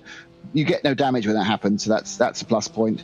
And they're now sitting in the pits. And I assume there's probably a conversation going on about, do we carry on? I suppose with only 3 hours to go, it might well be worth, not too much of an effort to do another. We're currently in 5th. They're not going to drop to 6th because they've got a big gap over Pure Sims, but they are quite a long way away from picking up a podium place. So, we're down to be whether they have the spirit of endurance or they're sitting there thinking, no, this really isn't worth the effort after all the work we put in overnight and how we've been leading the race easily up until, 5 hours ago, and then less easily in the last hour. And then it obviously a non driver error, just a sim rig failure, but let's call it an engine failure effectively, or an electrical problem on the car, and they're out, or out of contention for winning. Still trying to process it, I must be honest. Quite incredible. Well, let's hope they carry on. Let's hope they show, as you say, that true spirit of endurance. As Bruno Spengler comes to start another lap in the lead of this motor race, 3 hours to go, and is this going to come down to strategy? Who's got it just right, and who's got the, who's got the quickest drivers in at the right point as well? I mean, of course, Team Redline have got Max Benecke at their disposal. Team BMW Bank have a very impressive roster as well, and really, really thrilling. And interestingly, Nick, we saw at the start of the race, obviously Coanda by this morning they built up a 4-minute lead, and that's gone to pieces. But Porsche also, the two R8G Porsches were running up in podium positions, and then both had a problem on the same lap, which put them kind of out of contention. So Porsche, from looking like they were going to contest for a win, they've gone to, well, completely capitulating, and it's BMWs and Mercedes now that are going to command the top places. Yeah, it's looking particularly good for BMW. But one thing I would say, it's looking particularly good for BMW Team Redline. They are, 3 seconds lap quicker. They're only 16 seconds behind. So that's 6 laps. They'll be on Bruno Spengler. Now we assume the lack of speed is not Bruno Spengler. It's a inherent damage on the Team BMW bank car. We are obviously 6 laps around here is best part of nearly 50 minutes. But they will come together, and your favourites, the car in the pound seats at the moment, oddly, is the car in second place because they have more pace and they have only a small gap. So this race, 24-hour race, you could see the last 2 hours very easily a change to the lead. Oh, I think we're going to see, we could see multiple changes for the lead. I think Bruno Spengler made a slight mistake, because within the last 6 minutes, it's showing on the time screen that he'd slowed and then resumed. So maybe had a problem at some point. 8:05, which is about on sort of around the pace that we've seen. But yeah, losing 3.2 seconds to Lullum last time by. The gap now is only sort of hovering around 16, 17 seconds. So it is mighty close, and Chris Lullum is on the and the thing is, it's amazing when you see a driver smell blood, especially someone of Chris Lullum's ability. Of course, he was in that winning car last time in 2021, and when they smell blood, my goodness, do they not let off the scent? Yeah, I mean it's one of those things where it's going to take a long time to get there, but currently it's going to happen. So it's something to watch out for. Lead was 15.7 seconds last time around. We have to wait. Sorry, 50% at the moment. It is updating on sector by sector. It was 16.5. So yeah, he will get closer and closer and closer. But as they say, there's many a change to them. Different drivers will probably be in the car by the time they get together. There's different pit strategies, and we'll have to see how it works out. But if you were a betting man, you would currently stick your money on the guys in second. Well, we shall see. I think that's why bookies tend to win. You would have put your money on VRS Grand Sport 9 minutes ago, but things have changed. So if you're just joining us, then your race leader here in the 2022 iRacing Nürburgring 24-hour powered by VCO is Team BMW Bank, and I think that's VRS withdrawn. They withdrawn. Yeah, that's game over. Mitchell de Jong has taken the car out of the race, so VRS Grand Sport are out. Our former leaders leading by 4 minutes. Just, an hour and a half ago, that has really gone to pieces. A mistake from Matt Backham. Josh Rogers was fighting back, leading the race again, and then a disconnection issue taking the VRS Grand Sport outfit out of contention. Absolutely gutting for them. But the race continues at the front. It's BMW Bank versus Team BMW Redline, and Chris Lullum for Team BMW Redline is running down that gap at the moment. Bruno Spengler is, he's having to try and keep up the pace as best as he can to try and minimise that time loss, but Lullum is the driver on the move at the moment. In the Porsche Cup category, Thomas Tattela for Kova is turning the screw over and over Team Redline. Alexander Teeb now 30 seconds back on the lead, so still in touch, but really suffering from that damage loss on that car. At last time by the laps, Thomas Tattela about a second quicker than Alexander Teeb, but that is pretty consistent. Tattela just growing that gap bit by bit for Kova in what has been a stunning battle in the 992 Cup category. In GT4 at the moment is the Urano BMW of Ollie Steinbraten, leading by about just over a minute from Niels Koch for the Mahler Racing team, the Aston Martin Vantage, the brand new to iRacing Aston Martin Vantage. Yeah. And then in the TCR category, it's Marcel T for Team Heusingveld. So last year's champions are in position for another victory. 8-minute lead, but they've just got to keep turning on those laps. This will be a long 3 hours for them. Your You're watching the 2022 iRacing Nürburgring 24-hour powered by VCO, live on RaceSpotTV and in audio and sound as well, live on RS1, part of the Radio Show Limited network of channels, and a new racing hour starts right now.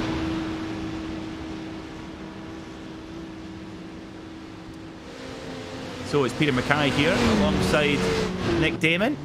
And Nick, these last 3 hours of a 24-hour race, depending on where you are, they could be a long 3 hours if you're just willing to see that checkered flag now.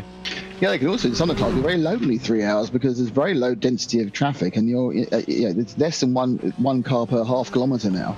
There's a 500-metre separation. Of course, they're not that because they clump. That's what cars do. But you could run around for many minutes not seeing another car at all now, and that's where you got to keep your concentration, keep your pace at. And with this track requiring utmost concentration, it's very easy to start wandering. You've not got it's often not got easy. You've got another car in your eye line to focus into and effectively keep your happiness and your welcome, keep you focused on where it needs to be. But otherwise you're just running around on empty laps. I'm just trying to find out where the big differences in pace between Spengler and Lulham, and I'm actually watching the race on the sim as well, Peter. So I'm able to have a look, and I'm not seeing a big difference in top speed though. In the section sort of Hoacht and Wipperman, Chris gained about a second during that area. The lead's now gone down from 16 point something when they started lap down to 13.7. I'm just going to watch them down the main drag, as we call it, of the Dottinger Hole, and just see if there is a difference in top speed. But it does appear to be that the time is being made up in the corners, which could just mean that the Team BMW car is being modelled with a bit less downforce due to its damage, rather than being modelled with a aero downforce block, which reduces the top speed. Or Lulham is driving the wheels off it. I think that. Well, yeah, that's option. Actually. Well, yeah, but apart from the fact that we've seen other that sort of time that time has been done by quite a few of the drivers and quite a few of the top cars. That's not to belittle what he's doing, but and Bruno's coming to the pits. Well, so Bruno now comes into the pits from the lead. This is interesting because of course it could be a tyre thing as well. Of course, Bruno Spengler's been in the car for a while, so it could be that the tyres are a bit older, and it could be that Here comes Lulham too. Newer rubber as well. So let's see. They're in together. Okay, so both of our leading cars into pit lane here in the Nürburgring 24-hour powered by VCO. So we're going to see what the strategical play is here, which it's going to be very tight on fuel. We should Bruno's handed over to Keika Shoup, so we got a driver change in the lead car. Now, the difference in top speed down Dottinger Hole was about half a mile an hour, so that's just down to normal differences in the way it reads. So that there is no top speed impediment to the progress of the Team BMW bank. They're not losing time down the straights. So it may be the Spengler versus Lulham situation. Max Beneke gets in, so it's hardly a downgrade as Lulham gets out, and the man who's Mr. 11K now with iRacing, Max Beneke, gets in, attempting to win another of the large endurance races. Away and has gone Keika Shoup, and he has to try and, he's protecting, as they came into the pits, a 13.7 second lead. Max Beneke looking to get his a record fourth iRacing Nürburgring 24-hour title. Taking some repairs as well. They're taking some repairs. They're putting on tyres. No, it's gone down. The nose has gone down. It's back on the ground again. Now they're doing the optional repairs. Interesting. Very interesting there from Max Beneke. So obviously feels like he's got to get the car a little bit better. That's surprising, actually. Oh no, I was wrong. So Terry, I was completely wrong there. I do apologise. I was looking at the wrong. Sorry, it was tyres. But I do think that the lead has gone up. I'm not sure that Kai actually took tyres, because that was longer than 13 seconds between the two cars leaving. It's actually out now to... Max dropped to third, actually. He's 41 seconds behind Shoup. So yes, he did a much longer stop by 28 seconds, which is a tyre stop. So he'd have to... So I haven't had a chance to look at Kai, but my guess is that Kai didn't take tyres. He's using none at all. Yes, he's using Sprenger's old tyres to give himself a 28-second lead. And that extra leg, which I thought was ultra repairs, of course wasn't. It was just that weird thing, of course, where one takes tyres and one doesn't. So Kai's got in the car, running on Spengler's tyres, and whereas Josh has got, whereas he's got fresh. Oh, the Coanda are back out again with Josh Rogers. So Coanda have rejoined. They've rejoined within a lap. Actually, they're only 6 minutes off the lead. So they've what happened is obviously Mitchell took an emergency, took over when they had that disconnect because he was based in an area which had some internet. But he then got out the car again, and Josh Rogers got into that. So that was a few seconds when he thought they'd retired, and then waved out the screen was no one actually assigned the car. But Josh Rogers is back in, and they are fighting up their way. They're 4 minutes behind fourth place in fifth, so they're going to need to hope that, well, not hope, but they need to benefit from others' misfortune if they're going to make any ways up. But good on them to complete the race, Peter. Yeah, I have to say that's top marks to VRS Coanda. They could have easily parked up and gone for lunch, but you know, and you know, you almost could have been understand that, because it must be so gutting for them having led the race so convincingly. But top marks to VRS Coanda Simsport. Josh Rogers has got the internet connection sorted. That's why we thought they were out, because they were, and then they've come back. They've got the internet going, and they're back out on circuit. Brilliant stuff. So very interesting strategical play at the front of the field here in the iRacing Nürburgring 24-hour, powered by VCO. There's Kai Kashubi now leads from Aute Kauppinen for Team Williams Mercedes by 27 seconds, who I'm sure will owe us a pit stop shortly. But the gap between Team BMW Bank Kai Kashubi and Max Benecke is now 40 seconds. However, Max Benecke took 30 seconds longer in the pit stop, and that is exactly the time required to put 4 new tyres on. So, I think this is the problem, though, Nick. The track temperature has just as I look at it now, has hit 30 degrees Celsius. So if you're trying to triple stint tyres, that's not going to be easy. Well, you would think triple stinting would be the way to go, because they are now down to 2 hours and 50 minutes to go. So they have, given they've been stopping in about 55 minutes, they've got 2 stops and a splash, haven't they? They'll come in with around 2 hours to go. They'll come in with around an hour and 5 to go, and then they'll have to splash at the end. So there is an element here where I don't think they've got the ability to save that final splash. Perhaps some of the other teams are in different positions. So that's probably the only splashing is probably about 45 seconds that final stop will be. So you're trying to say, do I want to run 2 hours and 52 minutes on a set of tyres? I think that Max has said, yep, I'll take this to the end now. Kai Kashubi also will probably take it to the end, but he's decided to run on Spengler's grotty tyres for a session, and then put some new ones in at the next stop, I would guess, and run those for the final 2 hours to the end. And that's the way it really goes. I mean, I think the advantage, of course, they do have within Team BMW Bank is they'll know how worn those tyres were, which Spengler put on. So they'll know what the wear rates are. And if they've got plenty of percentage marks left, they'll know that's absolutely fine. Even with the increasing temperatures, we'll get those still drivable to the end. And then, of course, we only have to double and a bit stint the next set. So, it's using that knowledge of where the car is, where the tyres are. And, of course, it's easy to be, on the only advantage of worn tyres, it's easy to be instantly fast. You've got no warmth. You have no issue with warming the tyres up. They'll come out of the pits and things are gripping as well as they're going to immediately, whereas, of course, there'll be a little bit of a warm-up period. For Max Benecke, where he has to just take a little bit easy for 3 or 4 corners, then ease himself into and ease the tyres through. So, unsurprisingly, as it's a racing car and a racing car meeting, we only have to talk about tyres again, because that's what you always end up talking about. Because let's be honest about that, they are the most important thing on any motor racing vehicle, apart from a hovercraft. Very, very important indeed. Very important on any road vehicle either. I would say as well. It's amazing you can take a very fancy car and turn it into an absolute boat by putting bad tyres on it, and vice versa. It is quite incredible. Never skimp on tyres. That track temperature is rocketing at the moment. It's now up to 31.1. So you finish your sentence, Nick, and it's going up all the time. That's not what. Well, I am accused of a lot of hot air, and I didn't know I could actually influence the track temperature. But it's travelled from the United Kingdom all the way over to the Nürburgring and heated the track up like that. First time, yeah. Now, Max Benecke having to make his way through a bit of traffic heading up towards Schwedenkreuz. Goes up the... Oh, good golly. Tried to go up the inside and fit past the Porsche Cup car where there really wasn't a gap.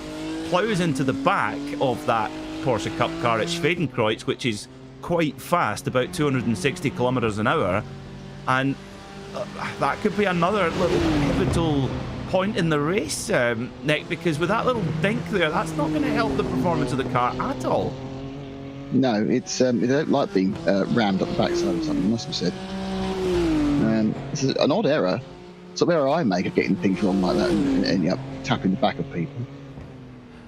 And it's interesting, these are the sort of things that happen in the last 3 hours of a race. You see the top drivers making different, little different pieces of judgment based on their, fatigue level, but it's definitely a little bit of damage showing on the front of the Team BMW Redline car. How will it affect Max Benecke's lap times?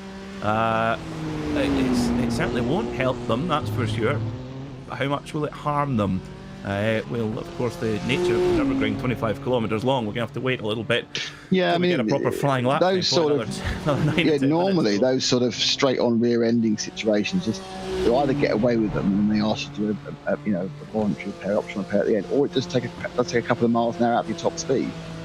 And that's a big worry because it means you just lose. You lose free time because top speed is easy to get. Even I can do top speed.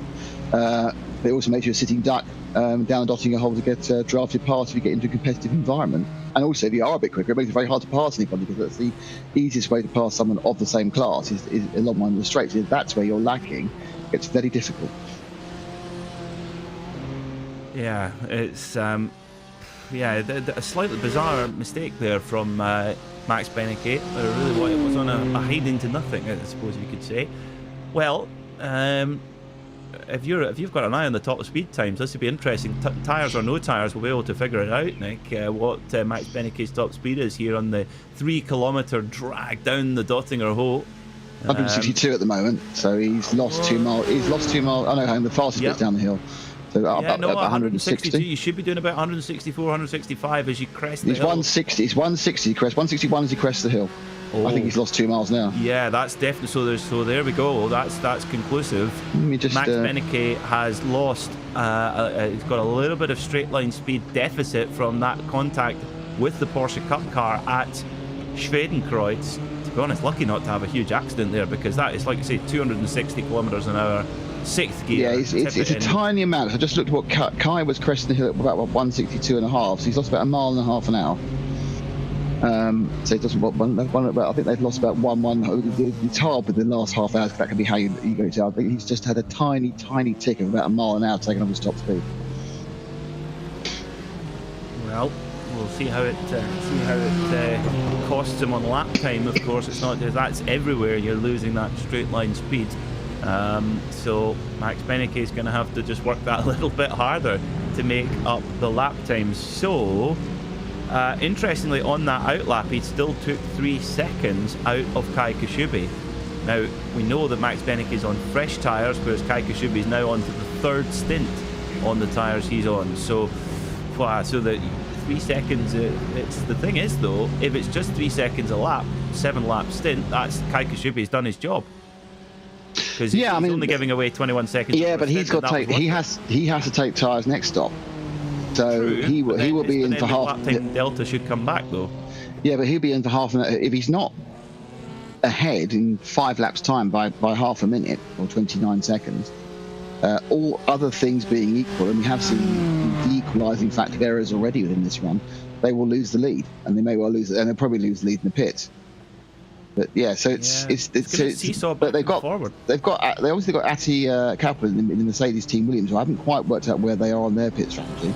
They have stopped less than everyone else. It's 32 stops overall for BMW Bank and 33 for Team Redline. Obviously, one of those was a forced stop due to the disconnect, but only 30 stops for the Williams team, so the Mercedes AMG in 2nd place. They are obviously running a slightly longer fuel stints, or they've managed to avoid any sort of unscheduled stops, which makes me think probably are they not? Is Atti due in soon? I think he is. Yes, he's been in the car for quite a while. Has Atti Kaplan, which would put him driving 31 very well. stints. Yeah, driving very well in the Mercedes AMG GT, and this car, of course, in the hands of the HRT team, winning the Digital Nürburgring Langstrecken Series. Which is a solid performer around this track. It's not necessarily the preferred vehicle on the iRacing platform at this exact moment in time, but The Williams team doing a super job with it as they come around Arenberg and then down the Foxhole. Ati Kauppinen has been lapping very well. He's been in a very close sort of 801, 802 consistently, and that's really brought this Mercedes back into the fight. And of course, with Commander dropping out of contention, we've really got a three-way fight for the victory here, which, well, isn't that fantastic with 2 hours and 43 minutes to go with everything that's gone under the bridge in the last 21 and a bit hours. It's incredible. We've got 3 different teams going to the victory. Yeah. So, looks like Ati came in on lap 150. So he'll be coming in on lap 157. So he should do this one and one more. Yes, that's before he comes in. I would like to say I have a plus and minus 1 lap error here because I'm kind of vaguely wandering a pointer over a lap counter. What's interesting as well is this could come down to when the white flag is shown, and this is one of the unique things about racing here at the Nürburgring, is that, of course, if you force an extra lap, if you just go into overtime, you're another 25 kilometers. So the difference between where the white flag falls and how much overtime we effectively get, that could be the difference of who wins this race actually in terms of fuel, who's got the fuel to get to the finish and who has to take an extra stop. And it's that the gaps are so tight. It's interesting because definitely this team can do it on 2 more stops. It's 57 minutes for a full run of 7 laps at 8 minutes and a bit, and a trundle down the pit lane. That's 57 minutes. Obviously, they can easily do it on two more stops. And now I'm beginning to wonder whether some of the other teams might be able to save that final stop if they stop.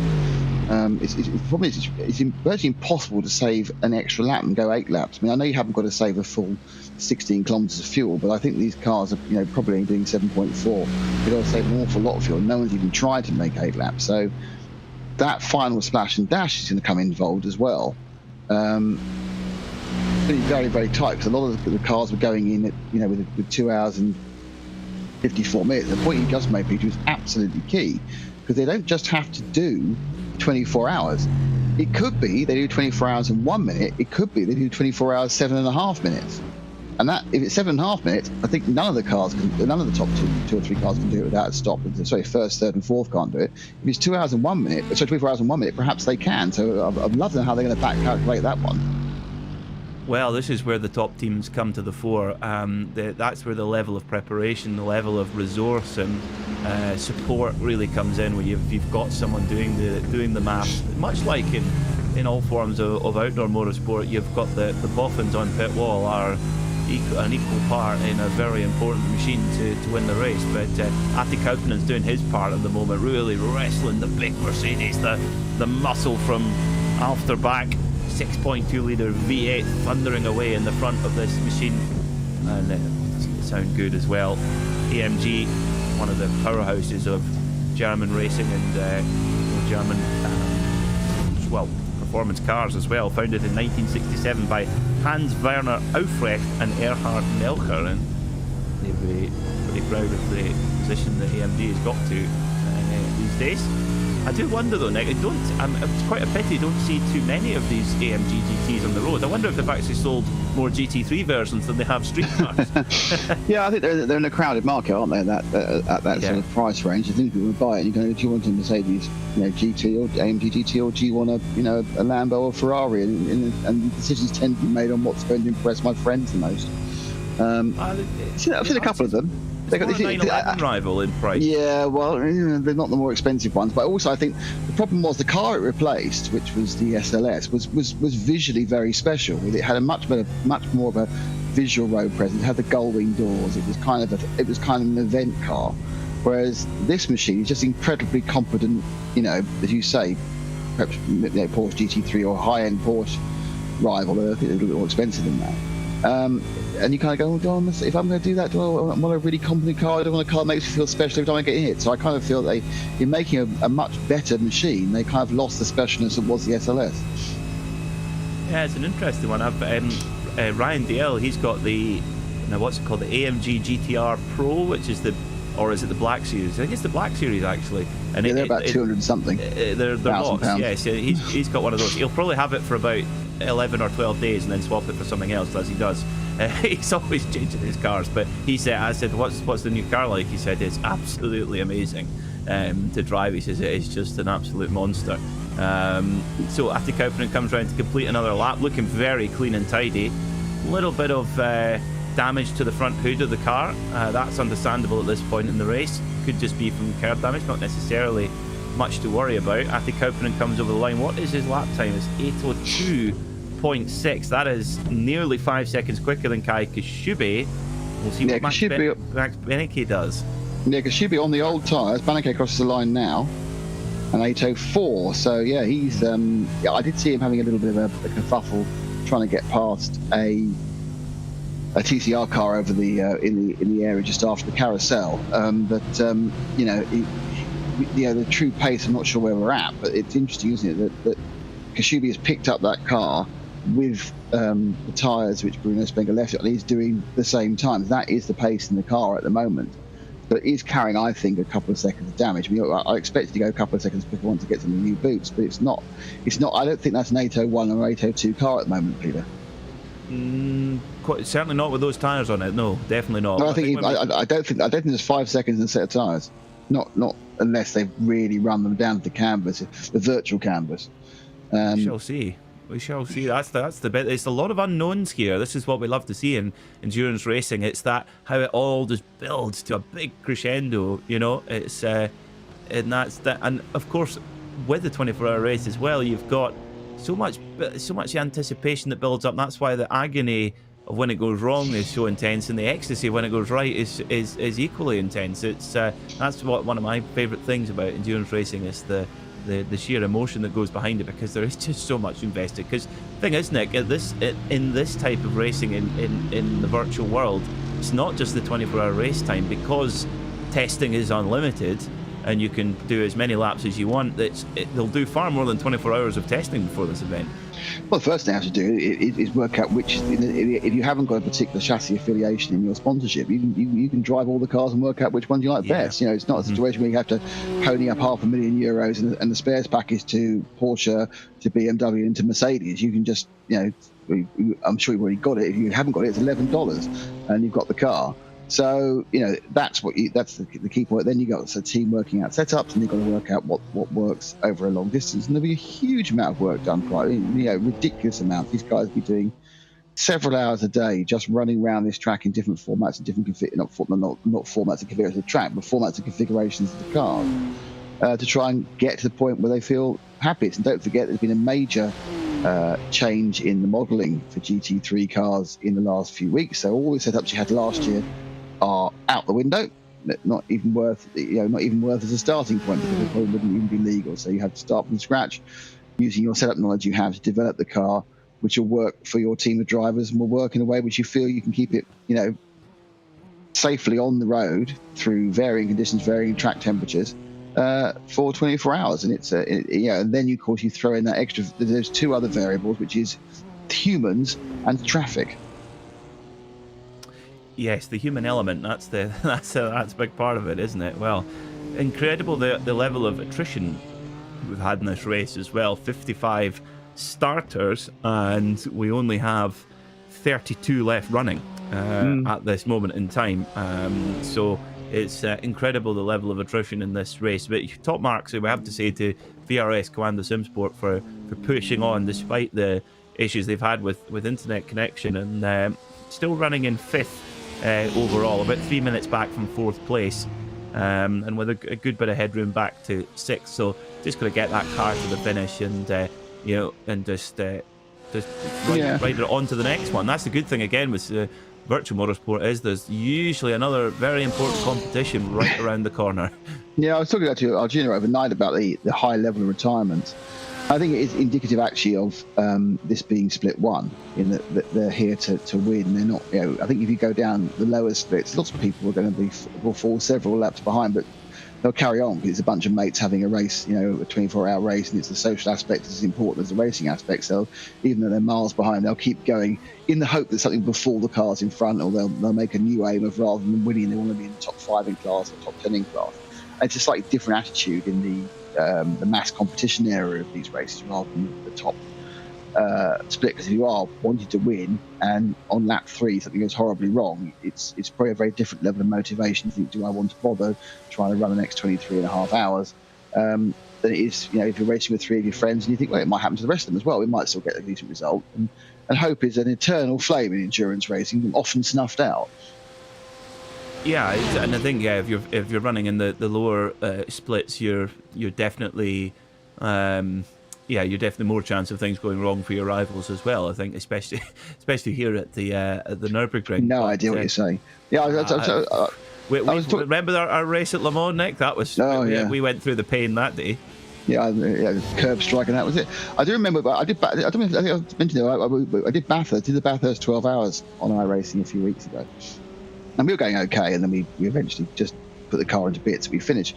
But the guys who won the race, who won by 6 laps, none of their drivers were as quick as any of our drivers in the fastest lap. They just actually managed to make no mistakes in 12 hours. And they won by 6 laps, despite being what we would define as slow. There's a story in that. And they're going, that's just. And I thought the 3 Spanish guys, and I was thinking that just shows you what you need to do. I mean, they were doing still 2 seconds, 3 seconds a lap on a 2-minute, 2-second lap off what you think you'll be doing, but they did every lap. And they didn't. And then all they did was fuel and tyres, and they didn't have any accidents. And everyone else was pushing and losing it over the mountain. And then there was an 8-minute, 15-minute repair, and the car didn't come back perfectly.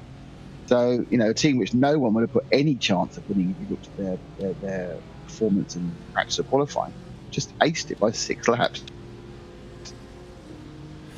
Yeah, there you go. There's definitely a story in that, that's for sure. Well, at the front of the field, Kai Koshube leads from Ati Kauppinen by 16 seconds. However, Kauppinen due in the pit lane any time now.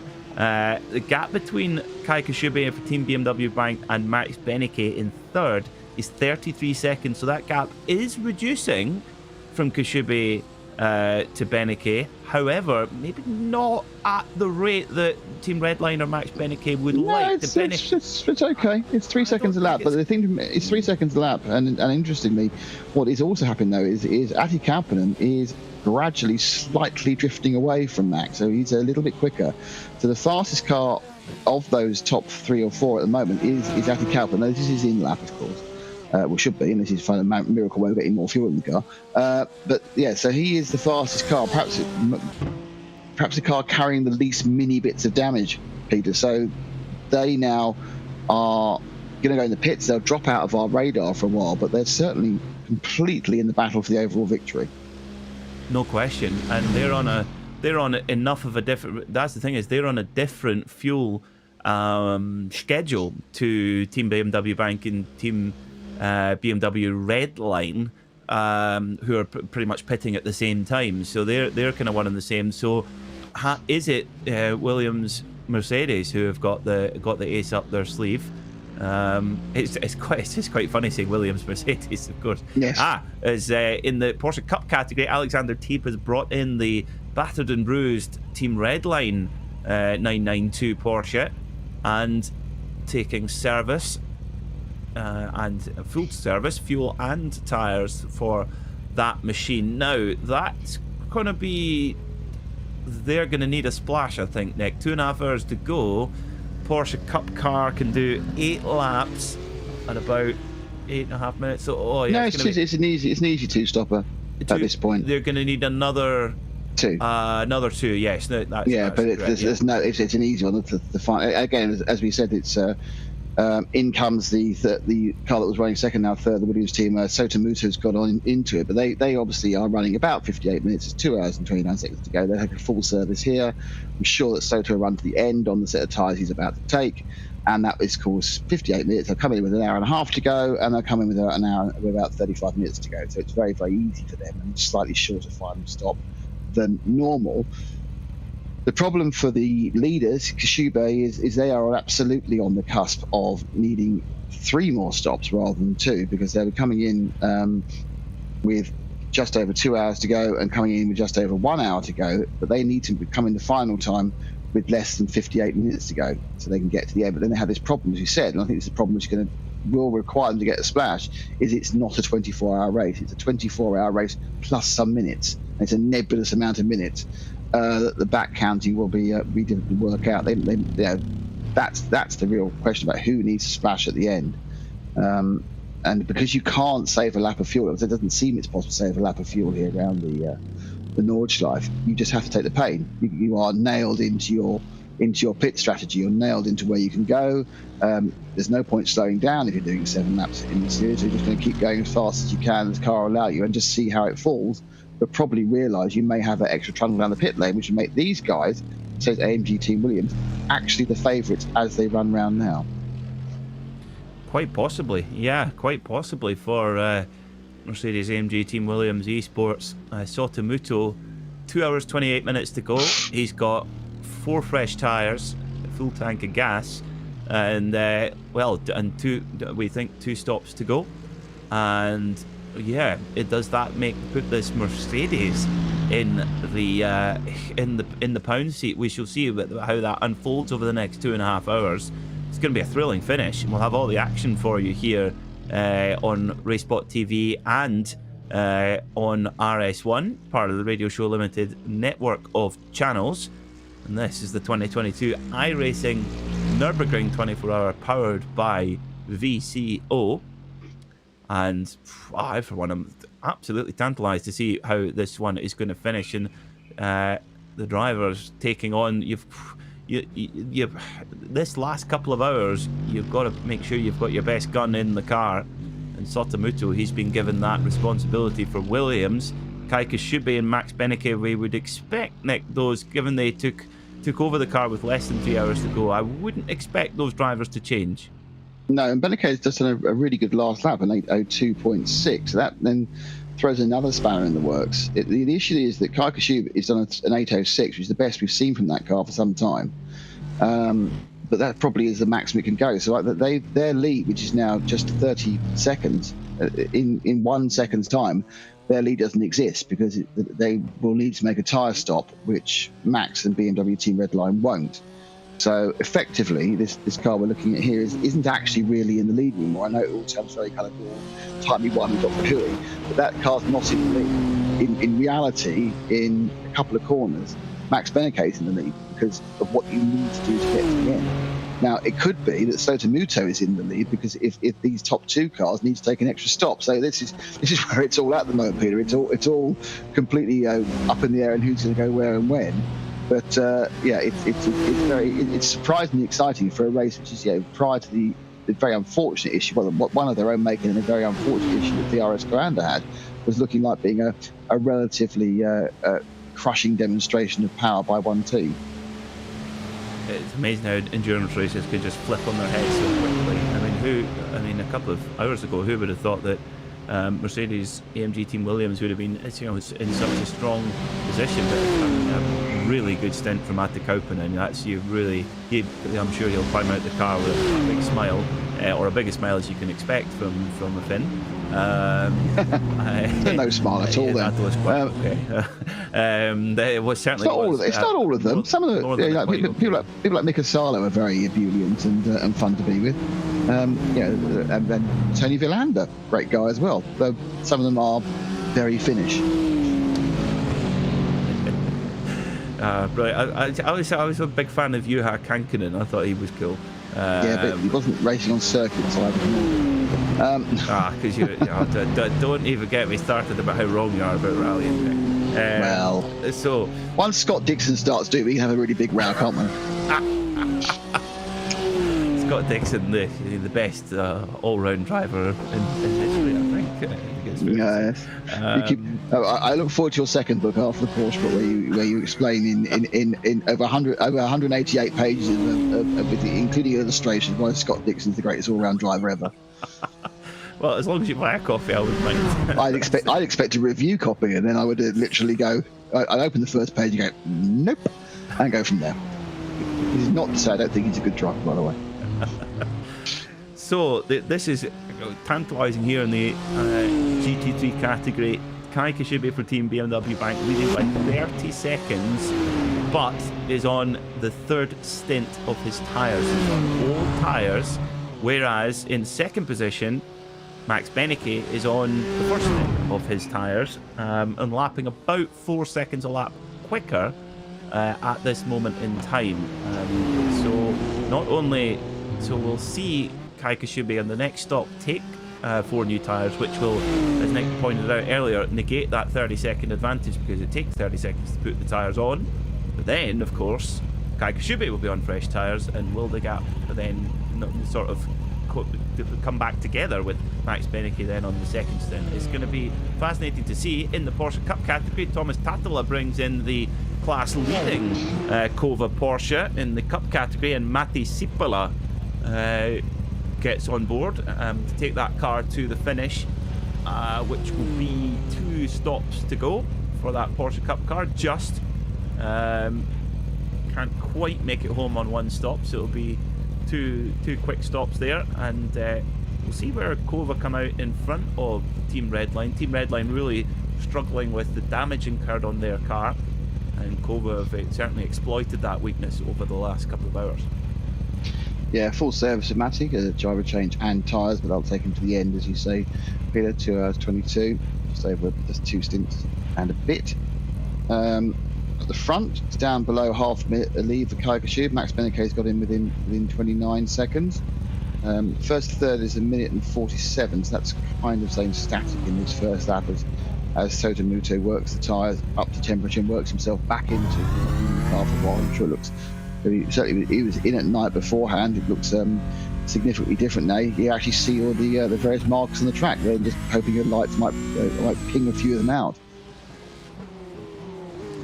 So Matti Sipala comes back onto track in the number 707 Porsche 992 Cup for Kova, and back out in the lead, just waiting for our timing screens to update to see the gap between them. Looking at about just over half a minute now between Kova and Team Redline Cup, in what has been a titanic battle. This has gone on since the green flag. Logitech Aldis Esports were in that battle, but have faded away,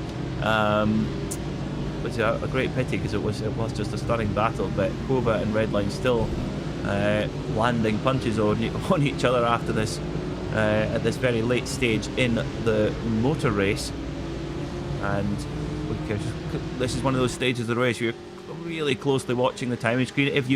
If you're either watching on RaceSpotTV or want to listen in on RS1, part of the Radio Show Limited network of channels, you can go to our live timing, which is timing71.org/RaceSpot, and that will give you a very good timing information from our partners at Timing 71. And that timing will tell you, Peter, the 707 car is quite comfortably 34.6 seconds ahead now. So with the Kova car there, with the damage to the Team Redline machine, it's going to be a very difficult gap to bring down when you're holding 2 or 3 seconds of damage in the machine. And Kova really looking the pound seats for the 992 victory now. They do. I mean, the lap times have been so close that 30, even if they were equal on pace, it would now be a big mountain to climb for Team Redline. 35 seconds.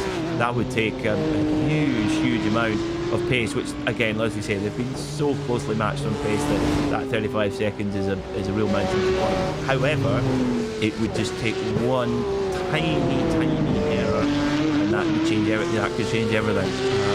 That's been the kind of story of this last portion of the race, where just the tiniest mistakes can have the largest consequences at the front of the field.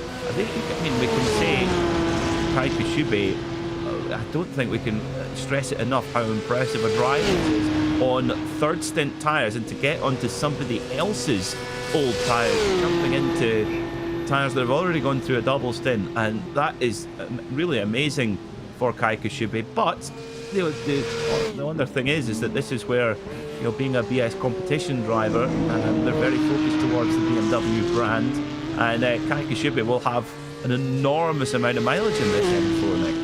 Yeah, I mean, as I said, we were talking about teams who can choose what car they're going to drive. Well, obviously, being called Team BMW Bank, you kind of have to drive the BMW. So at least that would take in the first level of their focus about which car to choose away, and they knew they'd be choosing the BMW. And Kai obviously is part of the team, and they do a lot of ours. I think there was a familiarity with the cars and how they handle these top drivers within 10, 12 laps would have worked out so with a track this size would have worked out the kinks of an individual chassis.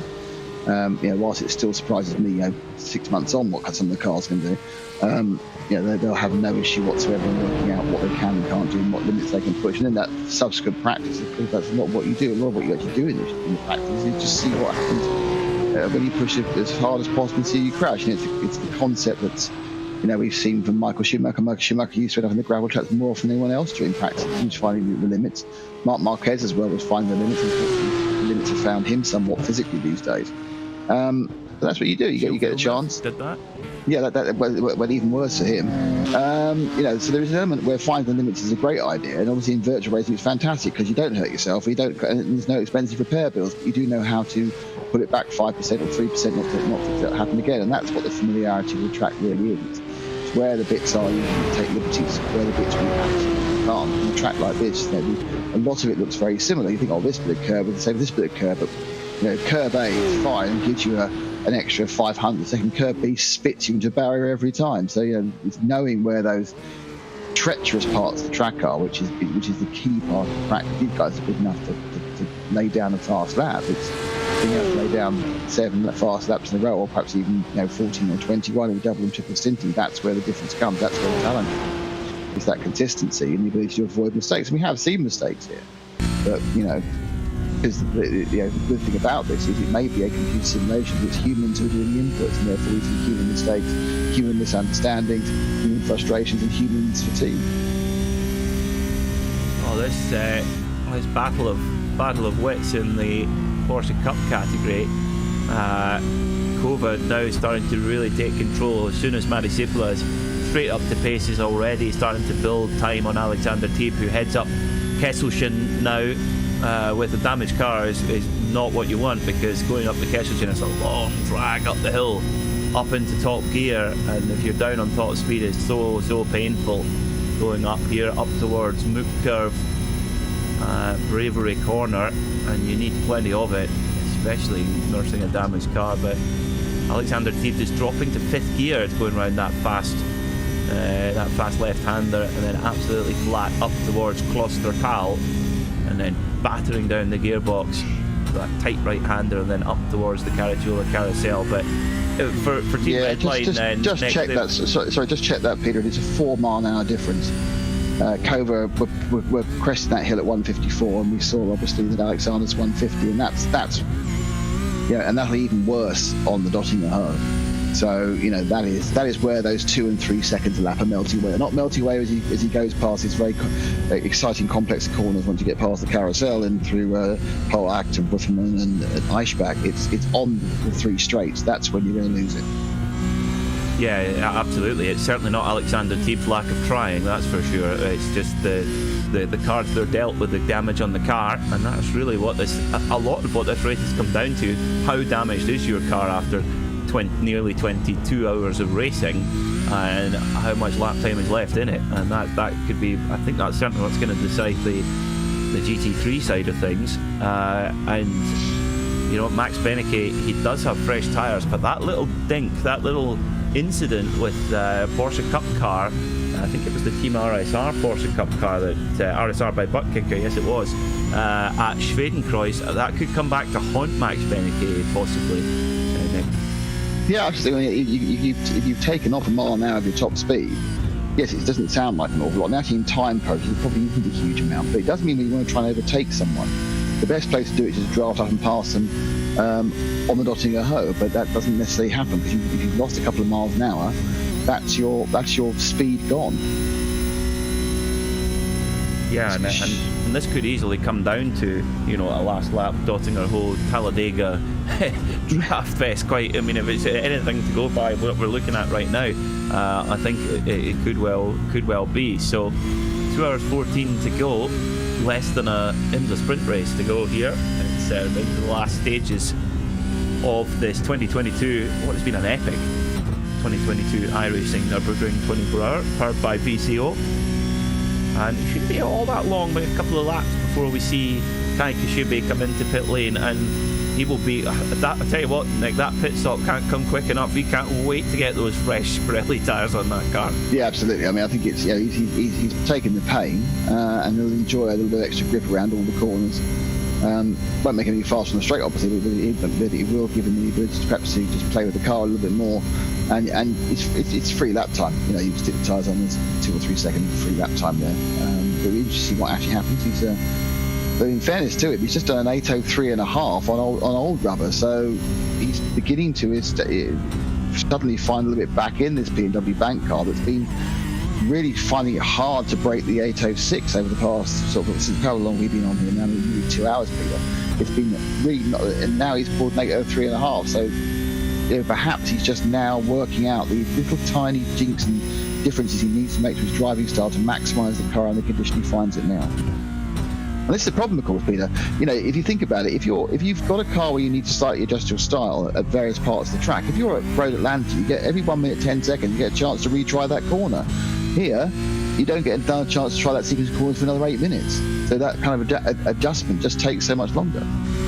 Absolutely, it certainly does. I mean, for context, Kai Kashibe, our race leader, only 0.2 of a second slower than Max Benecke. Now, Max Benecke is on stint 1 of his tyres. Kai Kashibe is on stint 3. That is remarkably impressive from Kai Kashibe, and could be a critical part of the outcome of this race. Kai Kashibe doing a super job at the wheel of the Team BMW bank car, and lapping considerably quicker than Bruno Spengler was on, when the tyres were much newer.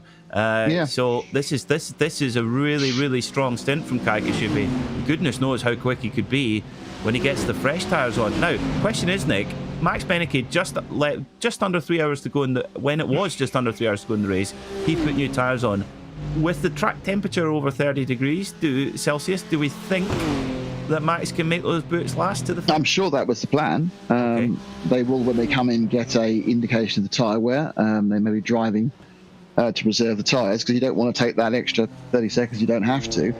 Interestingly, not a great lap from Sotomuto on his first flying lap with the Mercedes. That was only an 8:06. So they're, we much vaunting their chances of actually net being in the lead. That's not looking that way at the moment. They've just not really kicked on in the laps that Soto's had so far. I'm not sure that's Soto, that's the car. But he's off pace. Obviously, he's incredibly quick, but off pace. Didn't beat Scrivens in the 4th place car, which is still within 2 minutes, just under 3 minutes of the overall lead. Just turned in an 8:39, 8:4. So the top 4 of the top 5 did 8:03 something, and the person who didn't do that was Sotomuto with an 8:0, near enough an 8:07, 8:06.8. So he needs to find a little bit more pace, otherwise he's going to drift out of the contention we just put him so heavily in only 15 minutes ago. One thing I would say is that Sotomuto is running with a full tank of fuel, whereas Kai Kashibe and Max Benecke are on light fuel now. Now, there's a difference. I mean, a GT3 car can take, 115, 120 litres? It's about 100. I think it's about 100, because you actually see the weight in pounds when you drive the BMW. It's about 185 pounds of fuel that goes into the car, which is about, so it's 2.25, so it's about 80 kilograms, is that? Something like that? So there's a huge difference in from full fuel to low fuel. And that is certainly, so we could see Sotomuto getting quicker over the next lap or two. But when we were looking over, of course. But when we were looking overnight, that we weren't seeing those big variances from full tanks to low tanks. It was only about a second. Also, of course, he's on fresh boots as well, so it's swings and roundabouts there. It may just be he's still working himself into it, and he'll start speeding up. But effectively an 8:07 with a new set of tyres is kind of thinking that's not really where that car needs to be, considering how fast it was going when Alexander brought it in before. Yeah, it's an interesting one. One thing as well is that pre-race, I mean, it looked like the BMWs were quite dominant, but then were given a 15 kilogram balance of performance addition, and then reduced 0.5% in their horsepower. So, how will that affect things in the tyre, etc.? But certainly it's brought them back into the performance window. Will that go back in the favour of Mercedes? We shall we shall see. 2 hours and 9 minutes to go here, and what is, do not go anywhere. You do not want to miss the end of this motor race. Running through the other classes in TCR to start with, last year's champions Team Huizenveld continue to march on at the front of the field. Still about 8 minutes the gap back to Major's Garage FSR 185. Navita Sane at the wheel of that car at the moment. Sven Glatzel driving the leading Team Huizenveld Hyundai Veloster in their usual blue, silver and red colours for the Huizenveld team, sponsored by a producer of a very shiny, pretty and very realistic pedal equipment for your simulator rig. In GT4, it's Urano Esports who lead by, they're just adding a little bit and piece here and there to their lead. They're now leading by about 85 seconds from Mala Racing Aston Martin. That's Alexander Voss driving for Mala Aston Martin. Konstantin Scharf driving the BMW M4 for Urano, leading that category at the moment. Konstantin was very impressive in the very early stages of the race and continuing that form at the moment. In the Porsche Cup category, well, Kova continuing to just keeping the pressure on, keeping building that lead. Their gap is now up to nearly 38 seconds. And Matti Sipula leads over Alexander Keep for Team Redline. And in GT3, well, at the moment, it's Kai Kashubi leading by 27.6 seconds. Kai doing a super job on the third stint of these tyres, and Max Beneke on fresh, or certainly on first stint tyres. So they're due into the pit lane not long from now, where Kai Kashubi will fit fresh boots for the run to the flag. Sotomuto for Mercedes Team Williams, they're about 1 minute and 53 back in third. However, they have not long taken a pit stop. So it will be fascinating to see how they kind of shake out over the course of the next 2 hours and 7 minutes. But you got to say, Nick, Kai Kashubi, it's job done as far as what he needed to do in this stint in terms of just maximising the pace out of that car. Yeah, he's done an excellent job in taking over the car from Brunner. We don't know what the situation is, what the level of damage is on the machine. It certainly doesn't appear to have an 8-minute flat in it, which is we were seeing from something like 0801. But Kai suddenly found a few seconds last lap round, which certainly helped him. But yeah, it's now when they come in the next time, they will take tyres, and that will drop them behind Max Beneke, who won't take tyres. So when they both run for that pit stop sequence, because there's only 27 seconds between them, and it's 29 seconds to change tyres. So Kashubi eschews a pit stop again, so he must be due next time. Is he due? Which would be interesting if he is next time. It'd be quite interesting. Then he's really in this difficult situation where he'll have 1 hour and 58 minutes to go, and a 58-minute petrol tank, which means that realistically he's going to have a smash and dash, or if the cards absolutely play perfectly for him, he might be able to creep over the line. So it's a massive gamble, and we may see cars come in just to fuel up for the last lap, trying to see where the white flag lap was. So I wouldn't be at all surprised to see cars coming in the last lap. I think we will see that, yes, across all classes. It's 8 laps on we've seen pretty much 7 lap stints being the standard in GT3. However, 8 laps is just about possible with huge fuel saving on every single lap. Is that worth it? Oh, it's possibly. Well, might we see, teams try and stretch an 8 lap stint to try and save a pit stop? It's remarkably interesting, and the one thing I wouldn't want to make a prediction right now, Nick. It's this is what endurance racing is all about. It's the cars are effectively time trialing against one another. They're not knocking panels out. It's not it's not touring car sprint racing, but it's the storylines are equally as exciting. Yeah, and I think the thing to remember is it's the actual run down the pit lane and stopping and then starting again and coming out is about 30 seconds, perhaps a bit less than that actually here, but then it's how much fuel you take on. So you're looking at probably with a lap's worth of fuel, perhaps worst case 2 laps, but you're looking probably at a 40-second loss, perhaps a bit less. And the question really is at that point, if over 8 laps, can you say that stop? But in doing it, do you lose more than 3 or 4 seconds a lap? You know, it's and also it's that extra mental capacity to go on a massive fuel save around the Nürburgring. Is that also worthwhile? And then what happens if you miss it? You know, you just wasted your time. So unless you've actively practiced doing this, you'd say probably it's best just to keep going and see what you can do and just take the splash and dash, because it probably ends up being a quicker way, just because the mental capacity. Just if I'm just going flat out, it's much easier. I've got lift coast, change early, everything else, whilst trying not to lose lap time. Yeah, it's definitely if the teams do it, they will have rehearsed it. You can guarantee that if they will not play a strategy card unless they know that it will work, they've done it in practice. So, well, let's see then. Is that what Max Benecke's up to? Is he? Because we haven't really see him. You know, well, I say that just as I look at the time screen, he's done an 8 flat 0.4, so I'll stop that point right. That car's working well again. Right in the track. My goodness. 8. But then it gives the 802.7 for Kai, which is a really good time as well. So I don't know whether we're despite the fact the track temperature's gone up, we're reaching some sort of weird Nürburgring happy hour, because the times have been coming down over the 2 hours we've been here, which is really weird. It's getting warmer. Yeah, and that's against the grain. Yeah, you would expect with the track temperature climbing that the lap times would go up, because it makes the track a little bit more greasy.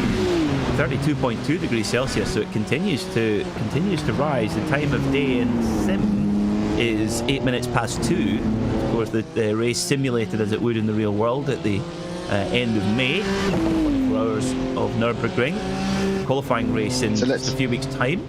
Let's hope we get this sort of weather for the actual race. I'll be going to the real one for the first time. I've never been to Nürburgring 24. I'm going this year, so I'm quite excited about that. Ah, yes, so, absolutely. I don't know what our plans are for if we're on site or whatever. I'm not sure.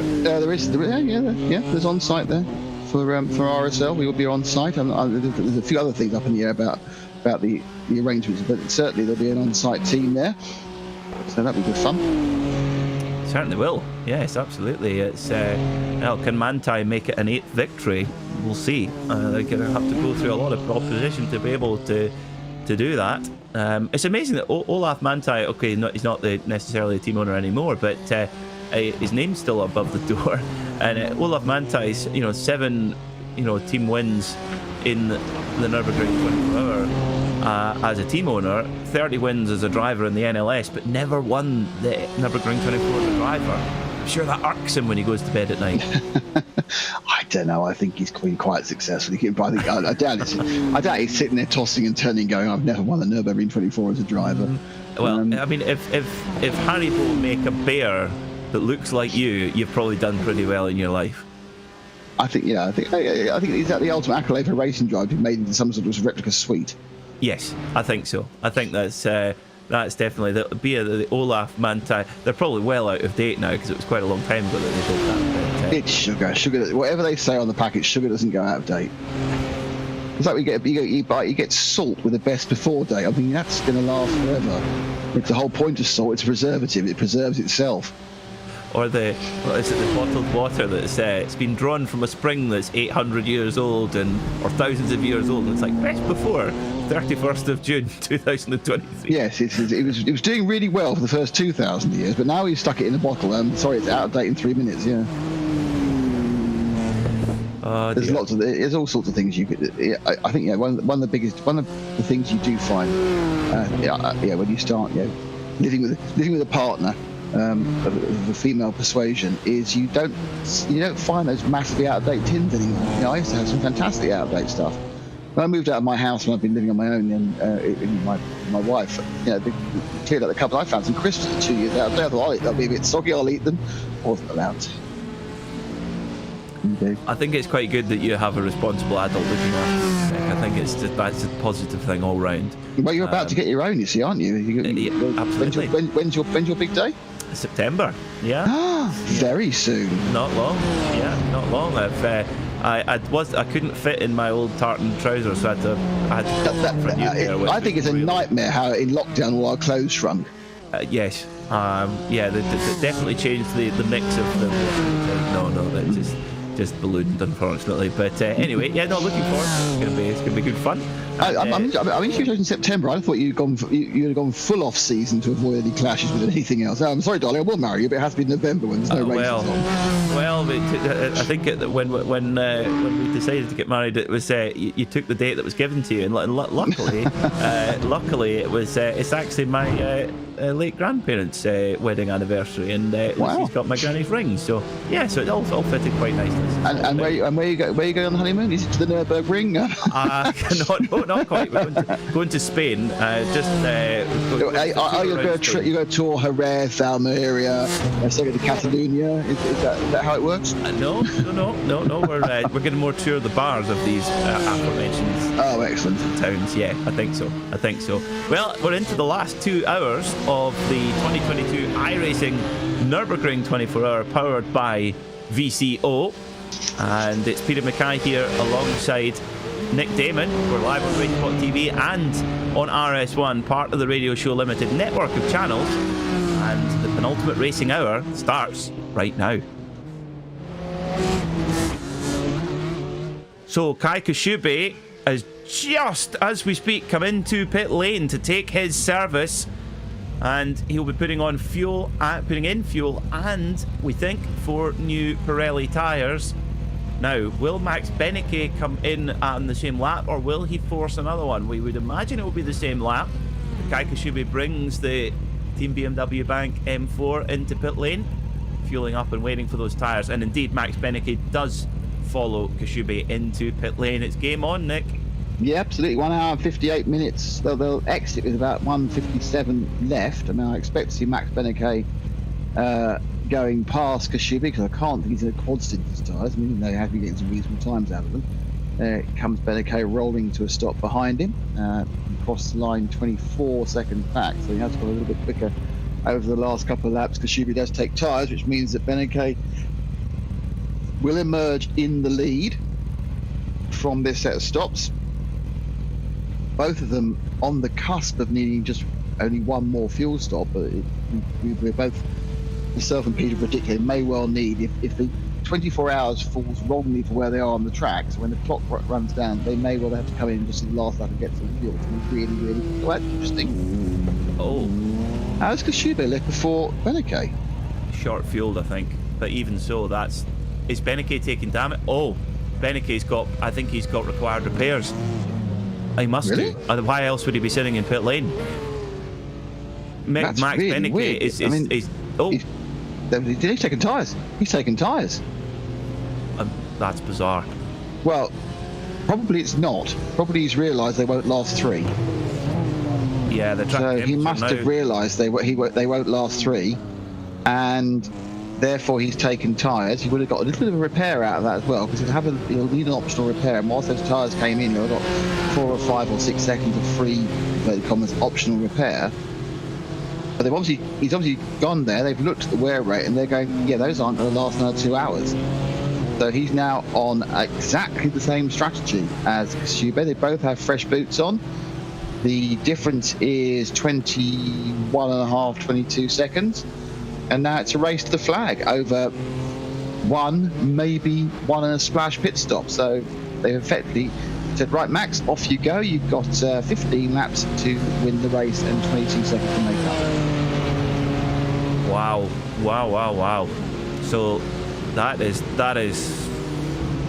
real. Have Team BMW Bank played the strategical masterstroke by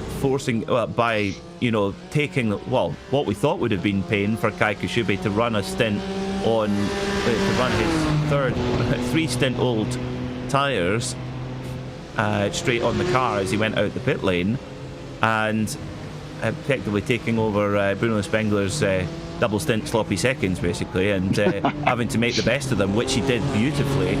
Is that what Benecke should have done? Well, you argue that yes, that is the case, but Team BMW Redline thought they could make a triple stint work to the flag. That doesn't look the case as the track temperature rises. Oh, this is the team strategists who are really coming to the fore here, Nick. It's fascinating. Well, that's it. As they always say, your plan for battle always goes wrong with the first sign of actual engagement, and they've come up with a plan. And as you said, the rapidly rising temperatures, which is, I think, a surprise to everybody, it's got as high as it has. 32 52 now, is it? Right, it's pretty high. It has caused them to reevaluate, and they're going, right. It may also be that they're pretty sure that they've got a couple of seconds a lap in hand over Kashube. So if you think you've got a couple of seconds a lap in hand, and you've got Max Beneke in the car, you can pretty much rely on him to get that done. Then you think, okay, we can afford to take tyres here and be 21 seconds, 22 seconds behind Kashube. But it's an interesting conundrum, isn't it? It's put Sotomuto back into play, and he's beginning to find a bit more pace in the AMG Williams. They took 4.7 last time round.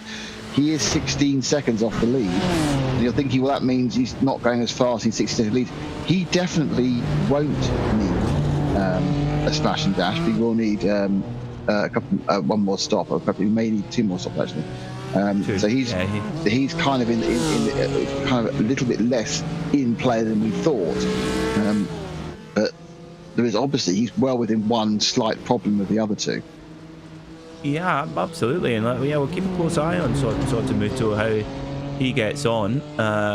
But yeah, definitely in play, just about. But it's likely that all the cars will need 2 stops from now. However, is there another twist in the tail here?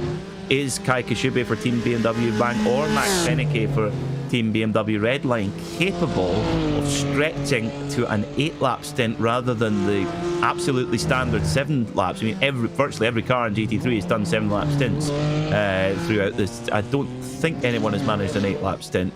Do correct me if I'm wrong, but it is just about possible, but it does require enormous amounts of fuel saving. Which, is it worth it with a 21 second gap between first and second? Possibly not. The good thing is, Nick, with an hour and 52 minutes, we're asking lots of questions that we don't have an answer to yet. That's what we like when we're in the entertainment business. Yeah, we're not sitting around going, oh, is he going to win by 7 minutes or 8? Yeah, it's up in the air. The lead now is down at 21 seconds, so already Max has taken a second and a half out of K in this first 2/3 of a lap. But Kashube has the advantage of being in the lead, but it's a case where he's being hunted down now. I'll be interested to see how they're going to overtake, because I don't think Beneke's got much of a top speed advantage, maybe even a top speed disadvantage, to the extent that the toe down the Dottinger Hoe may actually even be negating that little bit of front end damage you picked down. Now, it's possible, of course, he would have picked up a minor repair time by changing tyres, and he may have gained that mile an hour back again. We're talking about fine margins, but they really, really matter in this context. I'm not convinced. I think it's going to be, we're going to wait and see on the next flying lap. Kaika should be coming up towards Huaak, so heading into the second half of the lap now.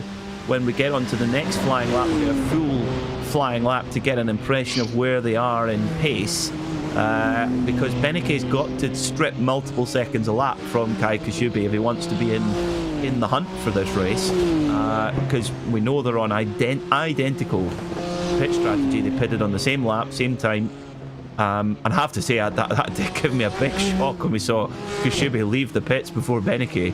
But Beneke having to take tyres, which may well have even been a shock to them. Yeah, I mean, I think that it was a big surprise to us. We expected Max to pull away and lead comfortably, but they obviously made the decision based on the amount of wear they saw that they may have taken advantage of it. It wasn't going to be quite good enough for 3, so therefore you take the advantage of the longest period on the freshest tyres. You take them now. Yeah, absolutely. Well, an hour and 50 minutes to go. This will be, I don't think there'll be any fingernails left in either the BMW Bank camp or the BMW Redline camp. There certainly will. If you're sitting in the boardroom in Munich and you're maybe tuning into this on a Sunday afternoon, you're thinking, oh, this is all going rather swimmingly. I hope they're at home. I hope their work-life balance is better than the fact they're not in the boardroom on a Sunday. I think if you're on the board of BMW, I don't think you get any days off. I don't think so. Imagine what the boardroom looks like in a place like that. I bet they've got good coffee. That goes without saying. They have good coffee and a large number of flat screens all around for various video conference meetings. And then, being as it's Germany, they have some very ergonomically efficient but terribly uncomfortable chairs. Yeah, so you don't fall asleep in meetings. Yes, exactly. Yeah. Well, exactly. Yeah, that's me. The complete opposite, of course, is Japan, where falling asleep in meetings is absolutely fine. I didn't part of their realise culture. that. Yeah, it's part of the culture. It's not a problem. You can fall asleep in meetings.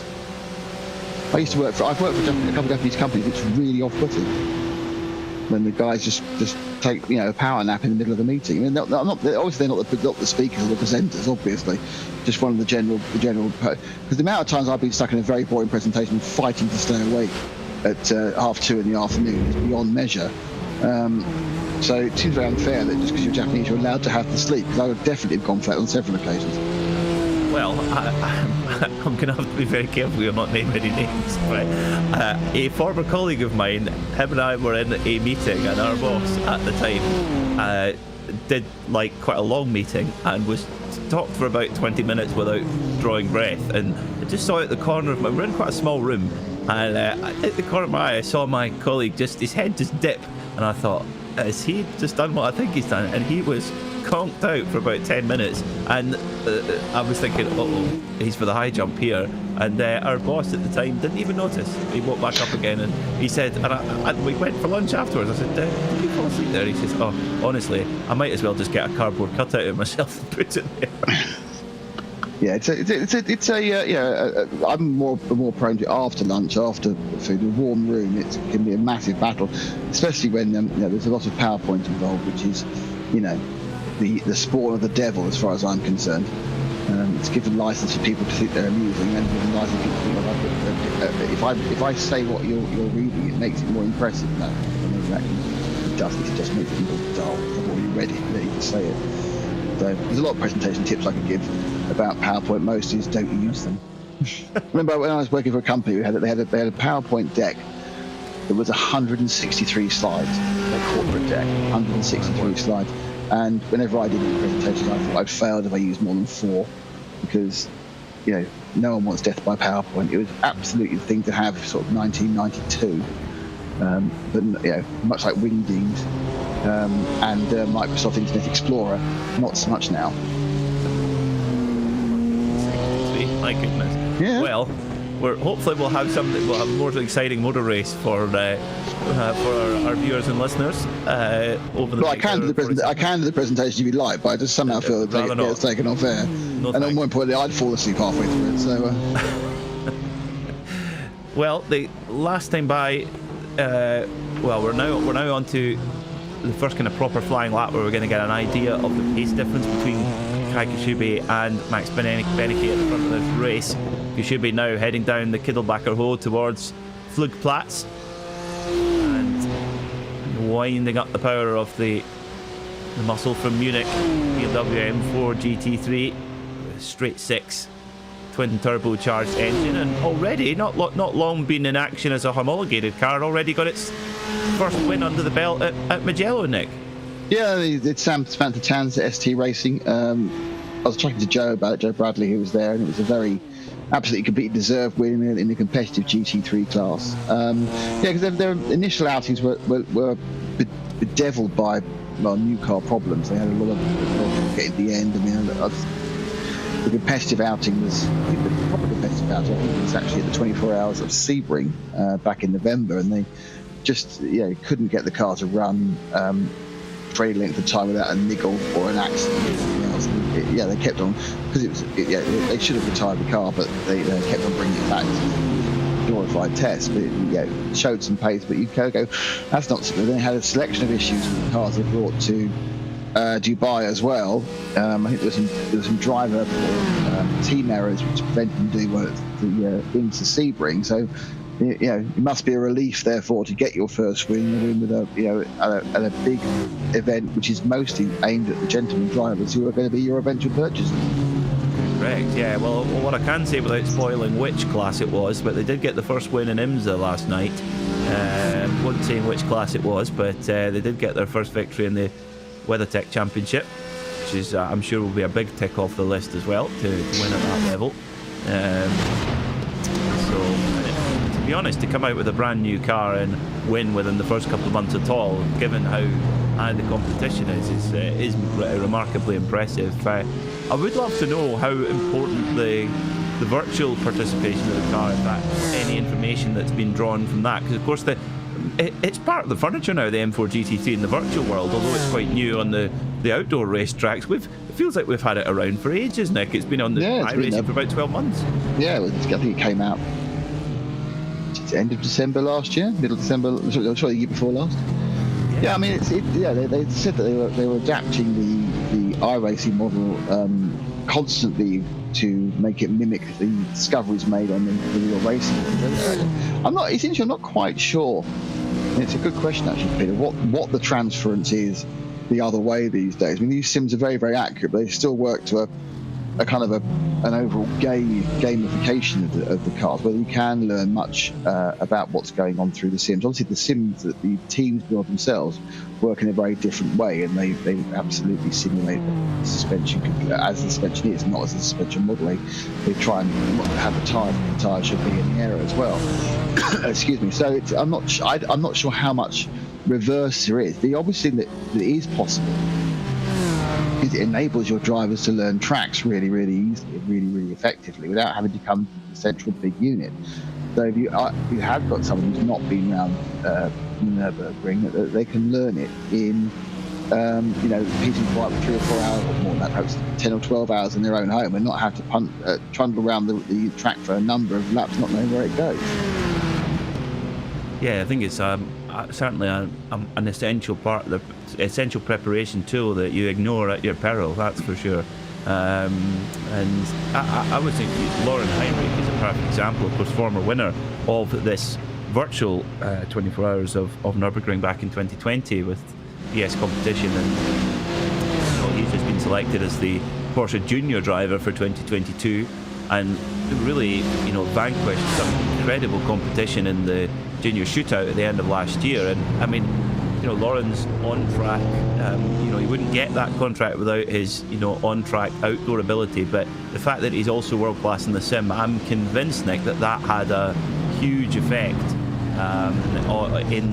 certainly had didn't do him any harm in, being chosen over his opposition for that contract. No, I think you're right. I think you show a level of versatility and adaptability. And I said before, I think this is the e-sport that translates to the real world. Being good at FIFA doesn't mean you'd be any good at football, no. But being good at sim racing actually probably does mean you'd be pretty good. Obviously, if you had the physical attributes, and you're relatively fit and relatively light, then you'd certainly transfer that to a full-size racing car, and many people have.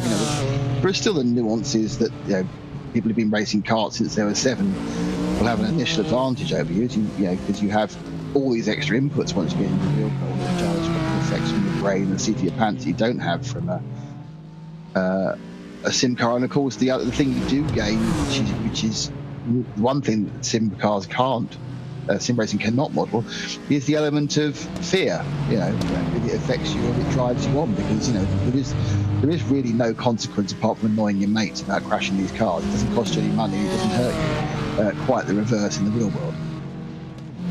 Yeah, and that is the difference. I mean, you see that up in racing series all over the world, that there's drivers that can afford to crash their car and drive accordingly, and there's some who can't and therefore drive accordingly. I mean, here in the UK, I've seen drivers on both sides of that coin in the mini challenge, where you have drivers who apparently have an unbelievable, have an absolute unlimited budget, judging by the way that they have no understanding of keeping the car on the circuit at all, and others who cannot knock a panel off because they're right on the limit of budget of what they've got. And that is, in a way, that's what is quite nice about virtual motorsport, is that playing field is effectively level.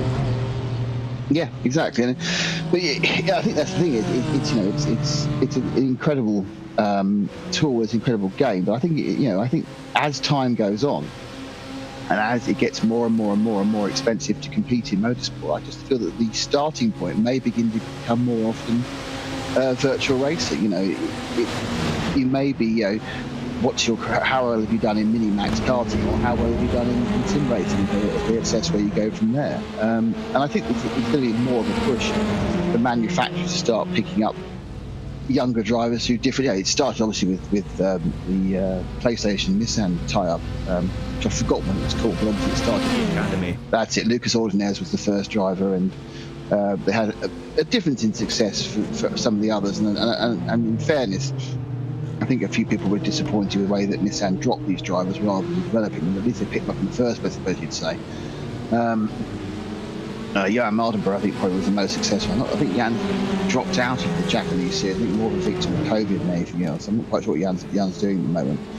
But, you know, it went all the way to Le Mans with the absolutely ill-fated and disastrous Le Mans program they had back in, was it 15? That was it? 15 or 16? 15, yeah. It should have been 16. They went a year too early, and that was the biggest problem with it. But a lot of those drivers in those three cars were from the academy.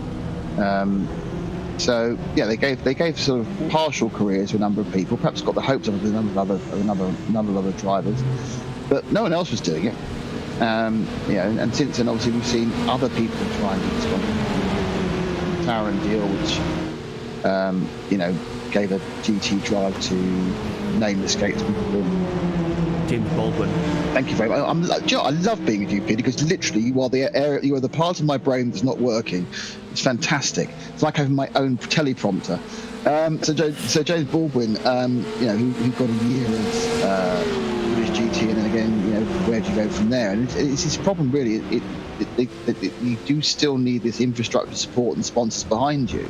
And whilst you get this initial push, perhaps the advantage of some of the guys who do it for real, if they're not daddy's, rich daddy's son, is they've been hustling for years to get the money, and they've also made those contacts. They know the people who run the teams, and perhaps that's where they have the advantage. Absolute crash course in sim racing to come out of his or her bedroom and into the real world, and have this advantage at a year, and perhaps show performance and pace. But let's be really honest about this. There are very, very few paid racing drives available.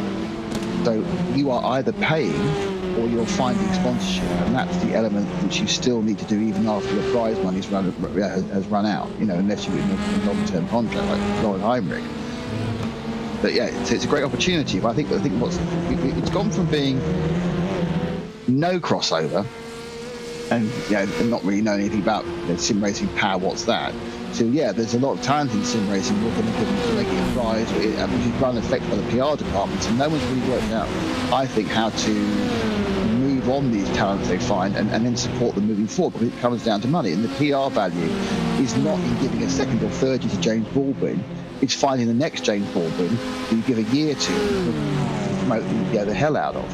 And because it's currently being run by the marketing side rather than the competition side. So, it's kind of a swings and roundabouts, but at least there is crossover, because there's no one who's good at FIFA playing for Liverpool. Let's be honest.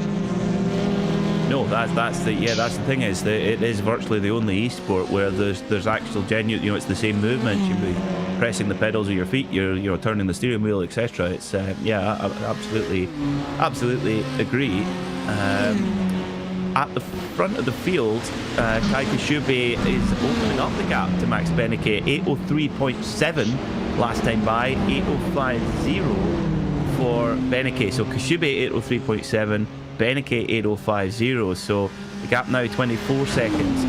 Sotomuto 8:05.3. So not really making an impression on the two BMWs ahead. So Kai Kashubi starting to just grab a little bit of control on this lead. Remember, on an identical strategy, fresh tyres, they pitted at the same time, so it's absolutely like for like pace between Kai Kashubi and Max Beneke. We did see the Team Redline car, Alexander Teeb, having a little off-track excursion on the Grand Prix circuit at the hairpin before the Michael Schumacher S. Nothing, no damage, no harm, no foul, but the gap is continuing to grow. Kova Matti Sipola 53.7 seconds in the lead in the Porsche Cup category. So it's an hour and 35 to go. Kova in the driving seat in that Porsche Cup class. Yeah, Beneke suffering with a bit of traffic at the moment. He's right behind the leader in, I think it's 77992 coming up the carousel. Just comes to the inside of him now. So Beneke had traffic running up the hill because, as we know, the 992s are pretty much as fast as the GT3s in a straight line. So last lap round 8:05 against 8:03, as you say. So that's a surprise. Absolutely, he's not moving forward. So, but he needs to make up, a second and a half a lap, and then he'll drift himself towards Kai Kashubi. So Kashubi's really found a bit of pace, or perhaps the BMW car has lost that pace, that little bit of damage, that little dinking, that seemingly so innocent little coming together of just going up the backside of that Porsche. That might end up being the oddly, whilst we're thinking about the major changing factor of the race being the command disconnect, perhaps that tiny dink is the thing that makes the difference between winning and coming second, Peter. I think so. Yeah, we mentioned it at the time that could have been pivotal. But to be honest, lucky it wasn't an enormous accident, because Schwedenkreuz, you're flat. Depending on the downforce trim you're running, you can just about get it flat. In high downforce, you can take it flat in 6th gear. So it gives you an idea of how fast it is in a GT3 car. And if you run into the back of somebody, it's usually a colossal accident, and the wall's right there. So the fact that they're still in is in one way lucky. And yeah, it was a mistake that might haunt Beneke, I think, could be the case. I mean, Kai Kashubi, we can't really use enough superlatives to just how impressive his driving has been since he hopped on board that Team BMW bank car about an hour and 25 minutes ago. You know, driving a perfect stint on, you know, on the third stint of the tyres, and then now on the fresh boots, opening up the gap to Beneke. Now they're not far away from coming over the timing line again. Beneke just coming up towards they set the Beloff S and up towards Schwalbenschwanz. So it won't be long before we get another lap time comparison. Last time by was 1.3 seconds in the favour of Kashubi. What will it be this time by? As you mentioned, Nick, Beneke coming across a bit of traffic, but you would think that Kashubi would have encountered the same traffic on that lap. Yeah, I mean, there is, of course, a 23-second separation. So if it's a 992, you won't find it on the same lap, because they're only running 10 seconds off that pace, off the pace of the top cars. So they'll get to see it a lap later. I think this lap is shaping up, I think, from the gaps I can see, to be pretty similar to possibly slightly quicker for Kai, actually. So Max really needs to find a bit of space. Yeah, I think the Kai's already over on an 8:02.7, which is another cracking lap from the young man. And now let's see where we get with Max. And Max is going to go over on just cross the line now, 8:034. So 7/10 of a second again. So Kai's still, a little bit quicker than Max Beneke, which is the complete reverse of what we saw prior to them coming in. And so, as you rightly pointed out, Peter, during that stint, it was three stint old tyres against one stint old tyres, new tyres. Now they're both on new tyres together. These cars are very, very even. And Max, who probably thought tactically, we can get to them quite easily, he's got a massive battle on his hand, because they've been out in those tyres now for 18 minutes. He's got no near it, but he's got slightly further away. It's fascinating. I think at this stage, if this pace continues in both cars, perhaps the only option for Team Redline is simply to try and make that 8-lap stint and try to get home on one more stop when Team BMW Bank need a splash and dash. Will that be enough? Well, we'll need to wait and see. It's a big ask, as our third place car, Sotomuto, Mercedes-AMG Team Williams, into pit lane now for the penultimate stop. Now, interestingly, we'll kind of be able to split this in two. I wonder if we'll maybe see 2 6-lap stints here, Nick, for the Mercedes team. And does that then bring them back into the picture? It needs maybe a bit more than that, possibly, but Sotomuto on a slightly, obviously different strategy to our 2 leading BMWs.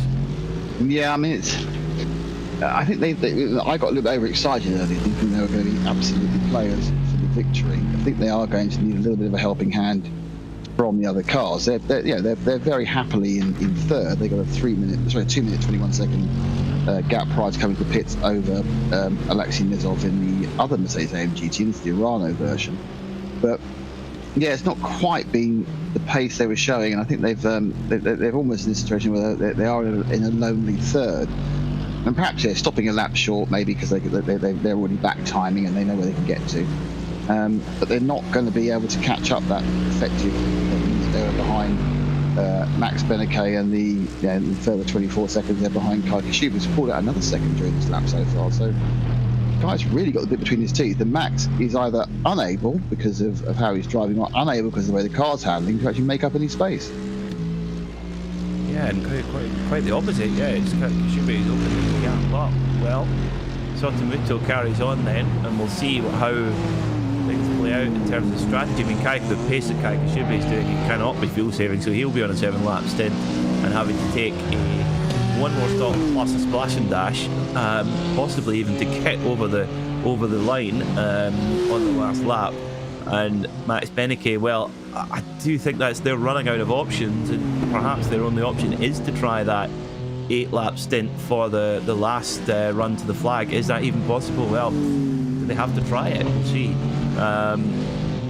In the Porsche Cup category, Kova now lead by 56.6 seconds from Team Redline Cup. Matti Sipola driving for Kova, Alexander Team for Team Redline.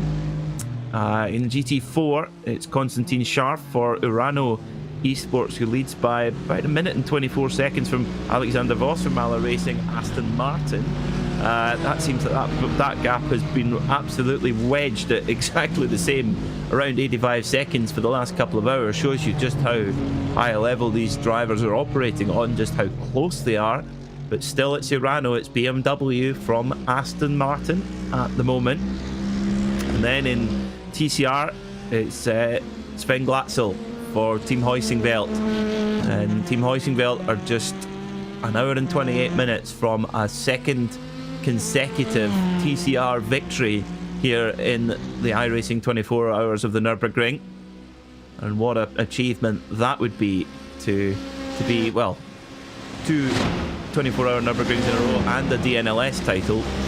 Quite impressive indeed. Quite an achievement that would be. Yeah, I mean, I think you talk about that, but winning it once is hard enough. Winning it back to back, you need to be very, very good, but you need to be so active. I think it's definitely that of all the 24-hour races, it's by far the hardest to win, because there are so many variables not in your control.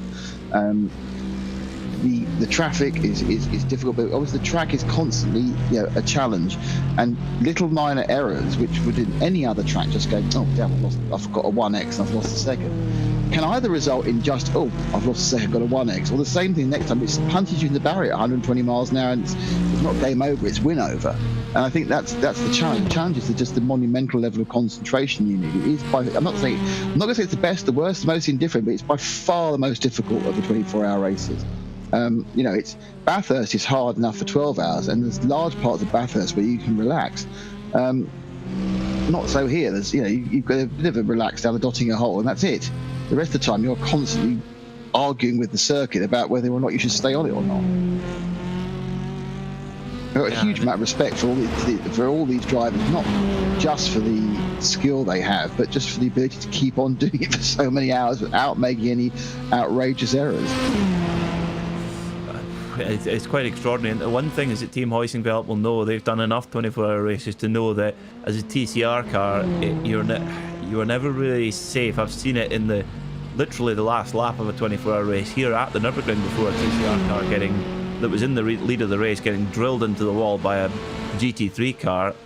Let's really hope that nothing like that happens. But I'm sure you've always got in TCR you're always going to have your eye on the mirror, but you can have one eye on the mirror at almost all times to make sure that you're they've got an 8-minute lead. They can afford to be very accommodating in traffic, and just continue. Well, the other thing is even on this track, Peter, it's not like you're being overtaken all the time, because yes, the GT3 cars are a minute faster a lap. That still means they're only overtaking you once an hour or once every 55 minutes. So the actual, you actually do need to look a lot further forward than you would normally do in the slowest car in a class, because you've got, we talked about the low car density now anyway, 55 down to 32.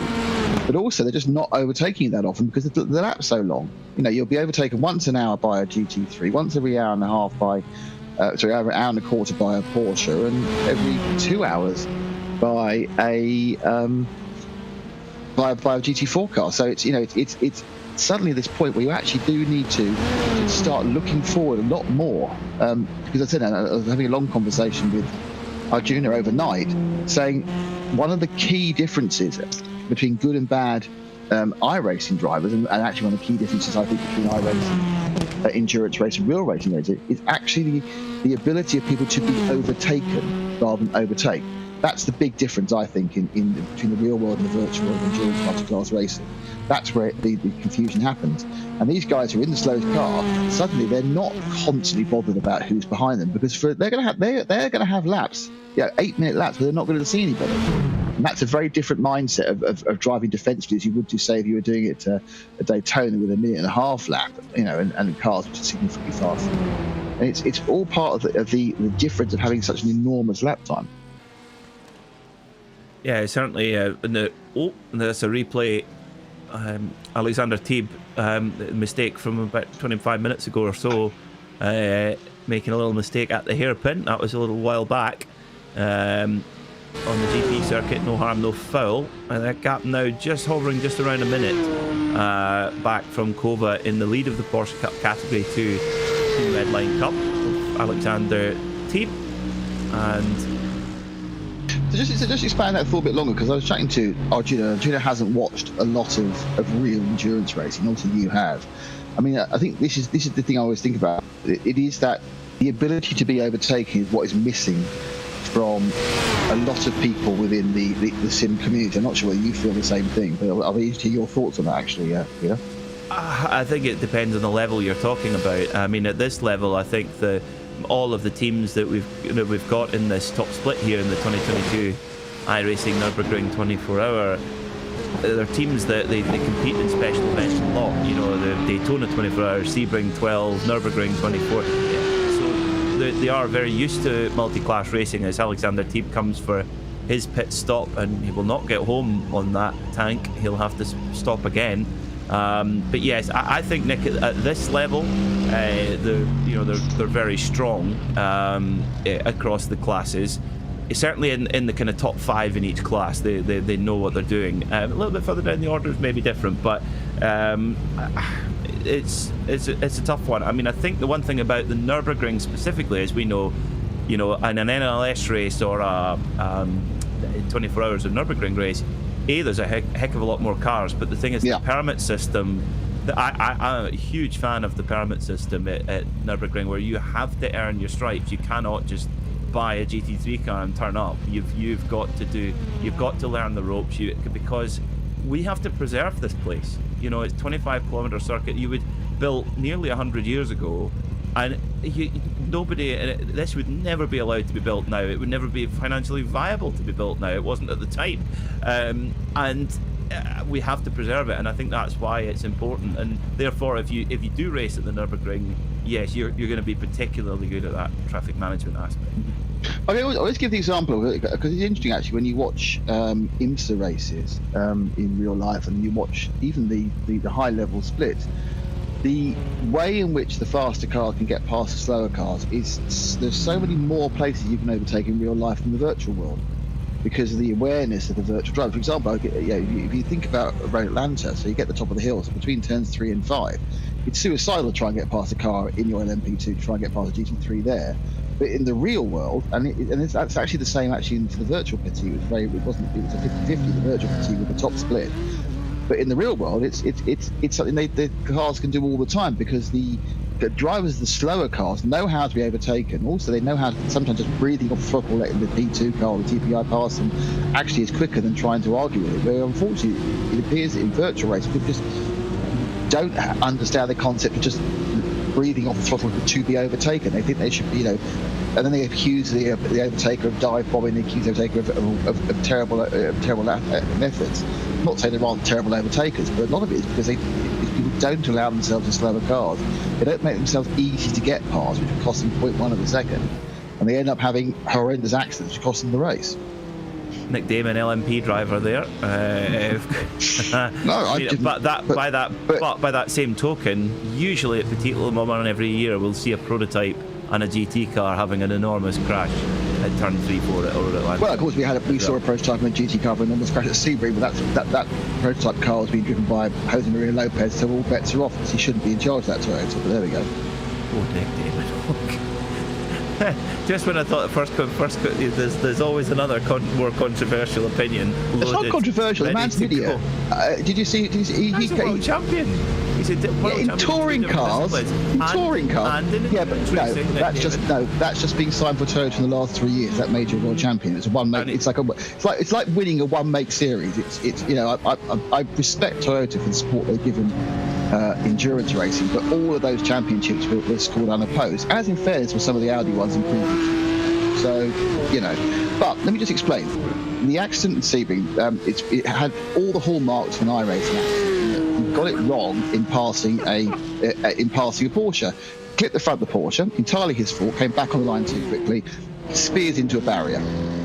He then chunters off at full speed, despite the fact that the car's scraping on the ground. He must have heard the scraping on the ground, and then very surprised when he tries to turn in direction, can't, and then literally hits the tyres at the highest speed possible and barrel rolls over. If that's not the definition of motor racing idiocy, what is? He's done the thing that professional drivers aren't supposed to do. He's got all emotional about the small mistake he's made, and they made a massive, much bigger one. And don't forget, he was retained over Anthony Davidson, and the reason he was retained over Anthony Davidson is because they sell a lot more Toyotas in South America than they do in Brackley, and that's a fact. It was a marketing decision to keep him in the car. He's not an endurance racer, and he shouldn't be in the car. But that's only my opinion, formed from many, many years of observing proper endurance races. Le Mans winner, endurance world champion. Yeah, but he was driving a Toyota. It doesn't matter. It doesn't count. In the race, no, it does count. Yeah, it absolutely does count. I'm being very unkind on that point. Two very unlucky. They should have had 3 Le Mans wins. The point about it is there's certain events where having the best car is fine, and in every motorsport element of having the best car is great. But when you have the only car that can win, because of a combination of the excellent investment your company has made and the complete lack of investment anyone else has made, and the unwillingness of the ACO to apply the same levels of performance balancing to their Roubaix event they apply to their World Championship, it's not devalued, but it's and it hasn't got an asterisk, there's no other thing. But you sit there going, right, okay, so you managed to win that race because of your mates and because you weren't under any pressure, because you knew you were going to win. And this is my issue with Lopez. I don't think Lopez can drive under pressure, but he's under no pressure at Toyota. Well, he was, of course, at Sebring, and he cracked. And previously he's made mistakes in the years ago when it was competitive. But at this point, you're not. It's way easier to drive when it's only you versus your teammate, and everyone's happy either way. But I joke about my Scott Dixon. I actually personally think Scott Dixon's a fantastic bloke and a great driver. I don't think that of Jose Maria Lopez. You've made that clear, Nick. We're in no doubt of your 77 minutes to go. That's the advantage of being the colour man rather than the commentator. I'm allowed to have any opinion I want, and you have to go, oh my God, what's he saying? If you hear me say what's the time left in the race after that, Nick, that's usually me trying to change the subject. Well, in case you haven't worth a go. Sometimes I'll let you. Sometimes I won't. No, carry on. Sorry, Peter. Thank goodness Kai Kashubi's come into the pit lane to take what will definitely not be his last stop. So he's coming in to take his penultimate stop. Now, how will he split these pit stops? Will he take 2 shorter stops, or one big one and one very small one? We shall see. Well, they've come in early, haven't they? Yes, that's a short run. Yes, they've effectively abandoned any concept of of trying to get to the end. They've already back timed it, so they know they have to make another stop. So he's come in. I'm not quite sure why he's come in now, to be honest with you, because he could have come in a lapse time. He basically was in a 2-lap window here, this one or the next one. So he's come in a lap early, I think. This is a 6-lap stint. No tyres. I think they've probably just done that just to run the car a bit lighter towards the end, because they obviously didn't run. Actually, you did postulate, didn't you? They short fueled last time. Potentially. You did. Yes, in fairness to you postulate they short fueled. Well remembered, and that was before Kashubi left, before Benny Kay's car went up on the jack. So that exactly, yeah. Yes. So maybe they've been playing us all along, Nick Damon of Team BMW Bank. Well, perhaps they wanted to stay in. Perhaps they thought that if they could stay in the lead, then they could, if they short fuel, they were probably thinking they might be able to actually stay in the lead, and then they could prevent Beneke moving forward, because I think overtaking is very, very difficult here, especially with Beneke's 1 mile an hour speed deficit. So I mean, there's a lot of tactics going on there, but it may well be, you were absolutely correct there. Great observation. They actually short fueled by a lap last time round, because they knew they'd have to stop twice. They've already worked out they couldn't get to the end. So they're going to leave themselves their final stop probably with about 22 minutes to go, something like that, and they will then be able to just run a short fuel stop and get to the end. But it's an interesting tactic, and I'm pretty sure they were trying to mess, as you say, absolutely right, trying to mess with their time, but Redline then messed with inverted commas and made it easier for them by taking tyres. All the mind games of motorsport that happens on track and indeed in the pit lane as well, as Kova take their penultimate stop from the lead of. Can you not do an hour and a quarter on a? Can you do an hour and a quarter on it? No, you can't. No, it's because in real life, of course, the Porsche Cups run way longer than the GT3s. Yes. We've often seen at Dubai that if you tune in after an hour and a quarter, suddenly there's a Porsche Cup car first, second, and third, because there's been all the GT3 is taking a 4.5 minute stop for fuel and everything else, and it's quite slow fueling, obviously, at the Prevented Dubai event. And you suddenly, how the hell is the Porsche Cup car leading? Didn't work this year because they had a number of code 6s in the first hour, and that always upsets that chance of happening. But yeah, it happened on a couple of occasions. We've seen that. So we had a 991 spec Cup car get in the podium overall in the Sebring 24-hour, which was an amazing story. Really, really impressive effort indeed. But not quite enough to usurp the Rutronic Audi, driven beautifully by Marcus Winkelhock and colleagues. I'm really glad you got your records there, because I literally was again, another thing I mentioned to Arjuna is when you do as many races as I've done, your short-term memory is absolutely awful.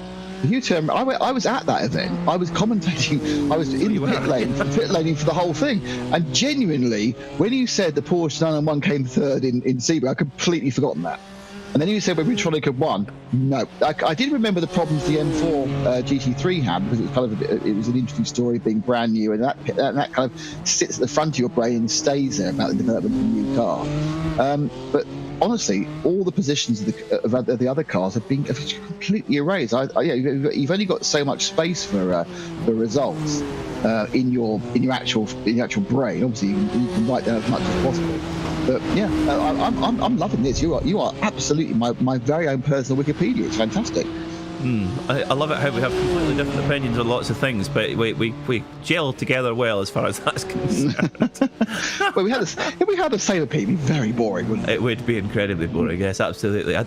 Yeah, very, very true indeed. So, an hour and 12 minutes to go. We wait patiently, and not so patiently, for Max Beneke's stop. Now, when Max Beneke comes into pit lane is going to be quite telling. If the 8-lap stint is possible, needs to be sort of less than sort of a really on the hour, really, because you've got to account for the overtime. But yeah, that's going to be so. If Max Beneke comes in at the end of this lap, at the moment he's heading up through Mootcurve towards Klostertal. If he comes in on this lap, then that 8-lap stint is not going to happen, and he'll have to take his splash. I just think like the BMW bank. Just too difficult. Yeah, I think it's just too big a compromise. It's not like trying to stretch an extra lap on a track that's got that time of 2 minutes and that sort of thing. So if you're half a lap short on a 2-minute lap, you've only got to save a minute. If you're half a lap short on this race, this track, you've got to save 4 minutes, and that's really, really hard. And it's a mental effort. And at the end of the day, the benefits can be so small. Because you've lost lap time every single lap to gain at the end, and you've upped the risk level as well. So we're expecting Max in this one, I think, aren't we? At the end of this lap. Well, we shall see. The thing is, I'm almost reticent to make any predictions at this stage, because we've been surprised so many times by these two heavyweight outfits, Team BMW Bank and Team Redline. Of course, the BMW Bank run by the very experienced BS competition outfit. who know these BMWs inside and out, and they've certainly got they've got their head around the platform. No, he's currently on. He's on lap 6 of his stint. Right. So he's got this and one. It should have this and one more, unless he's going to do the same thing as BMW Bank have done and realise they can't get to the end and start splitting it up. That wouldn't make any sense really, because he will run lighter in his final lap than he fuels it. So the only reason that the BMW Bank team came in, because they're out of fuel and they had short fuel and they're running lightly. There's no point coming in, replacing a car with 30 pounds of fuel, or sorry, 20 kilograms of fuel with a car with 80 kilograms of fuel, because you refueled it, so it doesn't make any sense at all to do that. So tactically, also I noticed that Beneke is actually picking up a bit of speed. It was an 801 last time round for him, so he's beginning to get a little bit quicker as well as he gets into the meat of this. But yes, he's got this and one more. He's just about to leap onto the Dottinger Hoek. So it's the easy bit now. Just press the throttle and relax for 35 seconds. Especially if you're on your own, there's nothing to do. Just press the throttle and just sit there. And, perhaps take a sip of coffee or eat an M&M. If there's another car anywhere near you, you're just searching for even the most vaguest whiffs of draft you might get, and kind of mimicking its movements across the circuit. So it's a on your own, this is a very relaxing, quite dull part of the track. In other cars there, it's incredibly important. I think it's quite welcome, I would think, every lap to just have a breath, because it's so full on for the rest of the circuit. And then, of course, you have to quickly refocus again through Antoniusbrück and up to Tiergarten, which is very, very fast. Car weaving left to right, you're slowing it down, battering down the gearbox, and then back to the power for the run to line. Now this flying weirdest bit. He's got one, said he had one more lap in. So now what did we say? So Beneke is going to be hitting pit lane with pretty much 60 minutes on the clock. Now he'll come back out. He'll exit the pits again with 59 minutes and 30 seconds on the clock. The problem is he cannot get to the end because of that extra lap, because of that +1 effectively, or +half. The fact that it's not 24 hours, it's 24 hours and some minutes. And that will be the deciding factor where he won't get to the end, because he'd have to run an 8-lap, an 8-lap sector. Possibly he might try it. Possibly he might try. He's going to emerge. But the thing to remember is the Team BMW Bank only have to take on perhaps 3 laps of fuel with their final stop. So it's not a full stop for them. It's 45 seconds. Max will only have a 20-second lead when he comes out, and you kind of think, does running that slowly for 20 seconds will that slow the car down? It's going to be a real gamble. It is their only option, I think, at this point, and they're quite safe from third, because we haven't seen any great further movements. 1 minute and 4 seconds behind are the Mercedes team. They haven't really moved forward or back. So it's interesting, isn't it? They could try that. You said it's possible. I've not seen anyone do it yet, so I'm interested to know where your "it's possible" information comes from. I've done it in practice. Really? Yes, I've done it in practice to see if it was possible, and it's mighty fuel saving. How much are you losing? How much are you losing a lap, do you think? I don't think that part of it is relevant, given my lack of pace. I don't think it would be an accurate barometer, to be honest. You're talking multiple seconds a lap, of course, but if it's more than 5, it's not worth it. On pace, if Max Beneke was to do exactly the same thing as Team BMW Bank, a full, a stop plus a splash and dash, there isn't enough difference in pace between the two to catch. So it is your only roll of the dice to try and win. It's the only roll of the dice I can see for BMW Team Redline. But as we've both been tripped up, Nick, these teams have always got stuff in the locker that we don't expect. Yeah, I mean, I think you're right. We have since Kajashib's taken the car over. There's been no real difference in speed between himself and Max Beneke over the course of the stint. It's plus or minus 2 or 3 seconds, and that lead is around the 20 to 25 second mark, and it's not going to change in the remaining 9-10 laps. But yeah, I mean, if they've practiced it, if they can throw the dice, they may as well give it a go, because it's their only chance. And I suppose what they probably hope is that if they get in front of Kashub when he comes out for after his final splash, and if they're ahead at that point, that Max can make the car wide enough so he can't overtake him. You know, it's going to be a question of dotting a hoe. It's going to be hard to hold back from there. But the rest of the track, he should be able to block him. Not block him is the wrong word, but prevent him getting past. So it could be a very exciting final couple of laps. Or it may well be that they are just sitting here thinking, well, the only thing we can do is go absolutely hell for leather for the remaining 10 laps and hope that there's a problem with BMW. They make a minor mistake because on pure pace we're not going to get there. And I'm sure those conversations have been going backwards and forwards. I think ever since Kai took those tyres and they found the speed they had disappeared, the speed advantage at 2 seconds lap, which looked like a creeping death or a creeping wind towards the BMW had gone, and they were stuck in going the same speed. So there's been some rapid recalculation.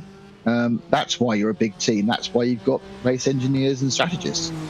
Obviously, it needs a great driver to drive it, but we've got 2 great drivers in first and second, and there just isn't enough difference when they're driving the same car at the same point with the same level of tyres.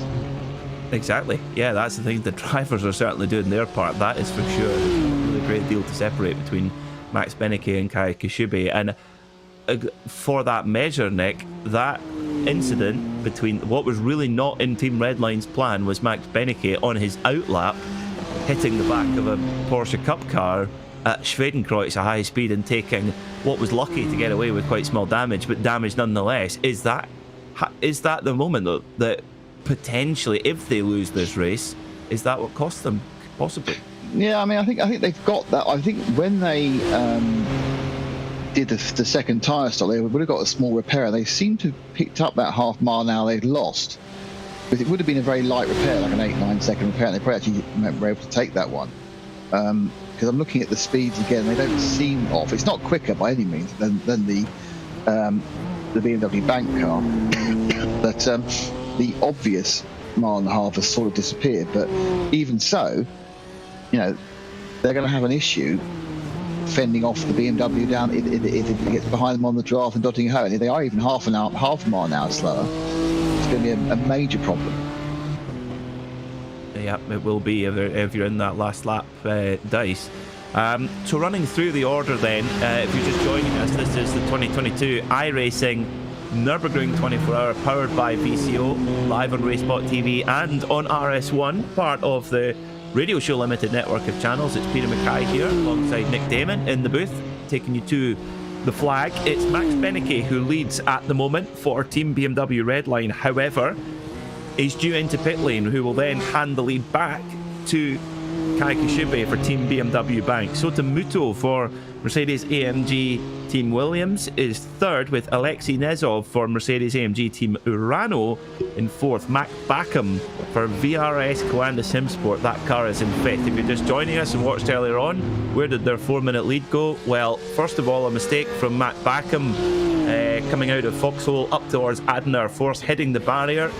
Took damage repair, came back into the fight with Josh Rogers still leading the race, and then it all went wrong with an internet connection issue, which dropped the car immediately out of contention, tow back to pit lane. They're now back in fifth, but still carrying on and showing the true spirit of endurance. So top marks there to VRS Coanda Simsport as they take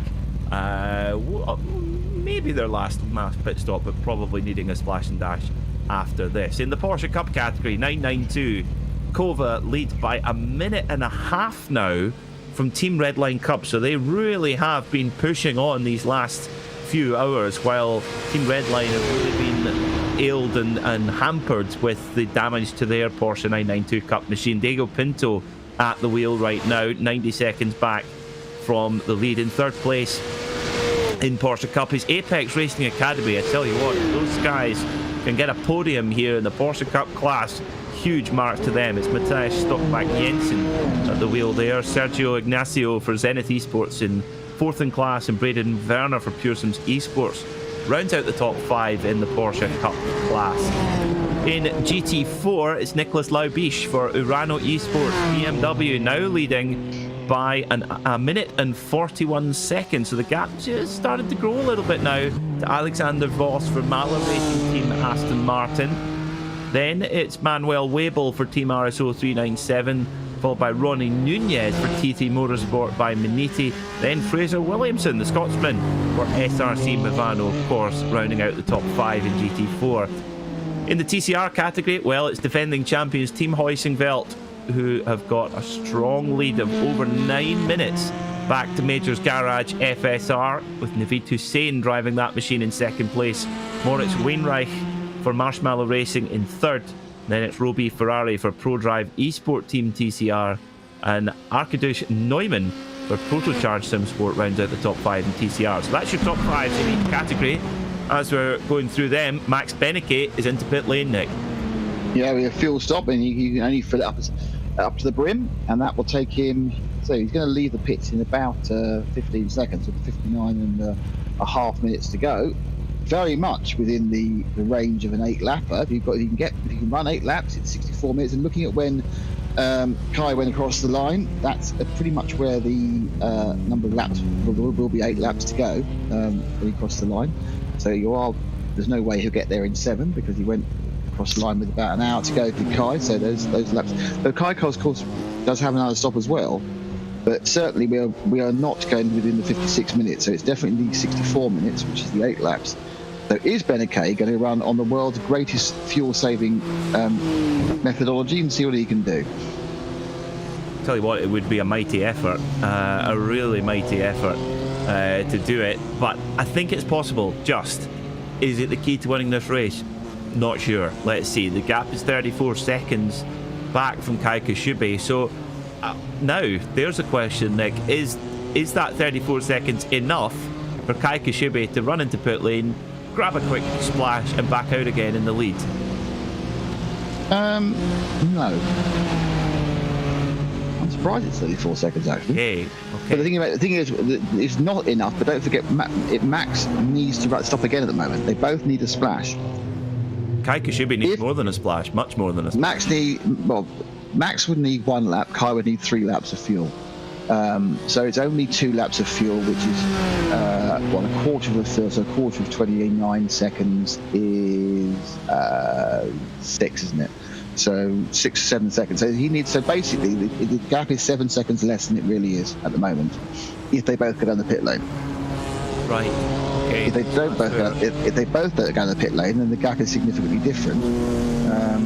I would think that Kai's pit lane through and out was probably be about 45 seconds. So if Max goes on massive fuel save, he's only got 11 seconds he can save. Well, one way to find out is if we'll try and get an onboard shot of Max Beneke for you, where an onboard audio as well for our listeners on RS1, where normally by the throttle inputs in iRacing you can tell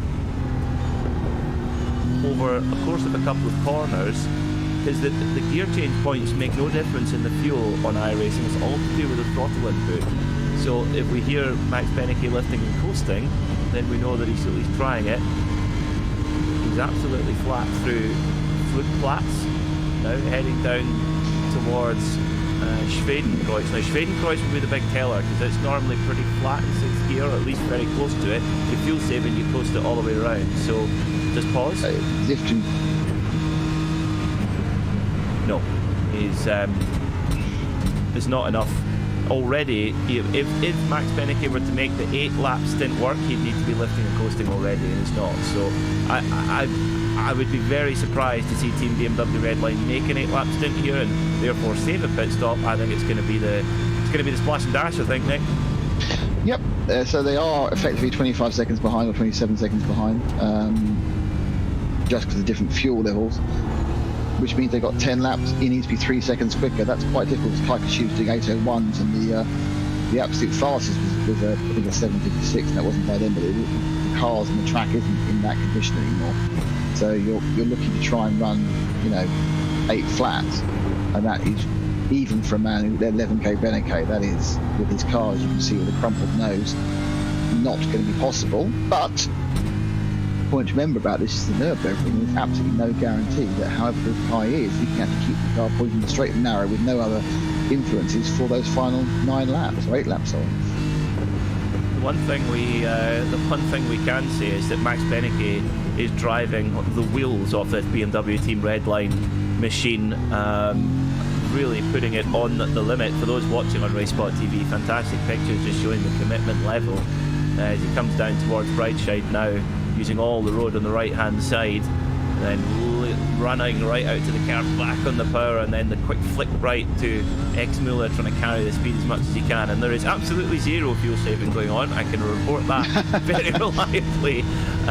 So Max Benecase thought, nope, it's not possible, we're not doing it, and if it were possible it wouldn't be worth it. So there's our answer. Great work from our producer Hugo Lois, getting that information. 55 minutes to go. I guess the difference is going to be how much longer is Kai Kashube stopped than Max Benecke. How that's going to play out. Fascinating stuff. Yeah, and I think it's interesting to see that, you know, very much interesting. One of the key differences, obviously, between virtual racing and real racing is, of course, the simulation of the pit stops is very basic. You know, if you're actually in the pit lane, there's all sorts of stuff you can observe. There's guys who are flying over the car, they're cleaning the windscreen, they're cleaning out the radiator ducts, they're checking a bit of damage, perhaps they're just taping up a little bit of a dink or a bing. You don't see that, obviously, it's not model, but we are ending up with a concept here and a race that is ending up, after 23 hours, still being decided by pit strategy. You know, if at any point any one of these, the top two teams, if BMW Red Light could have extended one of their stops at any point during this 24 hours, they'd be able to reach it without another splash. But everyone was so far off that ability to get that extra lap. Those strategy was nailed on from day one. You had 7-7-7-7-7-7, which slightly adjusted there right at the end by BMW Team BAMP, because they obviously were working with their back timing. Once you need to come down and run down the pit lane, but the length of the splash is important. So you're taking the same amount of overall fuel in during the race, just how many times you get out of the pit lane. So once they knew that was going to be happening, it gave Kay and the team a chance to work out, right, we'll just run a little short, see if we can play around with red line. Didn't work because red line took the tyres. So we're now coming down to the last, 7.5 laps, and it's effectively a sprint to the end. And I think those who've been in these couple of hours, at one point it looked very much like Benecke and the team that had that advantage. It was just a tyre offset. It was a much bigger tyre offset than you used to get.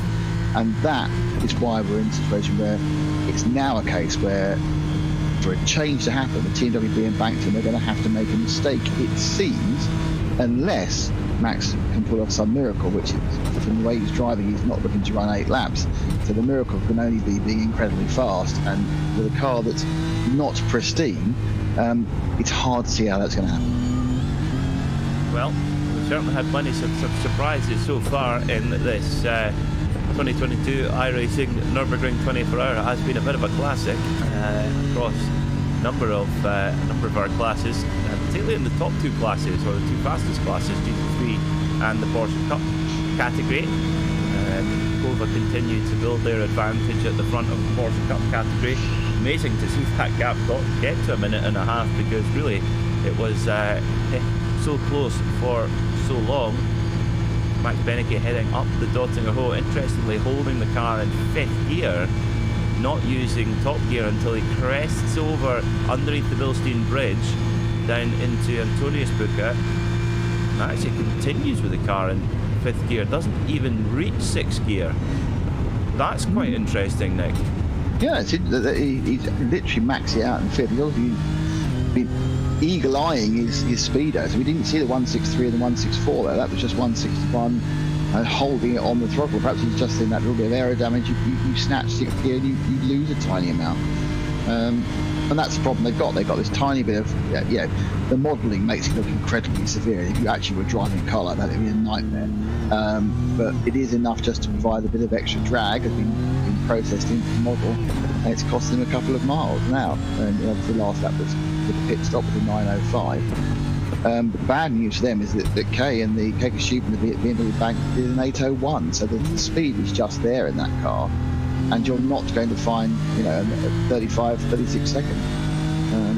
Even at this point now, it wouldn't be much point saving fuel. It would still be quicker. So it's just the case now that the BMW Bank BMW, in its current configuration of what's happened to it in the previous 23 hours and 10 minutes, is a quicker car. than the red line car. Now, the only challenge they may have is Sotomutu, who is a further half minute back behind Max Beneke, but they definitely need a much longer pit stop. So it's not just half a minute. It's also a longer pit stop for that third place for the AGT win. So we are in a situation where we're in a bit of a holding pattern here, because we're waiting for the next major incident to happen, or even medium incident to happen. Because at the moment you could go and say, right, the top three are going to be the top three.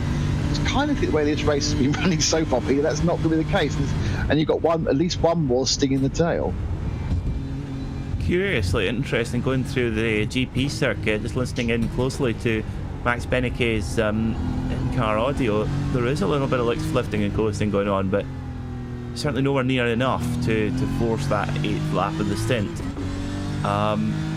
So interesting there. So maybe just going as tight as possibly can on the fuel. I mean, any time lost in the pit lane is obviously very costly. But yeah, just tiny lifts and coasts, just nowhere near enough. Not a huge fuel saving of what would be required. But yeah, just interesting to see Beneke's approach there in these kind of closing stages. 49 minutes to go now on the clock. We wait intently for Kai Kashibe to make his last stop, and it's definitely going to be longer than the one required for Beneke, but just how much longer?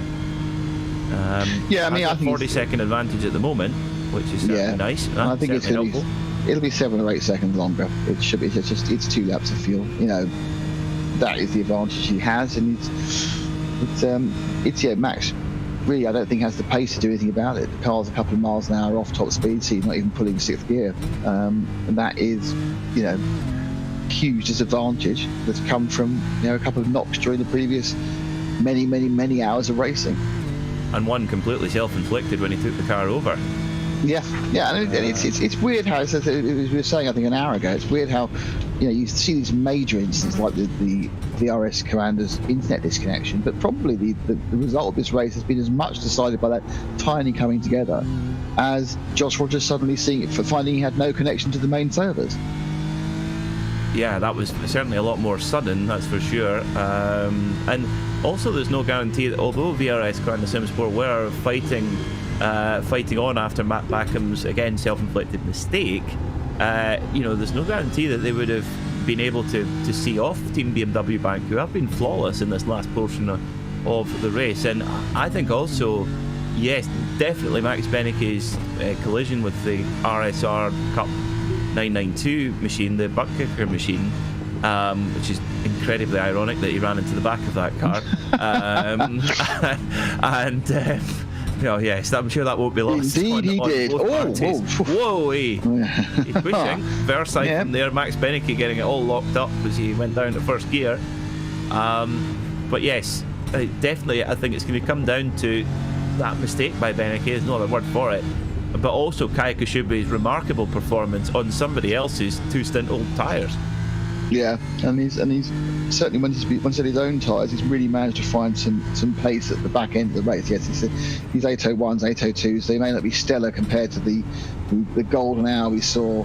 I think it was Mitchell de Jong who's clicking in 59s quite easily. But these cars are in the wars and the track's really warm, so these are really good times he's putting back to back. Beneke now, is driving in hope that something happens ahead of him, because he hasn't got any weapons in his arsenal apart from just keeping it on the island and driving as fast as he can, which is, I think a couple of seconds a lap slower than Kashibe. And he's now, it's even been showing now, is the partial lap distance now he's 41.5 behind, and he was 39 at the beginning of the lap. So he's driving a wounded machine. I'm not saying he's hoping for ill fortune for Team BMW Bank, but he'll be happy to accept it if it happens.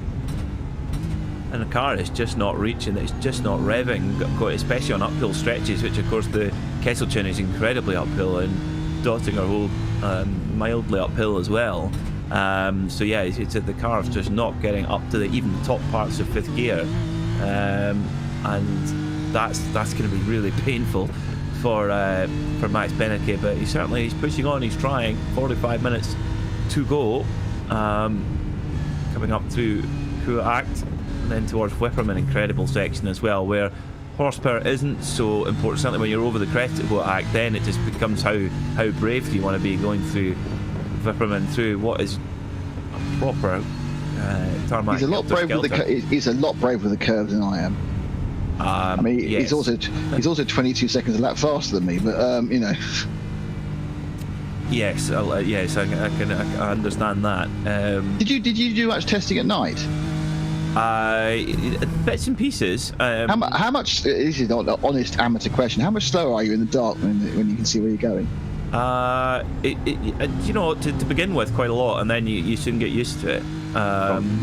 You're one above me then. I couldn't get within 6 seconds of my daylight time in the dark. That's where the track knowledge is just so important, because you're driving almost on muscle memory here in the dark, because it's not like Daytona or even a Sebring actually, where there is a little bit of residual kind of light. But Daytona's never dark, really. It's a like different sort of light. That's all, yeah. Yeah, it's like a stadium race, but and also the track isn't overly complex either. Whereas here, it's pitch dark, and you just don't know. You're going, can I turn in there? And you just turn in that little bit early. So it is a little bit like doing a tarmac rally stage. Maybe they'll give them co-drivers at the North Life would be quite good. I'm liking the view you get in a minute. If you as it goes in the Dottinger hole, there's only 31 cars left, but there's going to be 5 in view because they've managed to clump together. There's 5 so you've basically got just shy of 25% of the entire field in this one shot now. As he goes away, it's a selection of cars. He's up behind that GT4. He's got 6 gear. That's because he's got a draft. The draft is strong in this one. He's drafting behind one of the other BMWs. It's a Valkyrie car. Victor Gramain running currently. He's 4 laps down in 8th, and he's I think eased off and let Max through. And so Max will.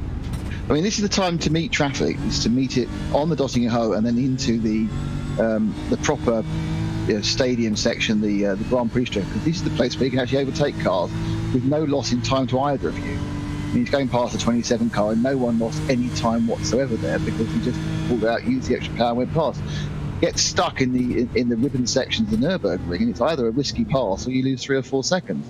Now his aim now is to get past these 2 cars ahead of him, one of which I believe is one of the Porsches ahead of him. As we look at the BMW bank, so I'm looking at my own screen now, which is showing Benekay's progress as he just begins to begin the plunge down to the Dunlop curve. So if you know where that is, you can see how much further Kai Kashub is. This guy is coming up to the chicane, and then we'll be any second now. He'll do a left right, and then he'll power on before he turns right again, and then left again, and then he's onto the Nordschleife there. And it's just as Max comes and starts the Michael Schumacher S. So that's how far Kai's lead is. It's 43 seconds in time, but more importantly, it's 2 or 3 seconds a lap, and that's the key thing. It was last time it was nearly 5, and despite that, I mean, Max Benekay couldn't have got more help with the draft going up the Dottinger Hoe, and I mean, really probably gained half a second, maybe more in the draft of other lower class cars. But last time by, Kai Kashub 8:01.760. 8:06.3 for Benekay. That's the difference. The gap now 44 seconds. So Kai Kashub, this has been a super drive. Really, you know, when you're the anchor driver and you're 3 hours to go and you're handed a car and a chance to win, you've got to deliver, and Kai Kashub has delivered in spades here. Yep, he's done a great job. That's a poor lap time from Max, so I assume that's because he's got horrendously mixed up in traffic. He's right behind the 199 Porsche at the moment, who's being particularly unhelpful, the Apex Racing car. He's stuck behind this. There's the element here that, he will get past as they drop into the area up to Flugplatz, so to the hole that he should get a drive. This is where people get upset when they get punted, but to me, all the Porsche has to do is just breathe off and let Max through. This to me is a bad driving. It's kind of rude driving. He's now going to go outside of the turn. Yeah, that's going to be fine. But sometimes you just need to help a little bit more. The Apex Racing Academy 199 guys, where is it? He's 5 minutes behind the next car. And we're down the last 7 laps. Why would you risk getting hit by a impatient GT3 car when you can just ease off to the left, lose 0.2 of a second, and everything's fine? That to me shows a lack of forethought compared to just being, I've got to be ahead, I've got to go as fast as possible. And that's something you think really in split one shouldn't happen. Yeah, that's where, like you say, being overtaken at the right point and allowing that is quite important. Because we have seen impatience from the kind of from the top class cars that will barge their way through if there isn't the door open sometimes, or try to make a move work that isn't really there. But they get through eventually. Do the two GT3 BMWs, Max Benecke and the Valkyrie BMW of Victor Germain. Particularly the Apex Racing Academy in third, 5 minutes to the next car, but also 3 minutes ahead of the one behind, so it's not as if you're under threat to the one behind. At that point, you want to be taking absolutely no risk at all, and one of the biggest risks is what GT3 cars coming through might do to you. Yeah, I mean, it's a little, as you say, there's Nick, the LMP2 driver, but it is a constant frustration of mine about the inability of people to understand how to be overtaken and what the risk against reward is. I know if you're doing just a general iRacing, there is no risk and no reward. It's just a bit of fun, so you can do what you like. But you're actually taking part in a major 24-hour race on split one, televised, and where the result will go around the world. Why be an idiot? Why not just breathe off? What is the point of what you're doing? Where is the intelligence? And that's, I think, sometimes tactical intelligence is lacking in some of the, there is obviously more of an wham bam, because there's so little consequence on the whole of the problem. I can absolutely guarantee you that was a real Porsche 992 with 2 real GT3s breathing down its neck going through that side. It would have just breathed off and let them through, because it knew the consequence of an accident was not just, I've lost 2 minutes or I need a tow. It's, ouch, it might hurt, and there's 25,000 euros of damage. And that's the difference. And a row when you get back to the pit lane. Well, absolutely, yeah. The row is the key. But obviously, at that point, you crash in that part of the state. You've got several minutes, perhaps even half an hour to think of your excuse, so it's fine. And also, of course, the good news is that because of in reality, of course, there aren't cameras on every car, and there isn't a camera angle for every corner. I mean, I remember I think John did a couple of these the NLS races, the virtual races, and then when he came to the real one, he was upset he didn't have as many camera angles as he was used to from doing the virtual races for a year, because you've only got a couple of cameras, and once you get on the Nürburgring for the real races, it's mostly on board and perhaps occasional helicopter shot. Whereas, of course, we have 1 million cameras, which we can put anywhere we like on every single car. Helicopters. Yeah, exactly. So, and even an airship, which I've never seen over the Nürburgring, but it does. Yeah, the good it does give you a level of coverage, or a level of potential coverage, which obviously Hugo is absolutely maximising, doing a great job, that you can't get in the real world, as in a case scrapes past one of the TCRs. And obviously TCRs aren't, as long as they're conscious of what's going on, because of the huge difference in speed, they're actually quite easy to overtake. It is the Porsches which are very hard to overtake for GT3, because they actually have no top speed advantage over them. It's cornering, and then all the cornering is in these ribbons of Nürburgring tarmac where you are risking everything by going offline to get past someone. But I think the biggest difference as well with the GT3 is just the braking difference, because not only you've got better braking performance with the downforce, but also you've got ABS as well. I mean, that's with the Porsche, you've got to be a little bit more delicate on the brake pedal, and that, I think that's the biggest difference. Cornering as well, you're absolutely right. So yeah, kind of everywhere but a straight. It's everywhere but the easy bit. Frustrating. yeah, exactly. The bit, that's quite true. So I don't think it'll be long until we see Kai Kushubi making his last stop. He will be coming round now. It will be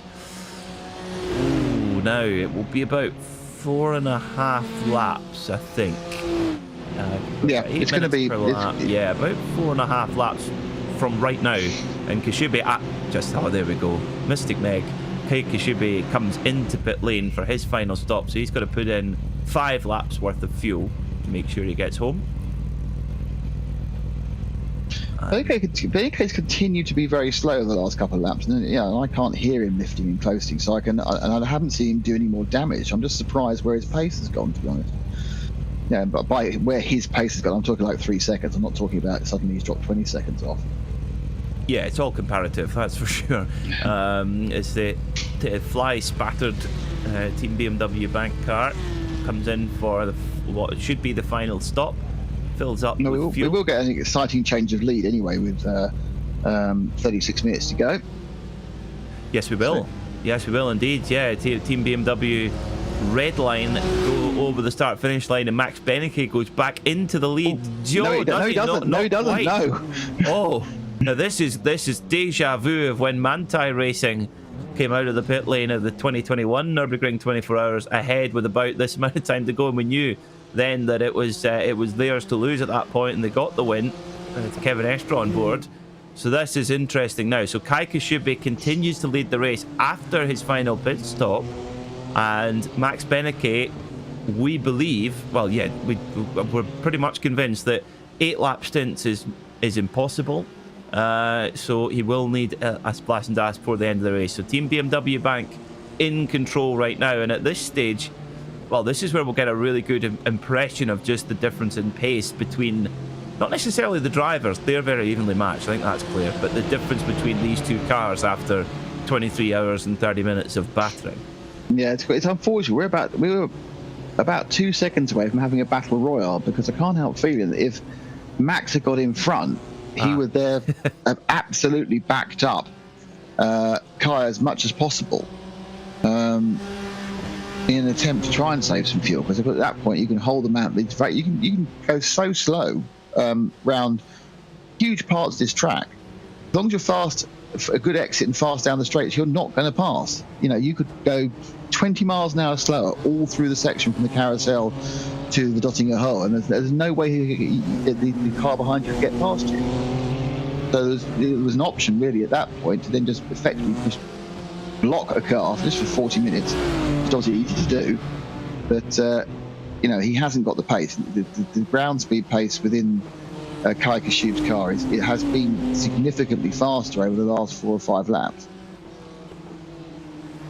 Yeah, it does seem like almost like the red line car's problems are getting worse. 807.8 last time by for Benecke, which is, like we say, maybe it's probably 4 or 5, no more, maybe 6 or 7 seconds off the kind of ultimate lap pace at this stage in the race. Interestingly, the track temperature's dropped back quite a lot. It was up to about 32 degrees a couple of hours ago. It's now back down to 28.3. Half 3 out there. That's why it's time for tea. Right now all the virtual crowd are on their 112th beer, and begin to fall asleep. So it's the campfires are being extinguished. So that's why the temperature's going down. And they're not, because they're asleep, they're not talking rubbish as well. So the hot air isn't coming out and heating the truck up as well. I'm running on board, but obviously on the pictures you can see it's we're looking at as they drop down. It's Benecke from outside. On board, that car's a little bit snappy, a bit mildly. He has to control a couple of oversteer moments, especially under braking. So I think there are several things wrong with that car, to be honest. And it's, as much as we like to make out it's going to be a race to the flag, I think there's a bit of nursing to the flag going on with the red line car. Seems so, yeah. For Max Benecke, he's got, of course, remember the drivers are, this is the second stint on the tyres. The tyres will be getting past their best now. Although Kai Kashubi was able to get 3 stints out of the tyres and still get good lap time. So it does seem that, that could it be an aerodynamic thing possibly for Max Benecke, or should it be that he's just trying to... the other explanation could be, Nick, is that Max is just trying to drag every last bit out of this car. He knows he's got a deficit on the straight, so he's almost overdriving slightly. I don't want to use that term as much, but he's having to just wring the neck of it in any hope that to stay in the race.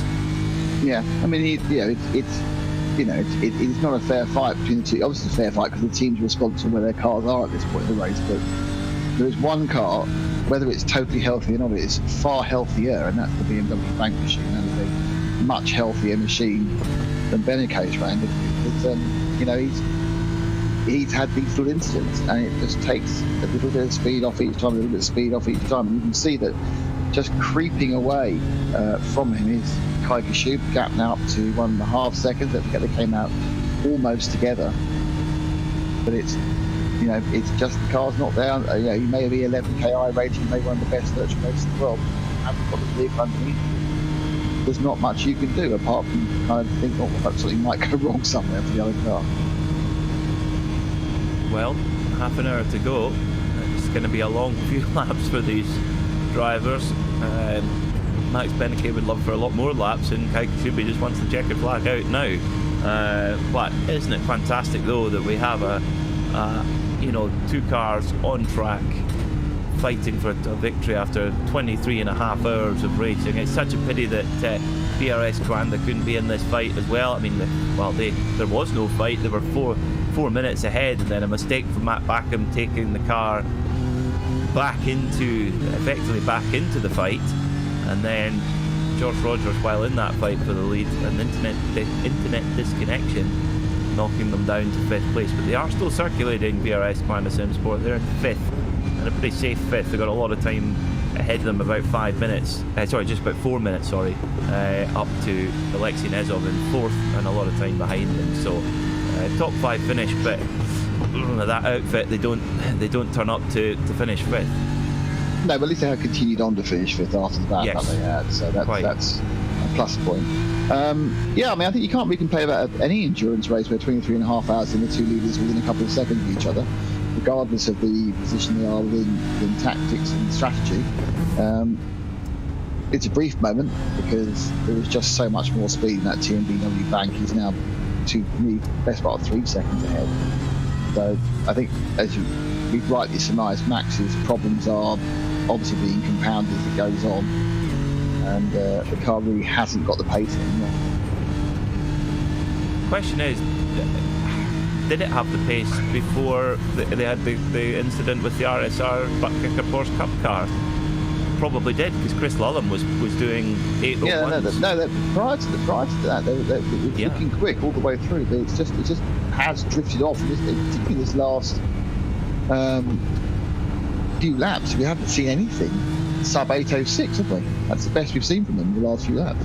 No, which is quite clearly not at the races at all for that. So it's been a tough finish to the race for BMW Team Redline. They'll fight on as we come on to the Dothinger Hole. So it will be 4 laps to go when we reach the stripe.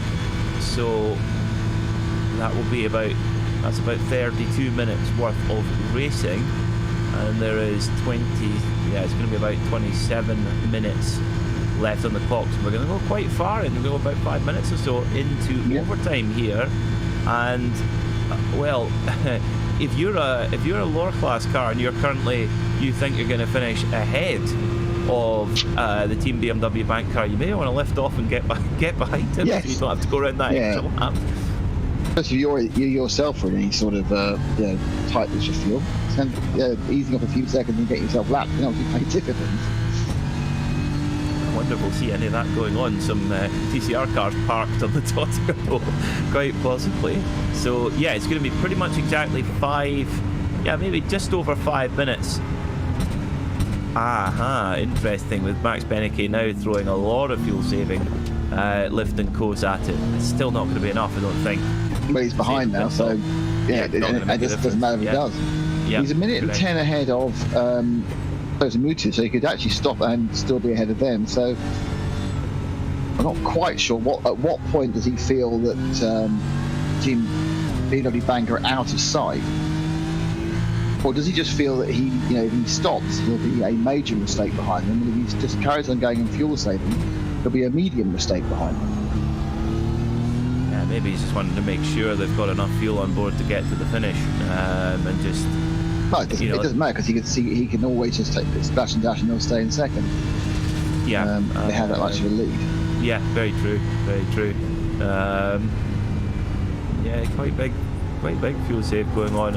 As you say, Nick, I'm not quite sure what it's made of, but I'm sure it will all become clear in just over 26 minutes time here in the 2022 iRacing 24 Hours of Nürburgring, powered by VCO. Peter Mackay here alongside Nick Damon on RaceSpotTV and on RS1, part of the Radio Show Limited network of channels. And it's Kai Koshube for Team BMW Bank who leads this race. He's done his last pit stop. He's got a 4.1 second advantage and growing to Max Benecke for Team BMW Redline. So at this stage, doesn't look like we're going to see a victory for Team Redline.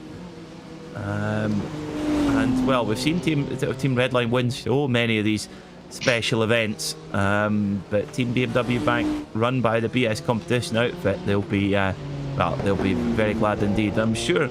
I wonder if this will turn up at the board meeting at BMW tomorrow. Yeah, we won the virtual Nürburgring 24 yesterday. Did they have a board meeting every Monday? Pernod Ricard do. I know that for sure. They're one of the biggest drinks companies in the world. So I would imagine that big multinational. Well, I suppose it's easier these days. You haven't actually got to just go to turn your computer on.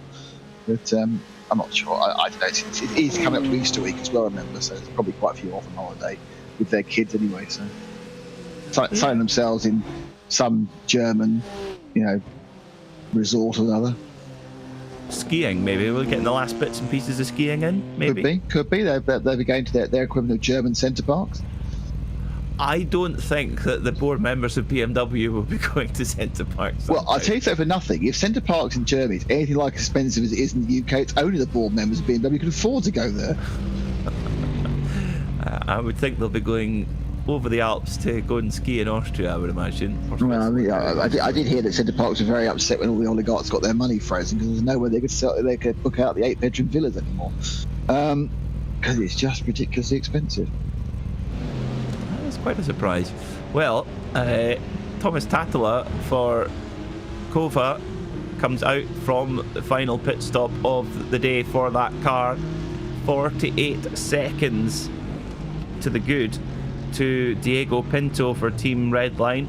And yeah, so Kova have been involved in an incredible battle for honours in the Porsche Cup class, and they appear to be coming out on top at this stage. Urano Esports in GT4 have a 51.5 second advantage over the Mahler Racing team and their Aston Martin, which you think, we've been focusing on mainly German cars in this, in fact almost exclusively German cars in this race, but there are connections we've got a Korean manufacturer in Hyundai in the TCR category. Their customer racing department is based in Alzenau in Germany, and the connection between the Aston Martin and Germany, Nick? The thing at the front pulling the car along. The AMG engine in the front of it, yes. So I like that. I think someone's thought about that, or is it just possibly? Yeah, they have. I assume the big selection really was going for the Aston Martin rather than the Porsche, and I think that was fair because there were too many Porsches in the car already. And of the various TCRs they could have chosen, going for the Honda, I assume it's the newest. And again, it's all about trying to sell the new cars, isn't it? Watch on Sunday, buy on Monday, perhaps. Well, actually, you can buy it on Sunday evening.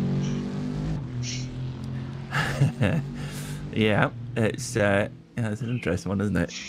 But I'll tell you what, it's been a great addition to the iRacing platform, this Aston Martin Vantage. And actually, it's the first Aston Martin we've seen added to the service since the DBR9 GT1. So it's been a long while, and I wonder then if we've got the GT4 next, surely we can get the GT3 version of this car. Oh, I'm sure. The problem is, of course, at the moment, iRacing are kind of maxed out on their GT3s because you're only allowed to have there is an 8-car limit. At some point, they're going to have to drop the Ford GT, which never existed in the first place. It's only a made-up concept car. But my guess is they probably liked at that point to replace that with the Corvette, which is also becoming becoming a made-up concept GT3 car. Because obviously being an American service, they like to keep at least some sort of American representation going. But yeah, I mean, I think the extra GT3s are going to be very much on the proviso that there is some form of expansion to the number of different models and mates that can be incorporated in an individual event. It's video memory, which is what stops it going on. So yeah, you need it, and throw rain into that mix as well, which is obviously on the way. That's going to. So the thing is, of course, I mean, it's the mechanics of iRacing are very interesting because it's actually not particularly graphical card. It's nothing like as graphics card intense as say ACC is, but it is very intense on the processor because obviously it's designed. It's still running, as I think you pointed out, the bare bones of a program invented in 2008, 2009, and therefore it's whilst they can improve all sorts of things, the basic way it works stays the same, and it isn't particularly good at multi-threading, which is why you don't necessarily gain the advantage of a multi-core processor which you will with some of the other more recent designs. It's I think everyone's going to be saving the pennies, I think, for new computers for when rain comes along on the iRacing platform. It's a huge change for the service, and well, tell you what, Nick, a Nürburgring 24-hour with dynamic weather, with rain on different parts of the track and appearing at different times, that's going to open up a whole new dimension. I predict no finishes. I mean, it's going to be very difficult. I mean, it's I think it'd be interesting to see how the rain dynamic is, where they pitch the reduction in grip, how they do the dry. It's a major change, and it's something I was checking with Arduino overnight, and I think unfortunately once you get what I have seen in some other sims is once you do get dynamic weather, it gets overused. So if you think about it, if you run European races in the European summer, the vast majority of them are dry the whole time. Suddenly you get on the sim and they all decide, we'll stick in a bit of rain halfway through because we can. You end up effectively running every single race as mixed conditions because it's a kind of a symbolic thing of how clever the sim is, and not anyway simulating the real world. So hopefully they'll use it sparingly, in which case, obviously for Nürburgring, it's every single time you go on the track, and perhaps for Monza not at all. Yeah, interesting. I wonder if you can also link it to the actual weather in the region as well. You could, in which case you could look at all the iRacers would be studying weather forecasts for all the world, which is what you would do again. Yeah, which is what exactly. You would do in the real world. But I mean, that's the point. I mean, for these special events, and you kind of want an idea. But I suppose when you start doing the weekly events, which you obviously do an iRacing races, well, if it says it's dynamic weather this week at Monza, will the dynamic weather always be the same? So will it always be that if you do it, you do the second stint on the second session on a Tuesday or 4th second on a Thursday, it always starts to rain at 7 minutes? Or is it going to be completely random each time? Put on the Bernie sprinklers. All right, mate. Let's throw a couple of buckets of water around the corner. Yeah, it's like the Monte Carlo rally when the spectators just decide to chuck snow onto the road to try and catch. It's not hard enough. It's not hard enough. Yeah. I did a kart race once where I can't remember if it's corporate karting or it was actually a proper karting thing. And at one point, literally we organised just threw 2 buckets of water around at one of the faster corners. It caused absolute chaos because no one was expecting it. That's not how rain works. That's incredibly dangerous. I know. I remember. I think I'd actually managed not to crash, which was well done me. But it was certainly a squirrely, tippy-toe, spinny type thing. And then about 4 of the carts were in the barriers because obviously, higher carts on slicks do not turn well when they meet rivers of water running down a greasy track. Yes, no, they are. They become projectiles at that point. So, pit stop for Alexander Voss for Mahler Racing Team, with just a couple of laps to go. And that they will hold their position in second. I'm not sure if Urano Esports, our leader in GT4, require another pit stop, but nevertheless, that they could afford one now if they wish to. If they're in any doubt, they could pit and then come back out again with a margin as well. So Alexander Voss, he's been in that Mahler Aston Martin for a huge amount of time, pretty much the whole time. Nick, we've been on air for about 4 hours, I think. So it's been a mega stint for Alexander Voss. No, he's just done the last 2. Last 2. It was Niels Koch, of course. Drive that, yes. And then Felix Kernbach, Niels Koch. In fact, Alexander Voss hasn't been in the car for prior to that for several hours. He did do a do a triple prior to that? Yeah, so they've been showing out amongst the three of them. So Voss has picked up the late morning, early afternoon slots. He's done quite well there, I think. Actually, he's obviously had a long conversation about not running at night. I can't see anything. I don't Like put me on me. then. Did I hear you calling me a soft Scotsman? Not recently. Well, I'm sure I have done, but not at this Sure point. you have done. I thought I saw that on the YouTube. I just tuned in and I was like, oh, the commentator is soft Scotsman. I was like, are they talking about me not doing the night stint? No, we haven't mentioned that at all. Oh, I can bring it up now. No, we didn't mention it, but that was not mentioned whatsoever. No. That's nice. I don't think we actually mentioned you. No offence. I know there's only one thing worse than being talked about, and that's not being talked about. No, I don't think we actually mentioned you at all. I think our junior mentioned you a couple of times. Apparently, he'd set some questions up to ask me about. So that was it, really. But yeah, no, I think if we were talking about any sort of soft Scotsman, it would be somebody else entirely. I can't think who it would be, actually. I can't think of any soft Scots. Not bad. There are not many of them. Usually quite not on the other side of things. Not so. Our water is very soft in most places. That's one thing you could say. That's about it.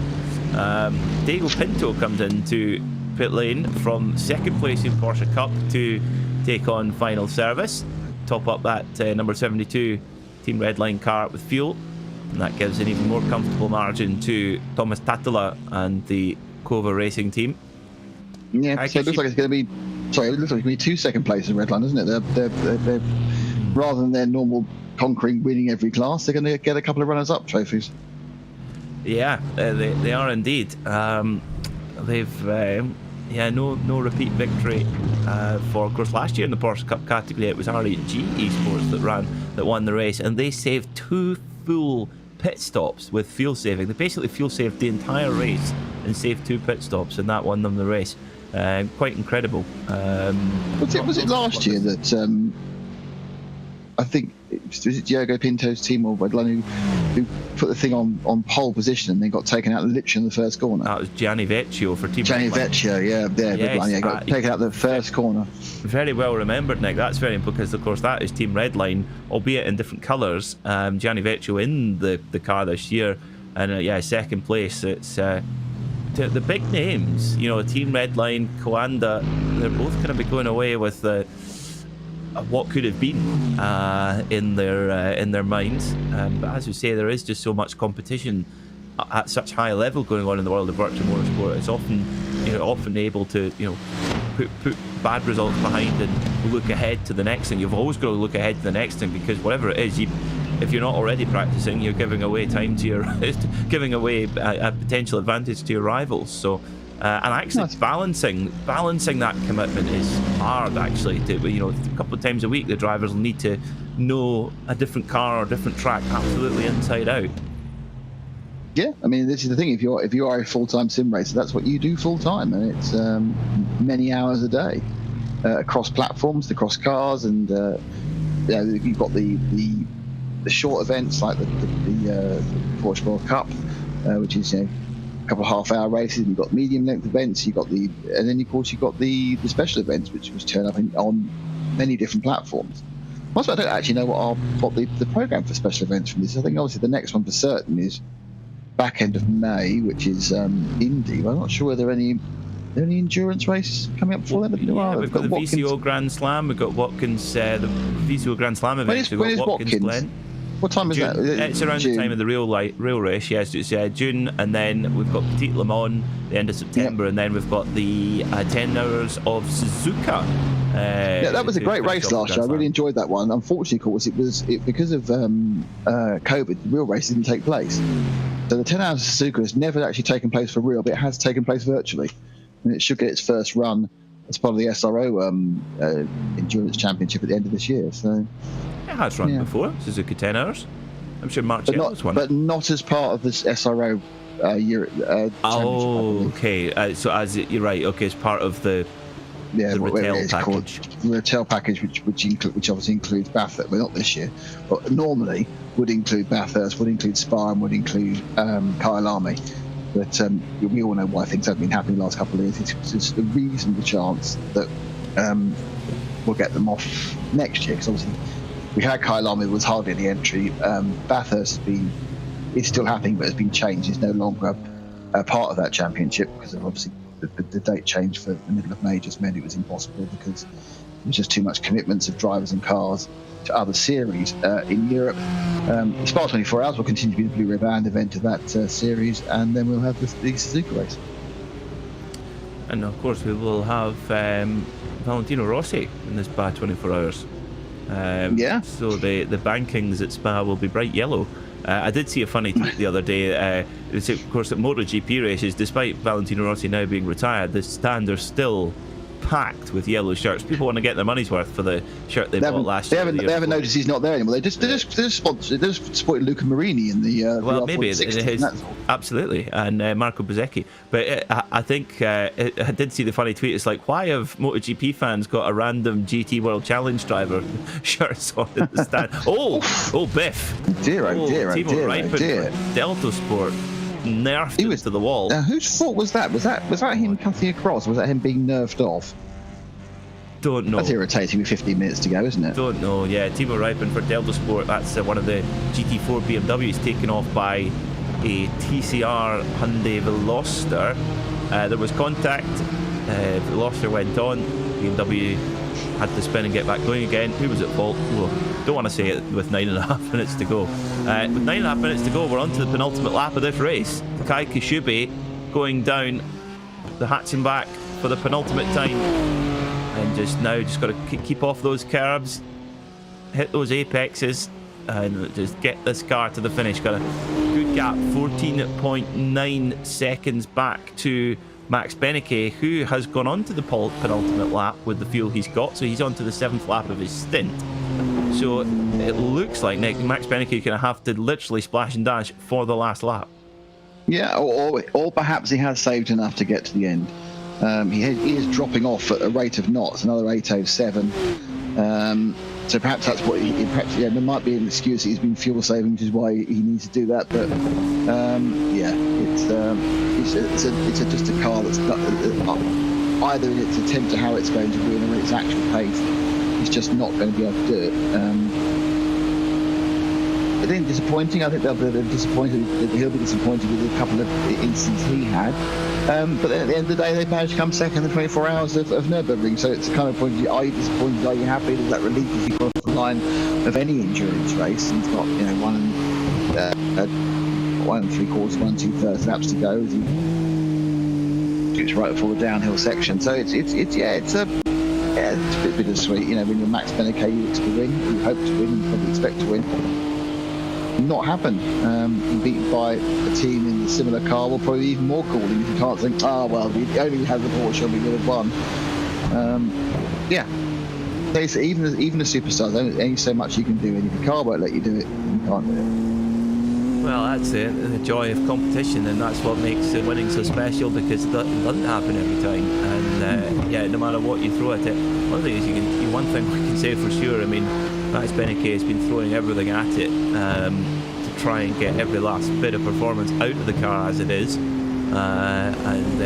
But Kai Kashube has just not flinched under pressure, and not only just kept it steady, he's driven amazingly well and has arguably landed that last knockout punch to win this race for Team BMW Bank. His teammates, of course, Bruno Spengler will be yet another real-world driver to win this event. Of course, Max Verstappen won it last year. 2 years ago was Philippe Eng and Lauren Heinrich. So he'll join the honour roll of real-world drivers to win this race as Sergio Inácio comes in to take the final pit stop. It's always frustrating when you have to pit with a lap or two to go. You think, if I just saved that little bit more, but it's always going to be. There's always a little bit more you can't save. It's not like being in your road car where you just pop it into neutral and coast down a hill. Hope for the best. Yeah. Well, we did see, of course, on lap 2, George Simmons leading the TCR category and trying to do a bit of fuel saving, put the clutch in, going down the hill into turn 1 braking, and then lifted the clutch out with the car in too low a gear, and pop went the engine. Game over within the first 15 minutes. Yeah, I think I'd be having a serious word with him. regarded in this team. I mean, I'm not quite sure why you're clutching in to save fuel so early in the race. Yeah. I realise at the very top level it's every single advantage, but it's always risk and reward, isn't it, for all these different track tricks and hints. And I know they've been playing a lot with clutch. The iRacing have been constantly changing the rules about what you can do with clutch too, so it's part of the fuel save. Now they've kind of added a jeopardy to it. You can use clutch fuel saving, but you have to be careful because things can happen, it said in the release notes. So goodness, they know what that means. Not like Yeah, it's. I actually thought that I suppose that's one of the differences actually between the Hyundai Veloster has a 6-speed sequential box with a clutch. I'm unsure, but I mean, in the real world car, that Audi RS3 LMS TCR DSG, keyword being DSG doesn't have a clutch that you can operate. It has 2 clutches inside the car, but it doesn't have a clutch pedal, is what I'm trying to say. It's a 2-pedal car like the road car. That's one of the things. The Audi is a road gearbox, whereas the Hyundai Veloster sequential, that's definitely not a road gearbox. That's a race gearbox. Yeah, I mean, it's interesting, isn't it? Because I think there were 2 versions you could get of the earlier Cupras and the Volkswagens, one of which was sequential, one of which was DSG, and they had different BOP. So they're actually balanced differently depending on what sort of gearbox you have. Obviously, the DSG gearbox must be pretty strong. I mean, I have seen a couple of problems with them, but it's a very, very different thing, even running an RS3 on the road to running a race car. To the demands, you get shocked through the gearbox system. So even though it is a DS3, I guess it's significantly uprated over the road car version. Yeah, and it's a technology that they know inside out as well. The DSG gearboxes can do 500,000 miles in certain cars. Not always. My sisters couldn't. Did about 60,000 miles for it. Oh dear. It did itself, let's say. Oh dear.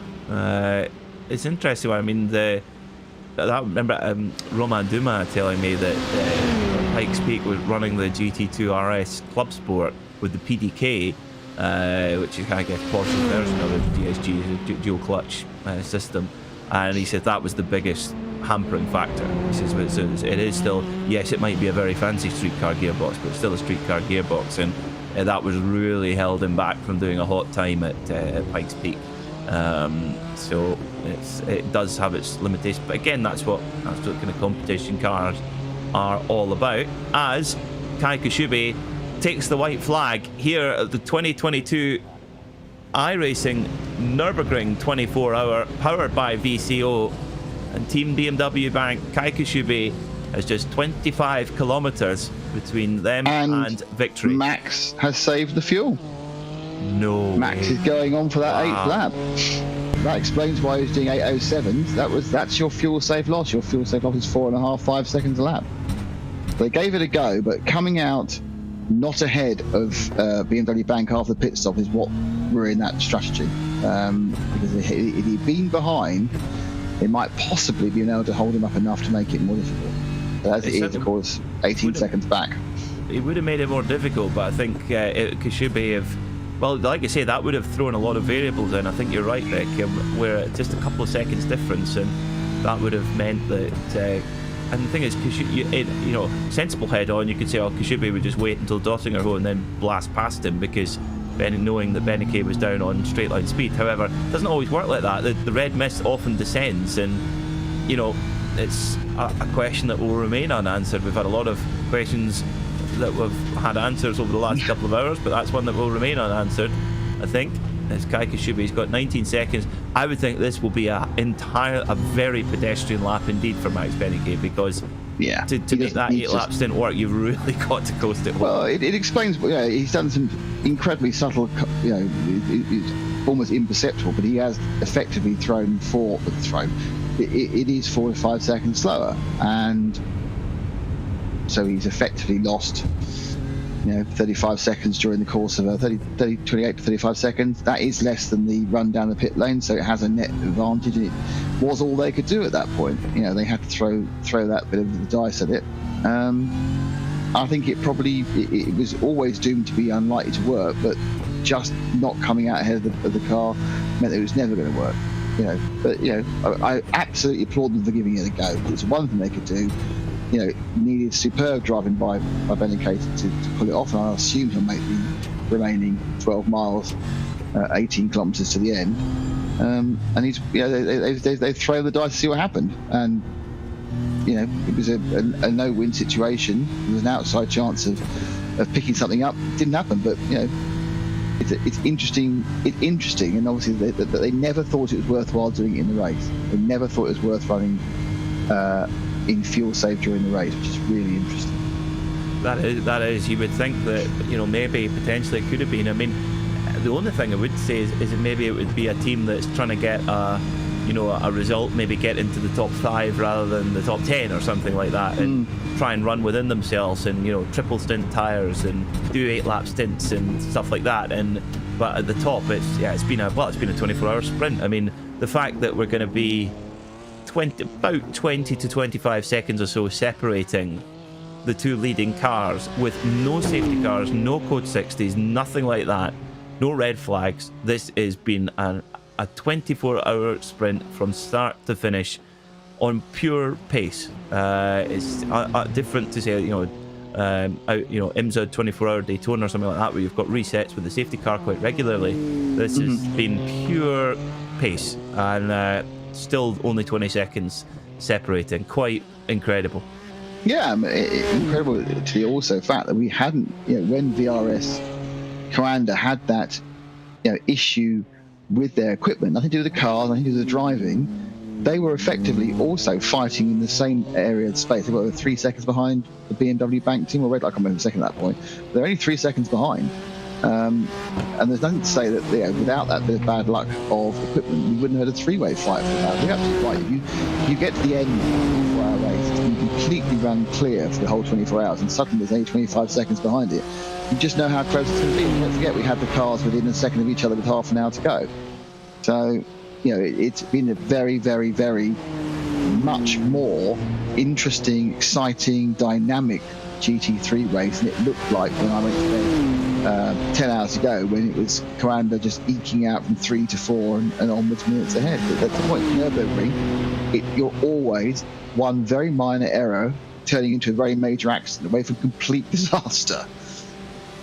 Absolutely, and even at what is quite incredible, the SimSport at the moment, I think they are going to complete the same number of laps. I think they're actually going to be one of the last cars to finish. Yes, they will be, because they're coming up now. SimSport now coming up to Vipperman, is that? I think down towards Swansgarten. Get a better angle on it.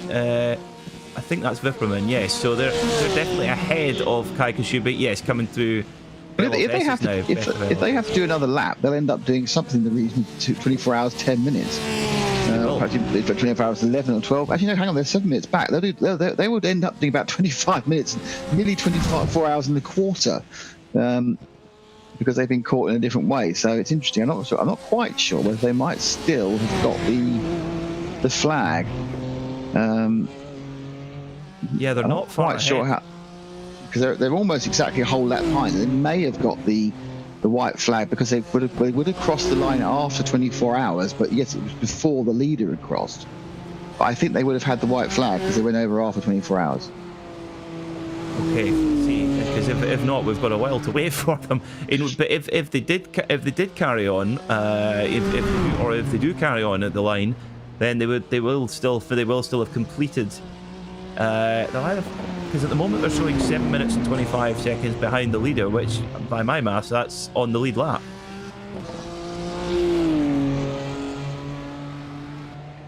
They're still just on the lead lap, by my reckoning. Yep, so they're coming down now, just about to go on the Dottinger Hoe. So yeah, so they should see the checkered flag, because it doesn't seem an awful lot of sense to be doing 24 hours and 15 minutes. So I think they will get picked up and not actually complete the final lap round. So just be the top 4 will pick up who will be on the lead lap at the end. Okay, so just not quite then. But I mean, but given the problems that they had with internet disconnection, etc., and the tow back to pit lane, that's quite remarkable, actually. Yeah, I mean, yeah, absolutely. I mean, it's one of those I think it's one of the interesting thing about this race. People say you don't get safety cars, you don't get red flags or anything the same, and you don't get often mechanical breakdowns. But of course, there's mechanical breakdowns are simulated by simulator breakdowns and simulators, which just happen so much more regularly than you think they ever would. Well, it is the final lap for the number 7 Team BMW Bank. Kai Koshube has been the anchor man. He's taken this car to the flag with an amazing drive over the last couple of hours of an epic 2022 iRacing Nürburgring 24-hour powered by VCO. The BMW M4 GT3, the zebra painted machine, comes up through the Tiergarten for the final time after 24 long hours of racing twice around the clock. Kai Koshube and Team BMW Bank are kings of the ring here at the Nordschleife. Yeah, fantastic performance, and it's something that kind of grew definitely through the last 6 hours. You didn't have them banked as such, sorry for the pun, as being up there in the top in any way prior to that, as he just pulls off at the end of the start-finish straight. And doing the donuts, that's what we want to see. A bit of donut action there for Kai.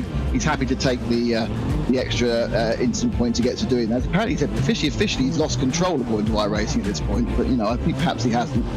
And as they celebrate that with BMW Bank, Team Redline will come through. I don't know whether they'll be disappointed, whether they think we've managed to salvage a podium position. Third place will be Sotomutsu, who prior to him, kind of the moment there wasn't there with about an hour and a half to go, well, he suddenly thought, are they in it? Are they going to be in it? What's happening? But I don't think Soto quite had the pace in the car towards the end. And then, of course, we have in fourth place the other Mercedes AMG TT Arana team, Alexei Nezov. Didn't, very solid run, but didn't really feature in anything you said at any point, did they, Peter? No, but a solid run nonetheless for Urano Mercedes. 2 Mercedes in the top 4, but it's BMW 1-2. So joy for the Munich factory here at the Nürburgring. And we wait then for the other class winners to come through. Valkyrie Esports come over to complete their race. Victor Grimine comes over the line. So we wait for the Porsche Cup leader Thomas Tatala to come to the finish line. Nicholas Laubisch for Urano Esports in GT4 and Team Heusing Welt in TCR. Well, Cobra are going to be a while because they've only just done the first carousel. So there you go. They'll be running a long time into the 24th hour. So hopefully they've got the fuel for that one. Well, we're already at 24 hours and 10 minutes elapsed of this race, so we've gone well into overtime. But here comes Nicolas Laubisch, another solid stint under pressure. It's never easy with a good lead behind you to try and come to the finish. There's Nicolas, always smiling is Nicolas. He's always a very happy chap. And coming down the Dottinger Hole for the final time. It's been a long race, and we're going to see a BMW M4 on the top step of the podium, albeit in GT4 spec and the previous model as well. 2 different models of BMW. Great day if you're a Bavarian fan. Yeah, I hope you had your white sausage and pretzel today. But yes, exactly. Yes, there would be, of course, wild cheering. The fires would be, and flares would be drifting across the track if it was in the Nürburgring for real. And certainly to cheer 2 German victories would be a very, very happy crowd. And as you say, he's very happy. Lubitsch there, thumping away at his sim rig, chuffed a bit to taking the GT4 honours. The Urano Esports, which they've managed to pick up by somewhere in the region of 1 minute and 25, so it eased out towards the end. Second place should be Alexander Voss, as they carry on the what would be a very expensive tyre shredding exercise, but it's just a case of various amounts of tyre smoke as they spin at that large tarmac runoff area at the end of turn 1. They're much closer to Kova now to getting towards him. Kova just onto Dottinger Hole now, so they've just got the 30-second pure acceleration of the straight into Tiergarten. They will come over and take the Porsche 992 Cup and probably sit there going, why have I driven for an extra quarter of an hour? Well, it's going to be 2 Nürburgring 24-hour victories in a row for Team Heusing Welt. They win the 24 hours of Nürburgring for 2022. Patrick Cabigny brings the Hyundai Veloster over the line. It's a new car, but the same team win here at the Nürburgring. what a victory for them. Absolutely flawless. Not a mark on that Hyundai Veloster as they come over the line. But potentially stars of the show, Thomas Tattler and Team Kova, they are going to win in the Porsche Cup category. They vanquish Team Redline and win Great here victory. at the Nordschleife. What a drive from that team. Yeah, they really came to the fore during the night. It was kind of a much more battle between 4 or 5 of the cars at that point, but they just began to ease out, and obviously by anyone who can beat the Team Redline team with their absolutely stellar driving lineup, fantastic performance by Kova. Never looked in doubt, really. They just eased away, and once we got through past, and certainly once the light came back on again, once they could see where they were going, they were by far the best of the Porsche teams. Well, VRS Quanda SimSport, they are still going. They're showing us running on our timing screen. They will finish no better than 5th, but are still classified on the lead lap. So this is how they finished then after 176 laps of racing, twice around the clock. It is Kai Kashube and Team BMW Bank who win the 2022 iRacing 24 Hours of the Nürburgring. Max Beneke and Team BMW Redline, they tried everything they could. Last year's winners, don't forget, but they come up just short, only 24.2 seconds after 24 hours. Rounding out the podium, it's Mercedes AMG Team William Esports. Sotomuto tried his best to chase down these BMWs, but has to settle for 3rd. Alexei Nezov, the 2nd of the Mercedes for Urano Esports. And poor old VRS Quanda SimSport, leading by 4 minutes. A crash and then an internet disconnection issue outwith of their control drops them down to 5th place. Then 2 laps down off the leader Eric Grove for Pure Sims Esports. They came home in 6th. Team Coming Soon were 7th, followed by Valkyrie Competition by Pelair and Volkenhorst William Esports in 9th. 5-Star Motorsport, they round out the top 10, not making to the flag. Neither do the 2 RAG Esports Porsches, dropping out of the race in the opening 30 laps or so. Not what they wanted. And also Team RSO 97 and Team BS Competition going out very early on in the race. In the Porsche Cup category, it's Thomas Tattler and Team Kova who see off an incredible challenge from Team Redline, winning by 1.5 minutes. But believe me, that does not tell the story of this incredible race. Diego Pinto and Team Redline, they'll be back. You can be sure of that. And Apex Racing Academy, huge props to them. Matthias Stockbeck Jensen, an Ironman stint to finish the race and getting on the podium in the top split here in the 24 Hours of Nürburgring. Highly impressive indeed. Zenith Esports were 4th, followed by Pure Sims, Asher Racing, NSH Racing Team, RSR by Butt Kicker, German Sim Racing, and Carbon SimSport classified in 10th position. The last few didn't make the flag. Impulse Racing, Logitech Altus, who were such front runners early on, and Team 75 Bernhard, team owner Timo Bernhard, 5-time winner of this race. None of that luck able to rub off on that crew, sadly. In GT4, well, it was Nicholas Laubisch and Urano Esports who win by just over 2 minutes from Mala Racing Team and their Aston Martin. Rounding out the podium was T3 Motorsport by Miniti with their BMW. Then it was Team RSO and SRC Mivano Corsa running out the top 5. Simsa Esports were 6th, followed by Delta Sport, Apex Tech Racing, T3 Motorsport by Miniti, and Team Fordzilla classified 10th. And last few not making it to the flag. It's Oscar Mangan for Core Sim Racing, SM Sim 3D Sport Predator, Reich Energy, Sim RC, and Inertia Vendaval. And finally, TCR, for the 2nd year running, Team Heusingveld win at the Nürburgring and become really, well, the reigning kings of the ring. 2 Nürburgring 24-hour victories in 2 years and a digital Nürburgring Langstrecken Series title. They really are on cloud 9. Majors Garage FSR finished in 2nd to make it a Hyundai 1-2, and Marshmallow Racing get an Audi in there, and a sea of Hyundai Velosters. Audi get onto the podium in 3rd place. ProDrive Esport were 4th, followed by Protocharge SimSport, T3 Motorsport by Miniti, Sim 3D Sport, Ghostbusters, Impulse Racing, Wizards Team, and Majors Garage FSR. The last few not making it to the flag. Sunshine Autos, Last Minute Racing, and Pure Sims Esports hitting problems right on the opening lap. Well, Nick, yeah. your thoughts on that race?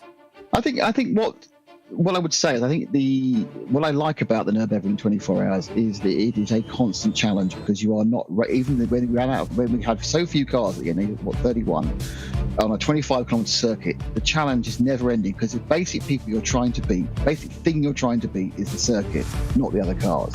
And we saw that all the way through, and I was very, very impressed with all the people who got to the end. And what I would say most of all is congratulations to Kai Kashu, because it just what looked like a race that was disappearing away from him. He had Max 11k Beneke against him, and just found that extra speed in the last 2 hours to take advantage of what had been very bad luck for the iRacing and the Simsport, and to win the Nürburgring 24 hours. I think it was an all-star performance all around. Both drivers, Kai Kashubi definitely making the difference there at that last kind of portion of the race. Well, we're going to have a chat with our race winner, Kai Kashubi, and ask him about that stint. Kai Kashubi, welcome to the RaceSpotTV commentary box. Congratulations, you and your team are the 2022 iRacing Nürburgring 24-hour winners. How does that feel? Oh, that feels amazing. That feels really amazing. Get Vasilios up here, maybe. He did just such a great job. I see. There he is. He joined us as well. Vasilios has joined us in the in the commentary box as well. I mean, Kai, before we have a chat with Vasilios, tell us about those last few hours. It looked so intense from our perspective, but what was going on in the car, and also contact with the pit wall, because there was a lot of strategy involved there as well. Yeah, there was, because we needed it. I mean, we've seen how quick Redline was, and Max especially, like always, basically. And we really struggled on high fuel load in the higher track times. So yeah, we just said we need to scrap these high fuel loads and slice our stints into smaller pieces with lower fuel load, and that worked out in the end. But it was still a lot closer than expected, because the guys on the night obviously did a great job and pulled the gap there. They certainly did. And Vasilios, if we can get your thoughts as well, it was such a battle. I mean, it looked like Coanda had run away, but if you can tell us what was going on in the Team BMW Bank team room when Coanda hit their problems, what was going through your mind at that point? Wow. Yeah, to be honest, when I saw Joshua going out of the pits with a 3-second gap to us, I was wondering like what happened to them. And then I got the message that they had a crash. And yeah, of course, on one side I was of course happy for the team, but on the other side it was really a shame for them. I mean, they were on a different level this whole event. They were completely dominating the race. They were in their own race, and yeah, it was sad to see them end the race like that. But yeah, on another side, I think we can be happy as a team. You certainly can. You've done so well, and we also you've got someone who knows a thing or two about racing BMWs around this track in the outdoor world. Bruno, who's a part of your team, and he joined us now. Bruno, congratulations, winning the 2022 iRacing Nürburgring 24-hour. You fancy doubling up on that in a month's time? Yeah, thank you very much. Thank you so much. It's been an awesome race. To be honest, I'm super happy. I mean, it's a great achievement. I mean, it's as emotional as a real life victory, I have to say. My teammates did an incredible job doing the setup work, doing the strategy. I mean, it's an incredible teamwork.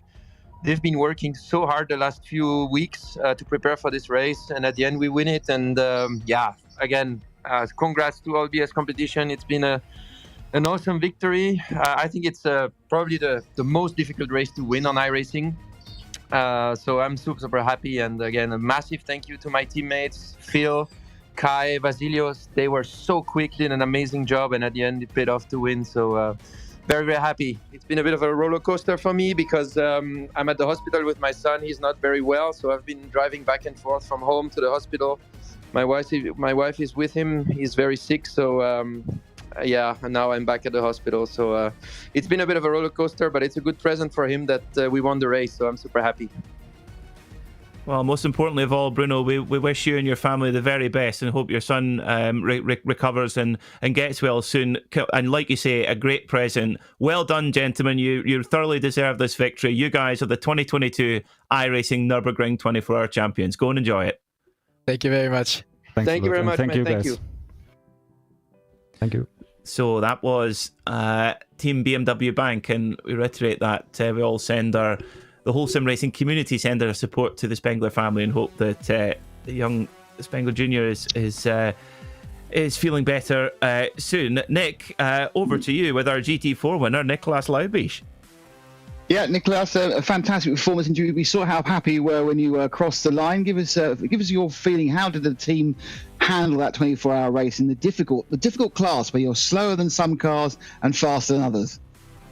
Yeah, honestly, that was our completely first race we've ever had, and it was just incredible. Like we were never driving the GT4 beforehand, and we had pretty much a perfect race. We only had one simple accident at the start of the race, but the rest was pretty much perfect for us, and we all had a lot of fun in the new class we are trying out, and I think it couldn't have been better. It's interesting. You had a choice of being in any of the 4 classes. Why did you choose the GT4s? First of all, we didn't choose the GT3s because we were thinking that the SRF is going to be so high that we won't be in top split. So we tried to search for something different. As 2 of our 4 guys who were driving never drove the Porsche Cup, we were just going for the GT4, and we clearly decided on a BMW there. And TCR also wasn't really something our guys wanted to do, so GT4 was the only thing we really could have done. That's great. Thanks, bro. Fantastic. Congratulations, Nicholas, and the rest of the team for a fantastic win in GT4. Well done. Thank you. So Nicolas Laubisch there for Urano Esports BMW, showing how adaptable they are to jump into a brand new car and bring a victory home. Now, finally, it's our kings of the touring car tin top kings here at the Nürburgring. It's Team Heusingveld. Marcel T joins us now. Marcel, you guys, I want to know what you have for breakfast when you race at this place, because you guys can just do no wrong at this track. Does a couple of beers count? Oh yeah, definitely. No, I'm just kidding. Yeah, it's amazing. I mean, we just won this race, which is always has been the D1 race of the year for us, and of course, as being Nordschleife enthusiast, ever been. So it's just amazing to win this race the second time in a row now in the TCR class, and obviously we are so happy about it. And it's fantastic start. I mean, of course, you guys are kings of the Nürburgring with your title in the digital Nürburgring Langstrecken series as well, but also so prominent in the TCR category. How has it been adapting from the Audi RS3, which was the only TCR car for so long, to this new Hyundai Veloster? It's been on the circuit, on the service for such a short space of time. How has it been adapting to that car? yeah, it was quite good actually. Most of our drivers are really adapted to the car pretty fast and well. And I personally I find it a very nice and good drivable car in comparison to the Hyundai Elantra, which I really doesn't like much. But it's obviously it's quite different for driving compared to the Audi. But in the end on the Nordschleife, it's just you have to be consistent and you have to do that in either car. So worked out pretty well. It certainly did. Well, whether you've you said that a nice beer is the secret, you've definitely earned a beer now, both you and all of your Team Heusingveld teammates. Well done on a second Nürburgring 24-hour victory in a row. Go and enjoy it. Thank you, guys. Thanks for the podcast.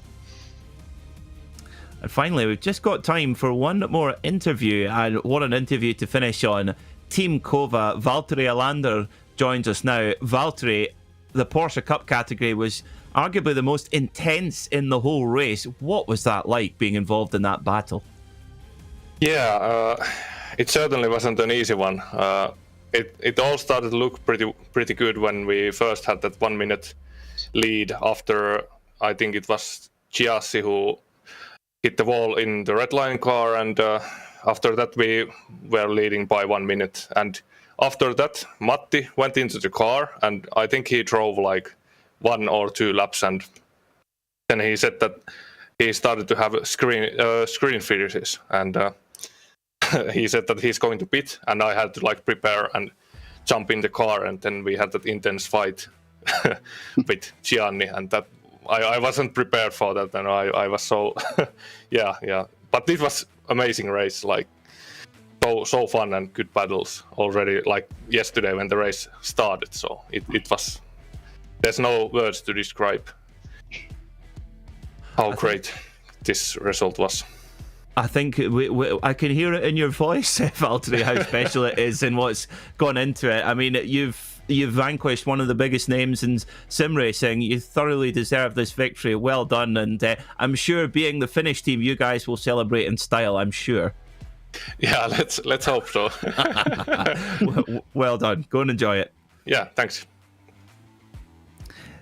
So that was Valtteri Alander for the winning Kova team, showing what goes on behind the scenes in one of these 24-hour races as well. Quite special indeed. That's all we've got time for today here on RaceSpotTV, and indeed if you're listening on RS1, part of the Radio Show Limited network of channels. On behalf of myself, Peter Mackay and Nick Damon, thanks very much for watching. We'll see you next time here in the iRacing Nürburgring 24-hour. Goodbye.